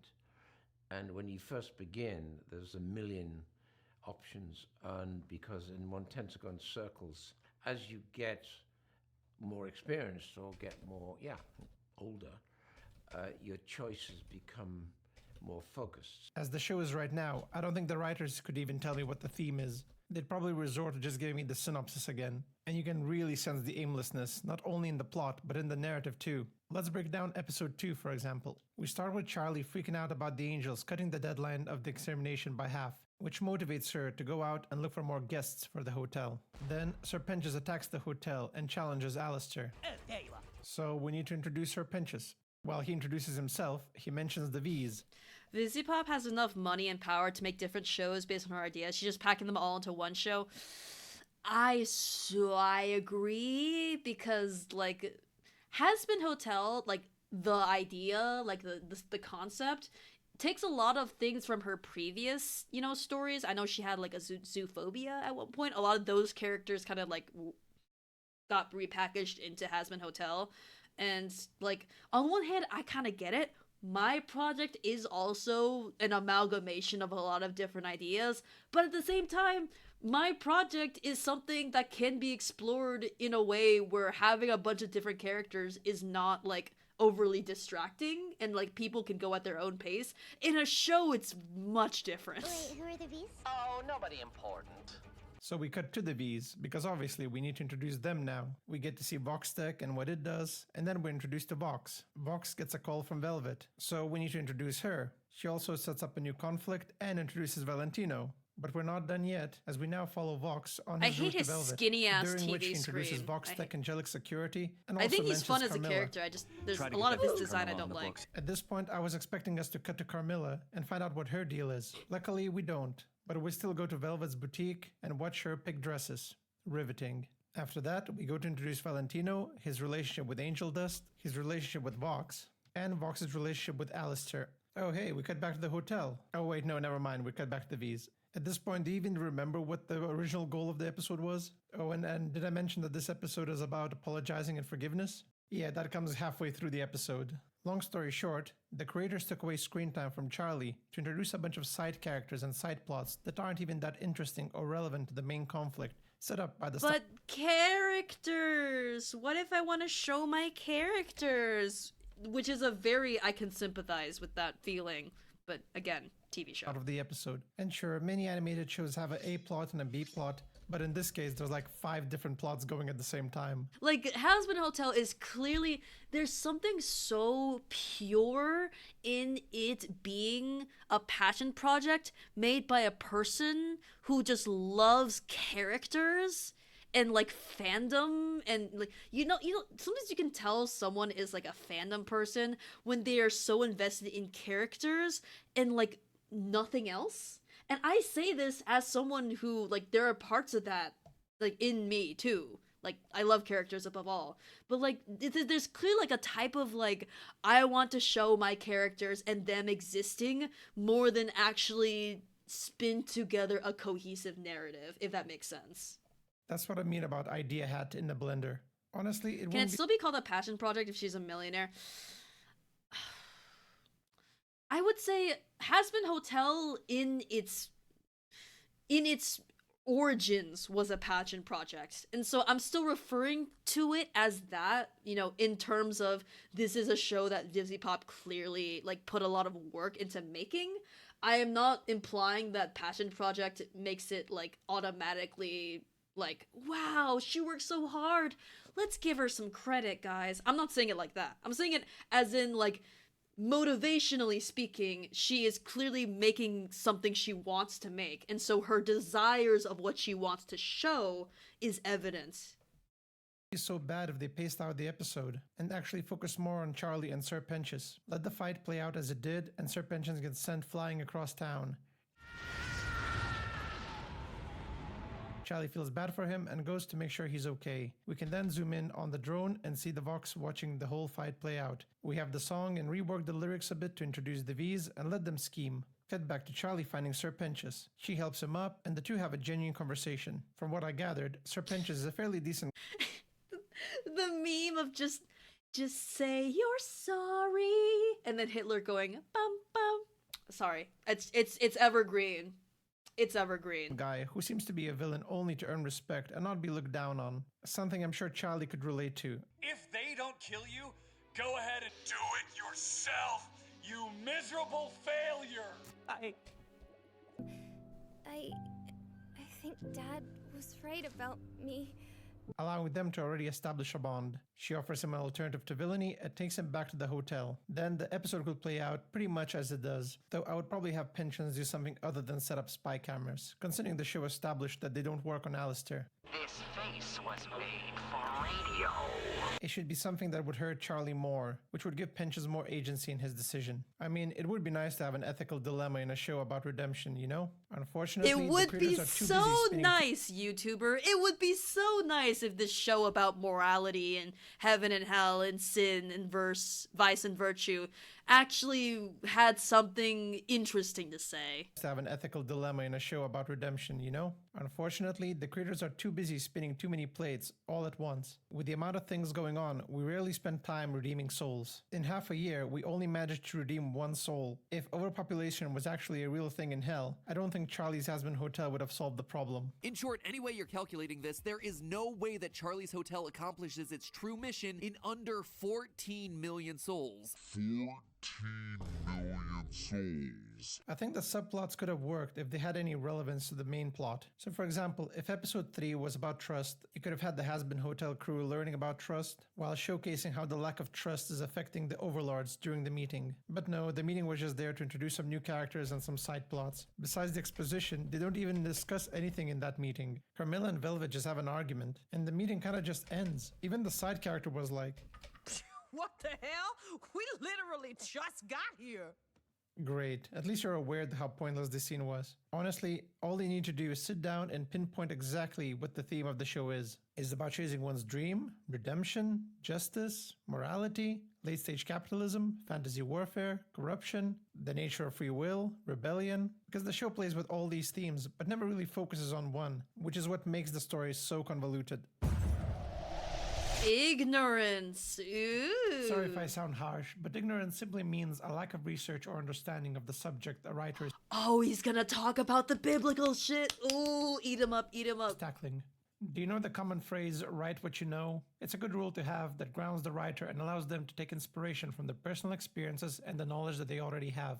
However, there's also another phrase that should accompany the first one, which is do your research. If you're going to tackle things such as the biblical heaven and hell and the topics of redemption, you have to have a fundamental understanding of those topics. This means doing more research than just watching a YouTube video on Paradise Lost. As Sexy Satan called out God in front of all of his friends, there was a big old war in heaven, and Satan and his friends unsurprisingly lost. Getting the research done early will actually improve your writing, your character design, and your world building. Hazbin Hotel lacks those fundamentals, and it does affect the quality of the story. Sure, you'll see pentagrams, devil horns, angel wings, and characters with the same name as their biblical counterparts, but besides the surface level similarities, Vivzi Pop's interpretation of the afterlife is sterile. Think of all the imaginative depictions of hell that we had throughout history, and the most Hazbin Hotel could do is a slightly more rundown Los Angeles. The best way to describe this hell is GTA 5 multiplayer with a demonic texture pack. Everyone's a jerk, and you might get killed randomly. Yo, yo, yo, yo, you trying to get Damn, but this is damn. Holy. I feel like I can't talk about the show because I only watch it in Twitter clips. Firstly, XYB, I understand that feeling. It's why I hesitate to really go in depth about things that I haven't actually watched for myself. I've only like watched in periphery. So I think as long as you just mention that you're like, I haven't watched the show, so like correct me if I'm wrong, but you can still like have opinions on what you saw, you know? This criticism has been brought up many times by other people, but what happens when a sinner is killed? Do they go to super hell, or do they just cease to exist? If it's the latter, then it's pretty antithetical to the point of hell. After all, hell is meant to be an eternal place of agony that no one can escape, not even through death. The fact that sinners laugh at Charlie's idea pretty much confirms that hell is not a place of endless torment and suffering. It just seems to be a normal world with a hellish coat of paint and looser laws. Sinners here have jobs, own property, go to nightclubs, make relationships, friends and enemies, start businesses, and live pretty decent afterlives. Instead of a government, hell is being run by powerful overlords who run different businesses or industries. It's basically an anarcho-capitalist's wet dream. I guess one could describe that as hell. And heaven isn't all that different either. Sure, you have no death or carnage, but it still looks like a Californian city, with its coffee shops, billboards, and multi-story buildings. Imagine being a good, decent person all your life, only to end up working as a barista and live in an apartment in the afterlife. That's fucked up. In the show, heaven and hell don't really have a symbolic meaning. They're basically just different nations with not too much differentiating them. While this may not necessarily be a bad thing, as many creators will have different interpretations of established lore, it does showcase a lack of fundamental understanding of the heaven and hell mythos. None of the characters know what gets anyone into heaven, and it may just be because the creators themselves don't know. Maybe Hazbin Hotel could have taken a page from the TV series Lucifer. I take no part in who goes to hell. Then who does? You humans. You send yourselves, driven down by your own guilt. The best part? The doors aren't locked. You could leave any time.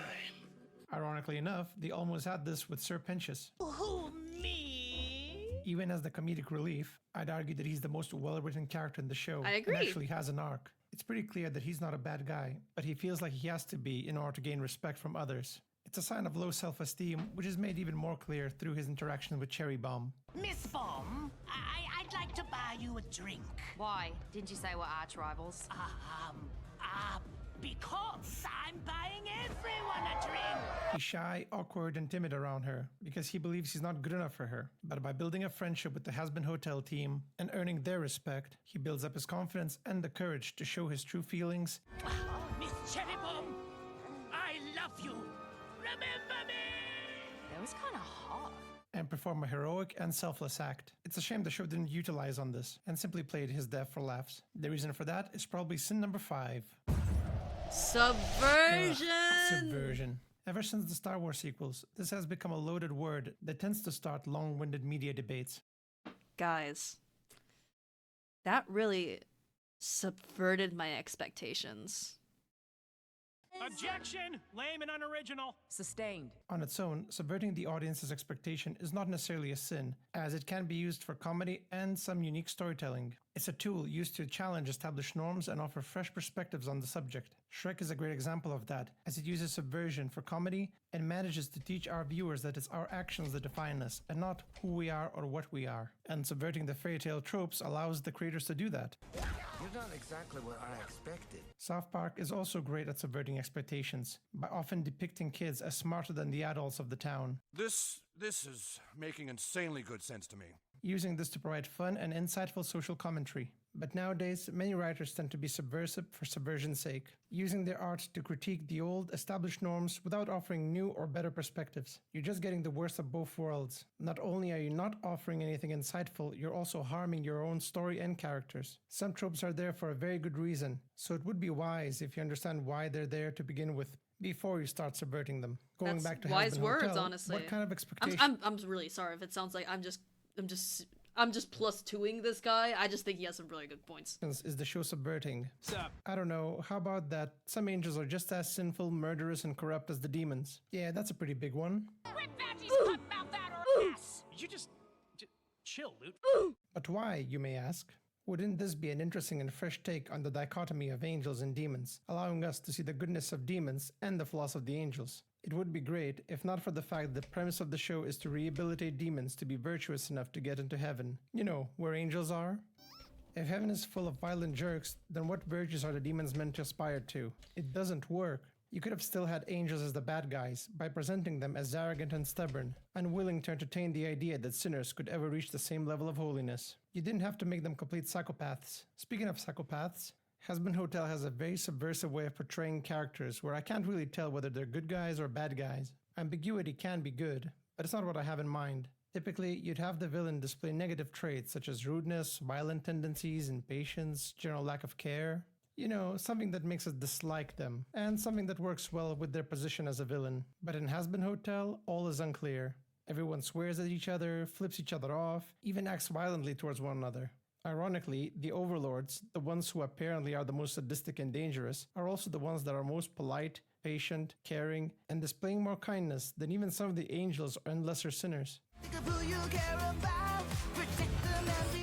The show hints that these guys are the most dangerous beings in hell, but then you watch them comfort each other, show politeness, civility, and you start to question whether they're actually as evil as the show is trying to make them appear. And I could see that working. These overlords could be the most powerful, but with an absent Lucifer, they're also in charge of keeping order in hell and developing some of those positive traits as a professional requirement. But that's just my speculation. It could also be that the creators just care about the overlords more, and they don't want them to appear as immature brats. You know, like the rest of the characters. Oh, and speaking of Lucifer, have you been subverted by the fact that the King of Hell is actually a nice guy with depression who makes rubber duckies? I have such a problem with Lucifer's characterization specifically because flanderization is not a word to be tossed around lightly, but there's a certain like wooification that's happened to him in season 2 specifically. They actually, like, it's one thing to be like, oh, what a cute guy, he cares about his daughter and he likes ducks, ooh.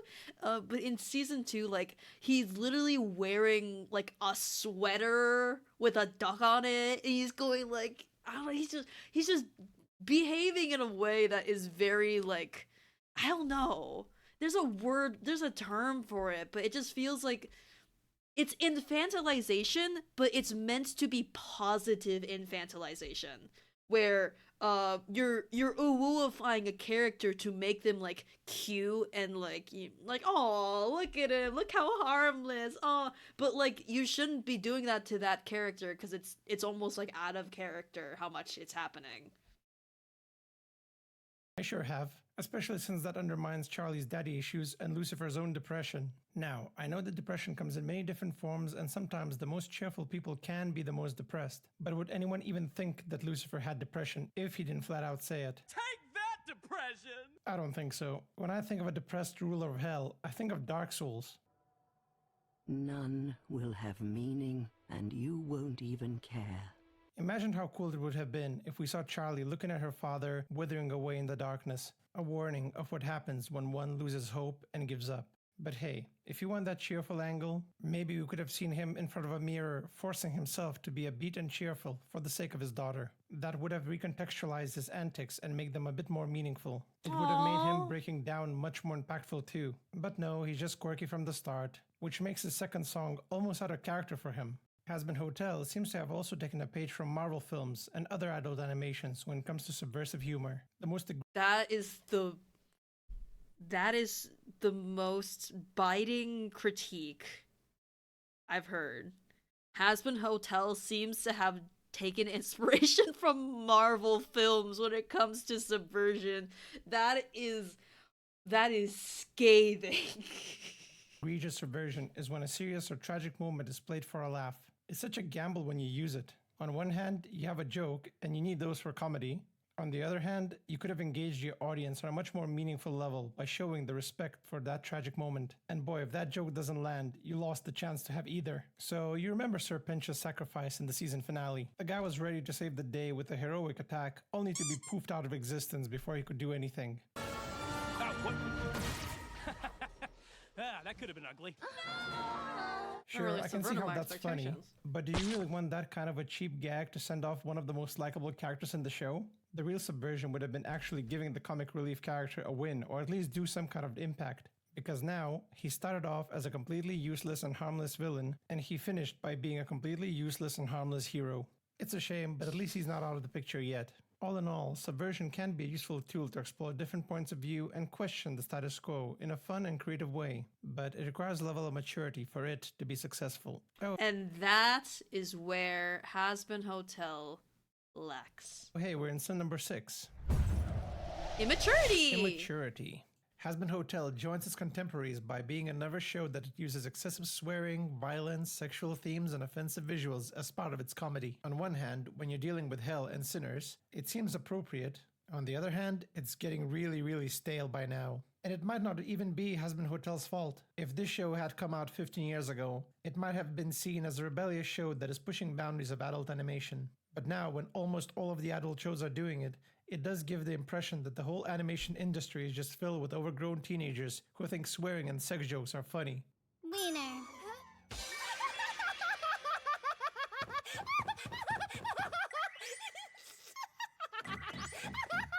This is scathing. Those jokes can be funny, yes, but I'm a bit worried that that's the only type of humor we're going to get from adult shows. I'm not going to say anything new here, but I find it strange that there are still writers who believe that their work needs to have violence, sex, and swearing to be seen as grown up or mature. Ironically, in most cases, the results are actually the opposite. Kaguya is at the stage where kids laugh at words like wiener and boobs. It It's a phase everyone goes through. And while it's difficult to determine how much graphic content is the right amount, it's pretty clear that too much of it makes the story appear more immature than not using it at all. This is classy art.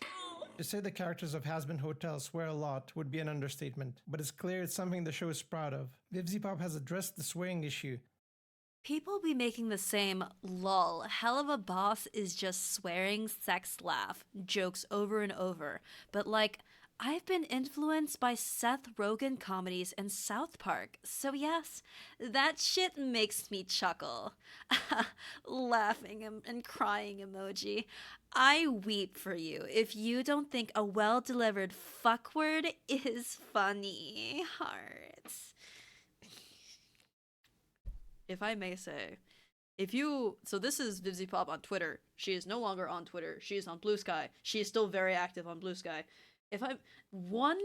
I've talked about my gripe with VivziePop's lack of professionalism when it comes to what she says on social media. Like, specifically, like, engaging with, like, fandom discourse. Something that a person in her position should not do, like, at all, because you're above this. But she's so, like, a fandom person inside and out that she can't help but get back into it as if she's just, like, as if she's not a creator at this point. You're in the industry. You don't have to. Anyway, my other gripe, and it's a more personal gripe, is that the way VivziePop talks in her posts is so, like, how do I put this?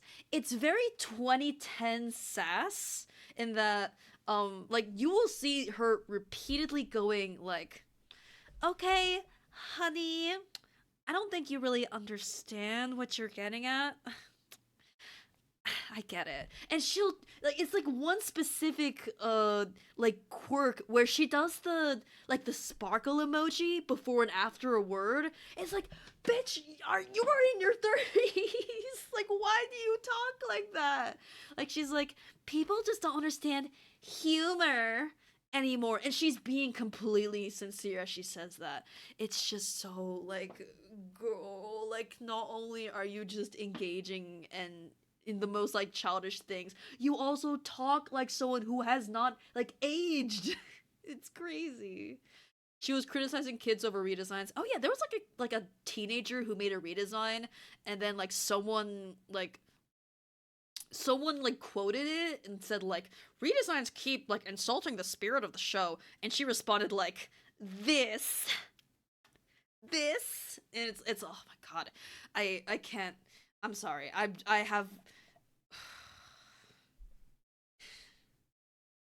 I do not know VivziePop as a person, but from what I've seen of her very public interactions and statements, there's just so much about her that is deeply unlikable to me. But simply told the critics that it's a type of comedy that she likes, and if they don't like it, they don't have to watch it. Not the best mindset to have, but okay. She notes that she grew up with Seth Rogen comedies and South Park and used that as her inspiration. The swearing is so important to her that Amazon even ran a marketing campaign where the cast had to say as many swear words as they could within a time frame. I think I only know 3 swear words. All the love him. All the love him. He gets. Ooh, very edgy. A quick So note about edgy. South Park. The reason why the main characters swear a lot in the show is because they're immature kids. Trey Parker and Matt Stone wanted to capture how kids would typically speak when their parents aren't around, so it was meant to create a sense of authenticity. I'll bet if you eavesdropped on a bunch of 4th graders today, the language would be pretty close to what you hear on South Park. I think we talked like this when I was in 4th and 5th grade. And it was like, let's do a show where kids talk the way kids talk. Randy swears the most because he's typically portrayed as a man-child, so it makes sense for him to swear a lot. Meanwhile, I don't see the narrative purpose behind the swearing in Has-Been Hotel. It doesn't really differentiate one character from another. It seems that the only reason People be making... It reminds me of the scene in... So, the saying be careful, she's gonna come after you. XYB, have I told you about the one time she actually interacted with me back on Tumblr? Like, I was like, you know, relatively known on Tumblr. I wasn't, like, popular, but, like, people followed me. And I talked about Has-Been Hotel. Oh, you don't know. They don't know. So basically, I talked about Hazbin Hotel. This was back in the pilot, by the way. And, you know, a lot of people had issues with the pilot because, you know, Angel Dust as a character, Vaggie being who she is, just artistic critiques and a lot of like this seems kind of offensive critiques. So like I weighed in on it and I said, you know, like someone asked me like, hey, like why do you have issues with Hazbin Hotel? And I said, well, you know, Angel Dust is like the main prominent gay male character and his whole thing is like a really harmful gay stereotype is that he is promiscuous, he does a lot of drugs, he's a sex worker, he's, you know, like, it's like it's all these things that are commonly used to demonize gay men, like, pushed to the extreme, and the fact that his name is Angel Dust was also, like, that's a lot, and I also said, also, you know, Vaggie, she's a lesbian, her name is Vagina, I just found that tasteless. I also, you know, there were people I followed who said that Vaggie being Hispanic and her being like the fiery like Latin woman who is protecting her like soft white girlfriend. I was basically repeating that and it was like I've heard people saying critiques that Vaggie is this like character who is, you know, encapsulating off stereotypes that are harmful. And that was basically all I said. I wasn't making like paragraphs of text. I was just saying like, hey, this seems like a problem.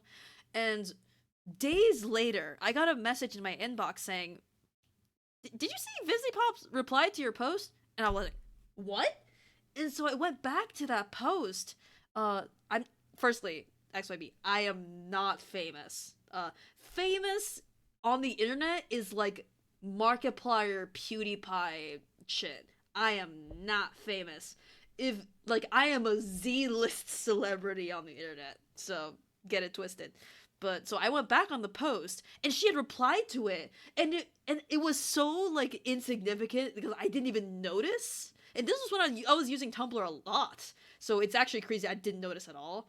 But she replied basically saying, well, you know, I created Vaggie based on myself, and I am a fiery, you know, hot-blooded Latina, so I'm tired of people telling me what I can and can't make based on my own experiences, and I actually find her very empowering and satisfying. It was a very, you know, it was in the similar tone that she does in a lot of her like posts these days, in which it's like very passive aggressive. She's not saying like, hey, you know, I don't think that's cool to say because based on my own experiences, like, I think this makes sense. It was very much like, okay, I see that's what you think, but actually, it, like, the tone, Y-list, thank you, but the tone was very much like, I am trying to insult you while educating you, if that makes sense. And like my response to the first message being like, you know, did you see Visual's response? I responded saying like, oh, I didn't even see that. And then I screenshotted it and replied, huh, wow, that wasn't really the critique I gave. The critique was that Vaggie as a character falls into stereotypes and like I'm not gonna tell you like what you can or can't do as someone of your ethnicity, but the problem is she's the only one who is a Latina and she is like that, and like I'm not gonna tell you what you can't do based on your ethnicity, but like I got this critique from other Latin American people who had this issue, and also you didn't respond to the Angel Dust shit at all, which was weird. So that was my scant interaction with Vivzipop, in which she like, I don't know if she was looking in the Hazbin Hotel tag, or maybe she was looking up her own name or something, but the post in which I was talking about it had like maybe 28 like likes. It was not a big post, so I feel like she just looked herself up or something. But yeah, that was the one interaction she had with me, and she is very much, yeah, I was probably just one of the haters back then. So that moment still sticks with me in my brain because it really sums up the whole, like, you're at this level, why are you even engaging with someone? Like, why are you going out of your way to respond? And respond in this way? Like, if I was, you know, if Chromosynth was at a point where people like knew about it and talked about it, and some people had issues and saying that I feel like this character is, you know, like a character like something, you know. I'm not gonna say I'm above accidentally falling into certain like stereotypes. That can happen. I am a human and whatnot. XYB, yes, but also I'm talking about something, so I can't get distracted. But if Chromosynth got to the level where I saw people making posts saying like, you know, I feel like, you know, people should talk more about like the issues this project has, because I feel like this character is like a stereotype and it can be harmful. If I were to like be a creator, my first response is this a significant enough issue for me to even respond to this one post? Because what I would do is I would see if multiple people made that observation, because sometimes people make an observation or critique about something and it's just the one guy, and even if they're like, you know, not trying to be harmful or anything, if it's just a one-off, then you can be like, okay, I'll think about it, but maybe it's not a problem. If multiple people are agreeing on the sentiments, then you can be like, okay, maybe I have to make a statement. Maybe I have to like, you know, come out and say, I've been hearing people have this critique, let me just explain myself, or at least, you know, do something about it. What I wouldn't do is go to that individual's post and go, hey, so, the way you were talking shit about me is so wrong that all I have to do is just laugh, because I'm really not affected by this post. I'm actually not mad at all. I am not seething.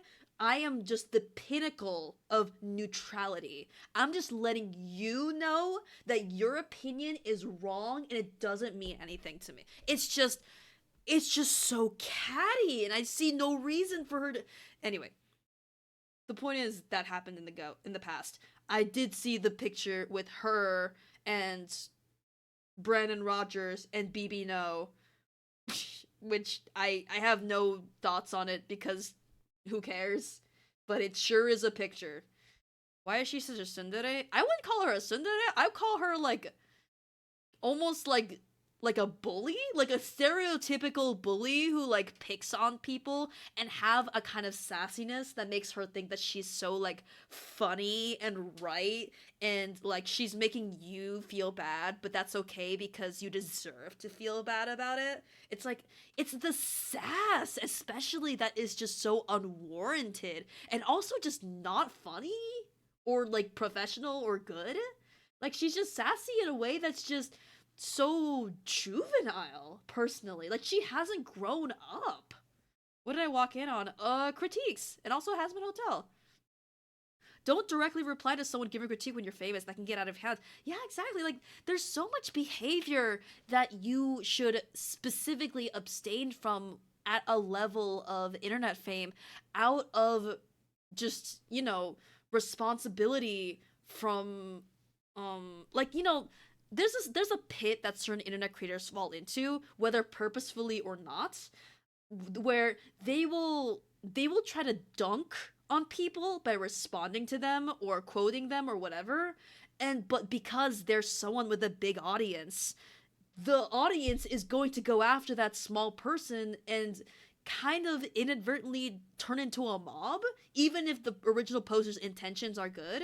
Which is why, like, even me, Steven Universe Animatic Sangled, whenever I see people like talk about me or whatever, I would purposefully not like reply or quote retweet them, because I was like, I have enough followers to the point where even if what I want to say is like something I want to express, it wouldn't be right for me because there might be people going after them for something that is ultimately just not a big deal, you know? So like, even at my itty bitty status, I was like, I'm gonna make sure that if I'm gonna respond to someone and dunk on them, I'm going to use it responsibly, because, you know, it's power, influence like that. But it's just she just doesn't know. I'm sorry, I'm going off on her. This video is like empowering me. It's giving me like energy, like a Goku spirit bomb, to really go all in on everything I dislike about Vizipop. reason for the swearing is because the creator thinks it's cool, which is indicative of an immature writer. But honestly, the swearing fits the overall childish and nihilistic tone that the show presents. Almost every character talks and acts like they came straight out of high school. It's not an act! It's not a phase, Mom! Their designs are so busy and necessarily complicated that they would give Cold Steel the Hedgehog a run for his money. The Exorcists look like they belong on a My Chemical Romance cover. And hell itself looks a lot like what I expect the Amazing Atheist to describe hell as. Not a place of torture and damnation, but a cool place where freethinkers and rebels party, drink, and have sex. Come to think of it, the show does fill me with a sense of nostalgia for that early 2000s emo kid phase that many of us probably went through. I could imagine an edgy teen's notebook filled with sketches that would probably fit into the Has Been Hotel universe. With that in mind, I think I'm starting to understand why the writing keeps shifting away from the hotel itself. The creators aren't mature enough yet to tackle serious subjects such as depression, addiction, abuse, acceptance, or redemption. Especially abuse. May I highlight this show does like oh my god, the Valentino Angel Dust shit is a whole other discourse, but it really doesn't. They can do the sinning and rebelling part well, but what can they offer for those wanting to improve themselves or escape a toxic lifestyle? Some corporate team building exercises? This is stupid. Has Been Hotel is not exactly interested in delving into the world of psychology, self-improvement, or philosophy beyond the surface level. They skirt the issues the characters have and don't directly deal with them in any kind of mature or relatable way. They are tough issues, sure, but if you're not going to tackle them, why even have them? Just do your fun songs, cool action scenes, mystery, and dark backstories. I know I like to bash on BoJack Horseman, but at least that show wasn't afraid of tackling some pretty intense subjects maturely. Yeah, BoJack! BoJack is a good show. Watch BoJack, it's good. It's heavy, so like you have to be in a right mindset, and I understand people avoiding it. But it's a good show. I recommend BoJack. It's one of my favorite shows. It's very dear to me. Every day it gets a little easier. Yeah? But you gotta do it every day. That's the hard part. But it does get easier. I may dislike the characters and the expository writing, but some scenes actually made me stop and think about the subject they were exploring. That's Too Much Man and the view. That's because BoJack Horseman is written by people who are adults and they want to talk about adult topics for adults to enjoy. Vivzipop, on the other hand, From Halfway Down will always stick with me, and they aren't even the best episodes. No, I really should have thought about the view from halfway down. Find your peace, big guy. Find it. BoJack Horseman had moments to explore the existential dread and the core of someone's flaws in a very honest way without sacrificing the comedy. I feel like Has Been Hotel would have benefited from a few of those scenes, but again, it would require the creators to have a serious introspection, which can be intimidating. But it's such a bummer, man. Instead, let's have those issues resolve themselves within a few episodes so we can get to the quirky and fun parts. Luckily, Vivzipop will still have a long career ahead of her, and I'm sure she will hone in on her writing and storytelling skills. That is, if she doesn't commit the final sin.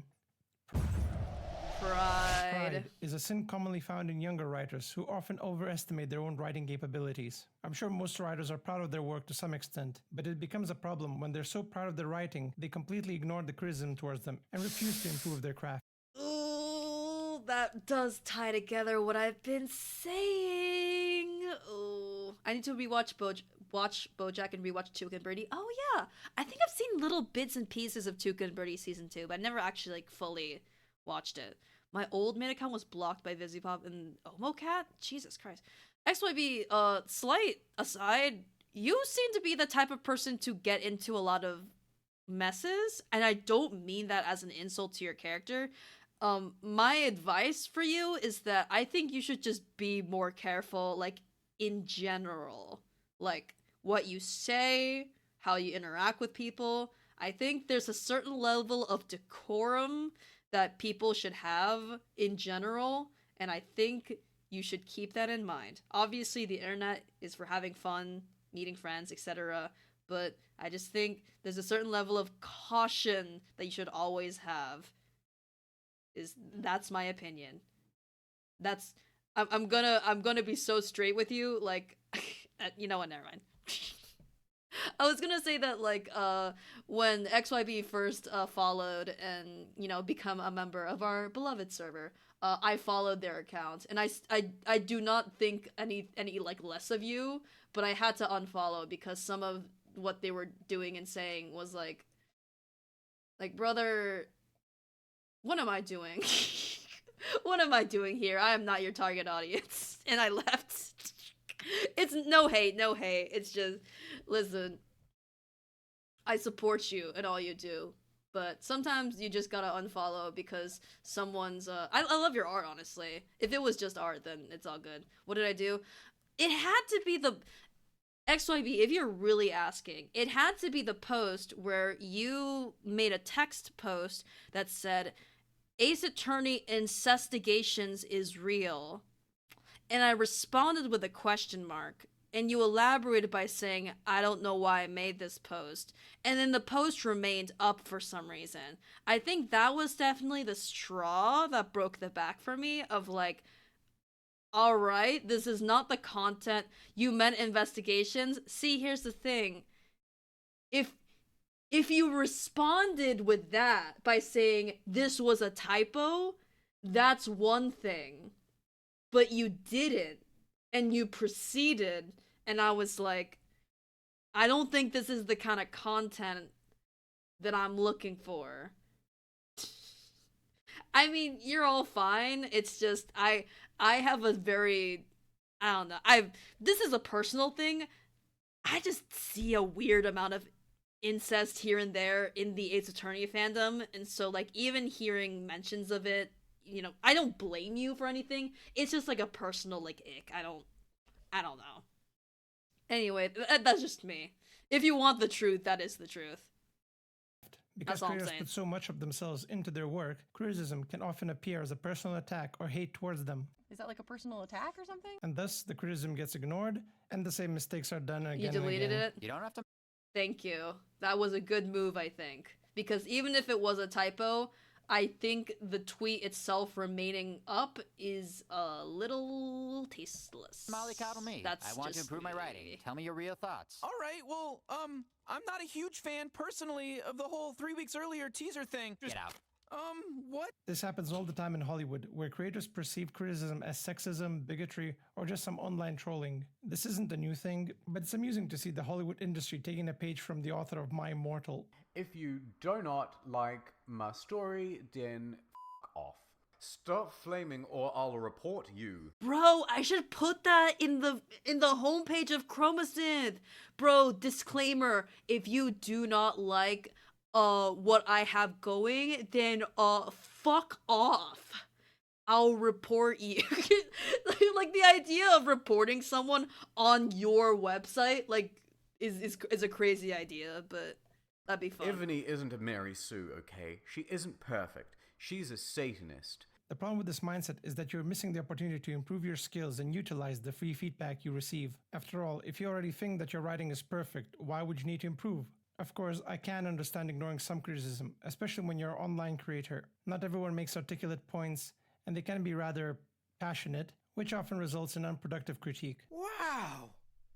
That was shit.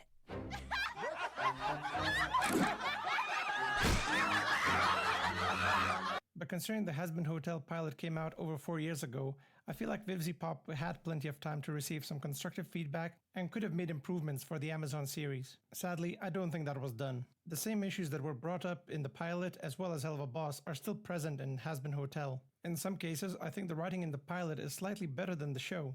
I came here because I love seeing wasteful souls struggle to accomplish something meaningful and fail spectacularly. Why do you want to help me if you don't believe in my cause? Consider it an investment in ongoing entertainment for myself. I want to watch the scum of the world struggle to climb up the hill of betterment, only to repeatedly trip and tumble down to the fiery pit of failure. Which is surprising considering the show had 9 other writers to help out. The counter-argument to this would be that VivziePop has a huge dedicated fan base who likes her work the way it is now. So why change it, right? Maybe. But just because a lot of people like something doesn't make it good. It makes it profitable. I can see the appeal of VivziePop's works. Her animations are far above a lot of her contemporaries, and her character designs do speak to a lot of nonconformist minds out there. The show clearly had a lot of time put into it, in order to be fun, visually appealing, and entertaining. But I can't help but wonder how amazing it would have been if the same care was put into the writing as well. While I praise VivziePop's talent and determination, I feel that maybe she's a little bit too determined. She clearly has a vision and sticks to it without making too many compromises. You can tell that in her art style and animation. She had so many little details and complexities to her character designs. I can imagine the nightmare of animating them. Yet, she does it anyway. Logistics be damned. I feel like the same... Yeah, that was another critique I had shared with people for the pilot, is that these designs are, like, objectively, like, whatever. Stylistically, I can accept that being part of the style, even though a lot of them are the same, like, skinny, red, black shits. But, like whatever. Like, if you want to do your own thing, then that's fine. But for an animation, there are certain ways to stylistically simplify it for your own sake and for everyone's sake. And having that level of complexity for, like, a comic, that's fine. Like, because it's basically just you working on it, illustration-wise. So, you know, and also, you're not drawing them frame by frame, you know. But when it comes to animation, you kind of there's a reason why animation and character design character design and animation is a specific kind of character design, because it has to be not only dynamic and, like, it has to express a lot. It also just has to be, like, simple to look at, because this thing has to move around and be alive, and that doesn't work if that thing is just... It just has so much detail on it, and...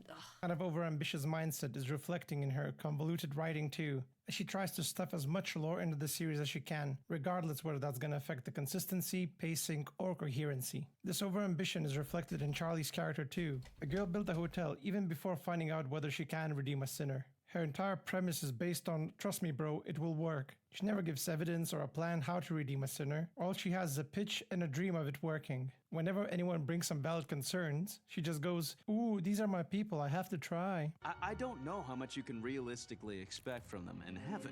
These are our people, Dad. I have to try. Our shared problem of overpopulation in hell. Oh! Well, that's not a problem. We got that covered. Those are my people. Charlie, do you know that the road to hell is paved with good intentions? Despite how much she wants it, she never seems to be prepared to address the issues or give a reasonable plan of action. We've done trust falls. We've tried sharing our feelings. We only have a couple months left before the angels come home. For the most part, it appears that she's pretty much winging it and hoping for the best, almost like Vivzy Pop herself. In fact, the show makes a lot more sense if you interpret it as an animator trying to get her show greenlit. She has to go to pitch meetings with people in power who tend to dismiss and reject her ideas. Let me stop you right there. Save us all precious time. Okay. She has to endure the mockery of her peers. Oh, looks like your little hotel didn't work out so well. And the disappointment of her parents. Oh, this place sure looks, But through sheer determination and help from her supportive friends, she achieves her goal. It's interesting to see that show through that perspective, and it can explain a lot of the writing and directing decisions. I am very much a mix between Baggy and Charlie, though, because, like, Charlie, like, all the, like, obstacles she faced, like, you know, people being shitty and people, like, saying you'll never accomplish this. Oh my god, I'm so sorry. This happens now and then, but when people say the word saying, but they say it really quickly, it kind of becomes the word sang, and that is not a word people say all the time. And people just generally, I'm not used to people, like, saying my name just on, like, it's not like Smith or Will where, like, you're used to saying it. You're used to people saying it just, like, normally. Like, so when every now and then when I hear someone saying, like, saying, and I'm like, what? Me? White person pointing at themselves? Me? But anyway. Like, that's We're almost kind of a common experience for any kind of creator, and I feel like the stubbornness she has is something that I've had to have, like, just keeping going, like. Whether or not that was Vivzy Pop's... It's so... Sorry, last interruption. It's so funny that Charlie is clearly, on a certain level, very much a Vivzy Pop self-insert. Not a bad thing to, like, inspire your main character, like, off of your own, like, self and life, but the fact that, like, Vivzy Pop made a post saying that it's sad that this is the season, like the second season, is where I, like, put the most of my own experiences and relatability in Charlie, and I'm seeing people call her stupid and incompetent. Because, first of all, wild. Wonder what that says about you. Secondly, why would you post that? why would you admit that firstly that it's inspired by you, and you're acknowledging that people don't like why would you post that? So much of my critique of Vizzy Pop boils down to you didn't have to say that, bruh. No one asked you. Like she's again, this just boils back to just her being like a fandom person at heart. Intention, I don't know. But as I watched the She show, not built I felt for that this. Vimsy Pop almost needed to take a step back and think beyond herself and the things she likes. Maybe some characters aren't as necessary as others. Maybe you don't need so many subplots. Maybe some of the designs could be simplified to better represent the character's personality and sin. Maybe you shouldn't dress everyone in steampunk and Victorian attire. Is it 1750? Burn it like the witches who wore it. Maybe some of the characters shouldn't be furries. Creators will ask these questions only when they're ready to accept that their work is flawed and needs to be changed. Cut! Okay, Angel, I need you to be less horny if possible. Sadly, I don't think this video will be watched by Vivzy, and if it will, it won't matter because they already started voicing lines for season 2, which means the script was already written and they won't be able to make any drastic or radical changes to improve it. Season 2 will most likely have the very same issues that I pointed out in this video. However, I didn't make this video for Vivzy Pop or to critique her. The same sins can be found in all modern writing, which is a thing I would like to change. So I hope that some aspiring writers will take my advice into consideration as they write their own stories. Thank you all for watching. I think this is the last time I'm making such a long video. Looks like the 70% of you were right, but I hope this was fun and informative for you. While I tried to censor some of the swearing, I don't think this will be fully monetizable. So if you want to support my work, consider leaving a super thanks, or leave a tip on Buy Me a Coffee. Or if you just want to hang out, make sure you join the Discord channel. All the links will be in the description.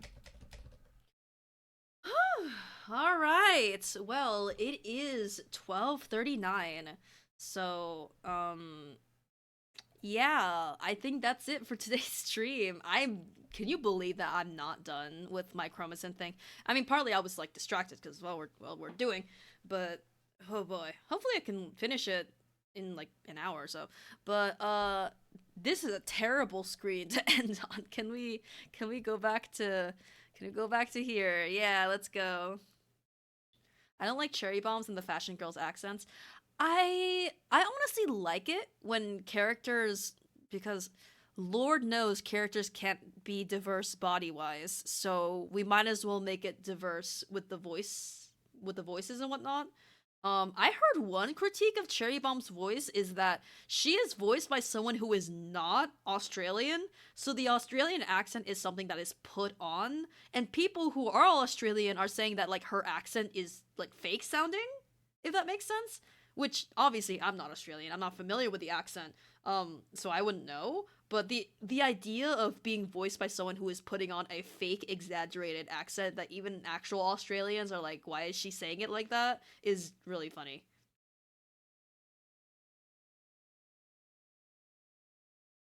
Are they actually born in these areas? Is it a core part of their character? I mean, I think it's XYB, I respectfully disagree. I think people having accents is similar to them being of different ethnicities, different backgrounds. It's just a little flavor to give them a little bit of uniqueness to each character. Again, if your problem is that the accent like gets in the way of understanding them, I can sort of get that. But yeah, accents are interesting. It's like how different people have different slang and different like quirks in their speech. You know, accents are just quirks. It's nice. It sounded a little fake. I mean, that's because the Cherry Bomb accent is fake. that is uniquely a criticism to the Cherry Bomb character, is that her Aussie accent is not as good as it is supposedly. Anyway, yeah, that's all the issue. I get that. Like, sometimes you can have an issue with the voice actor putting on an accent because the accent itself feels like it's hammed up, if that makes sense. Like, it doesn't feel natural. It feels like they're specifically putting on a voice, and even then, the voice is, like, not good. But, yeah. Thanks for coming. We sure talked about a lot of different stuff this stream. I feel like I really came to life in the Aspen Hotel section, not only because the video is very good, but also because I have a lot of opinions. Thank you for allowing me to have my space and my opinions.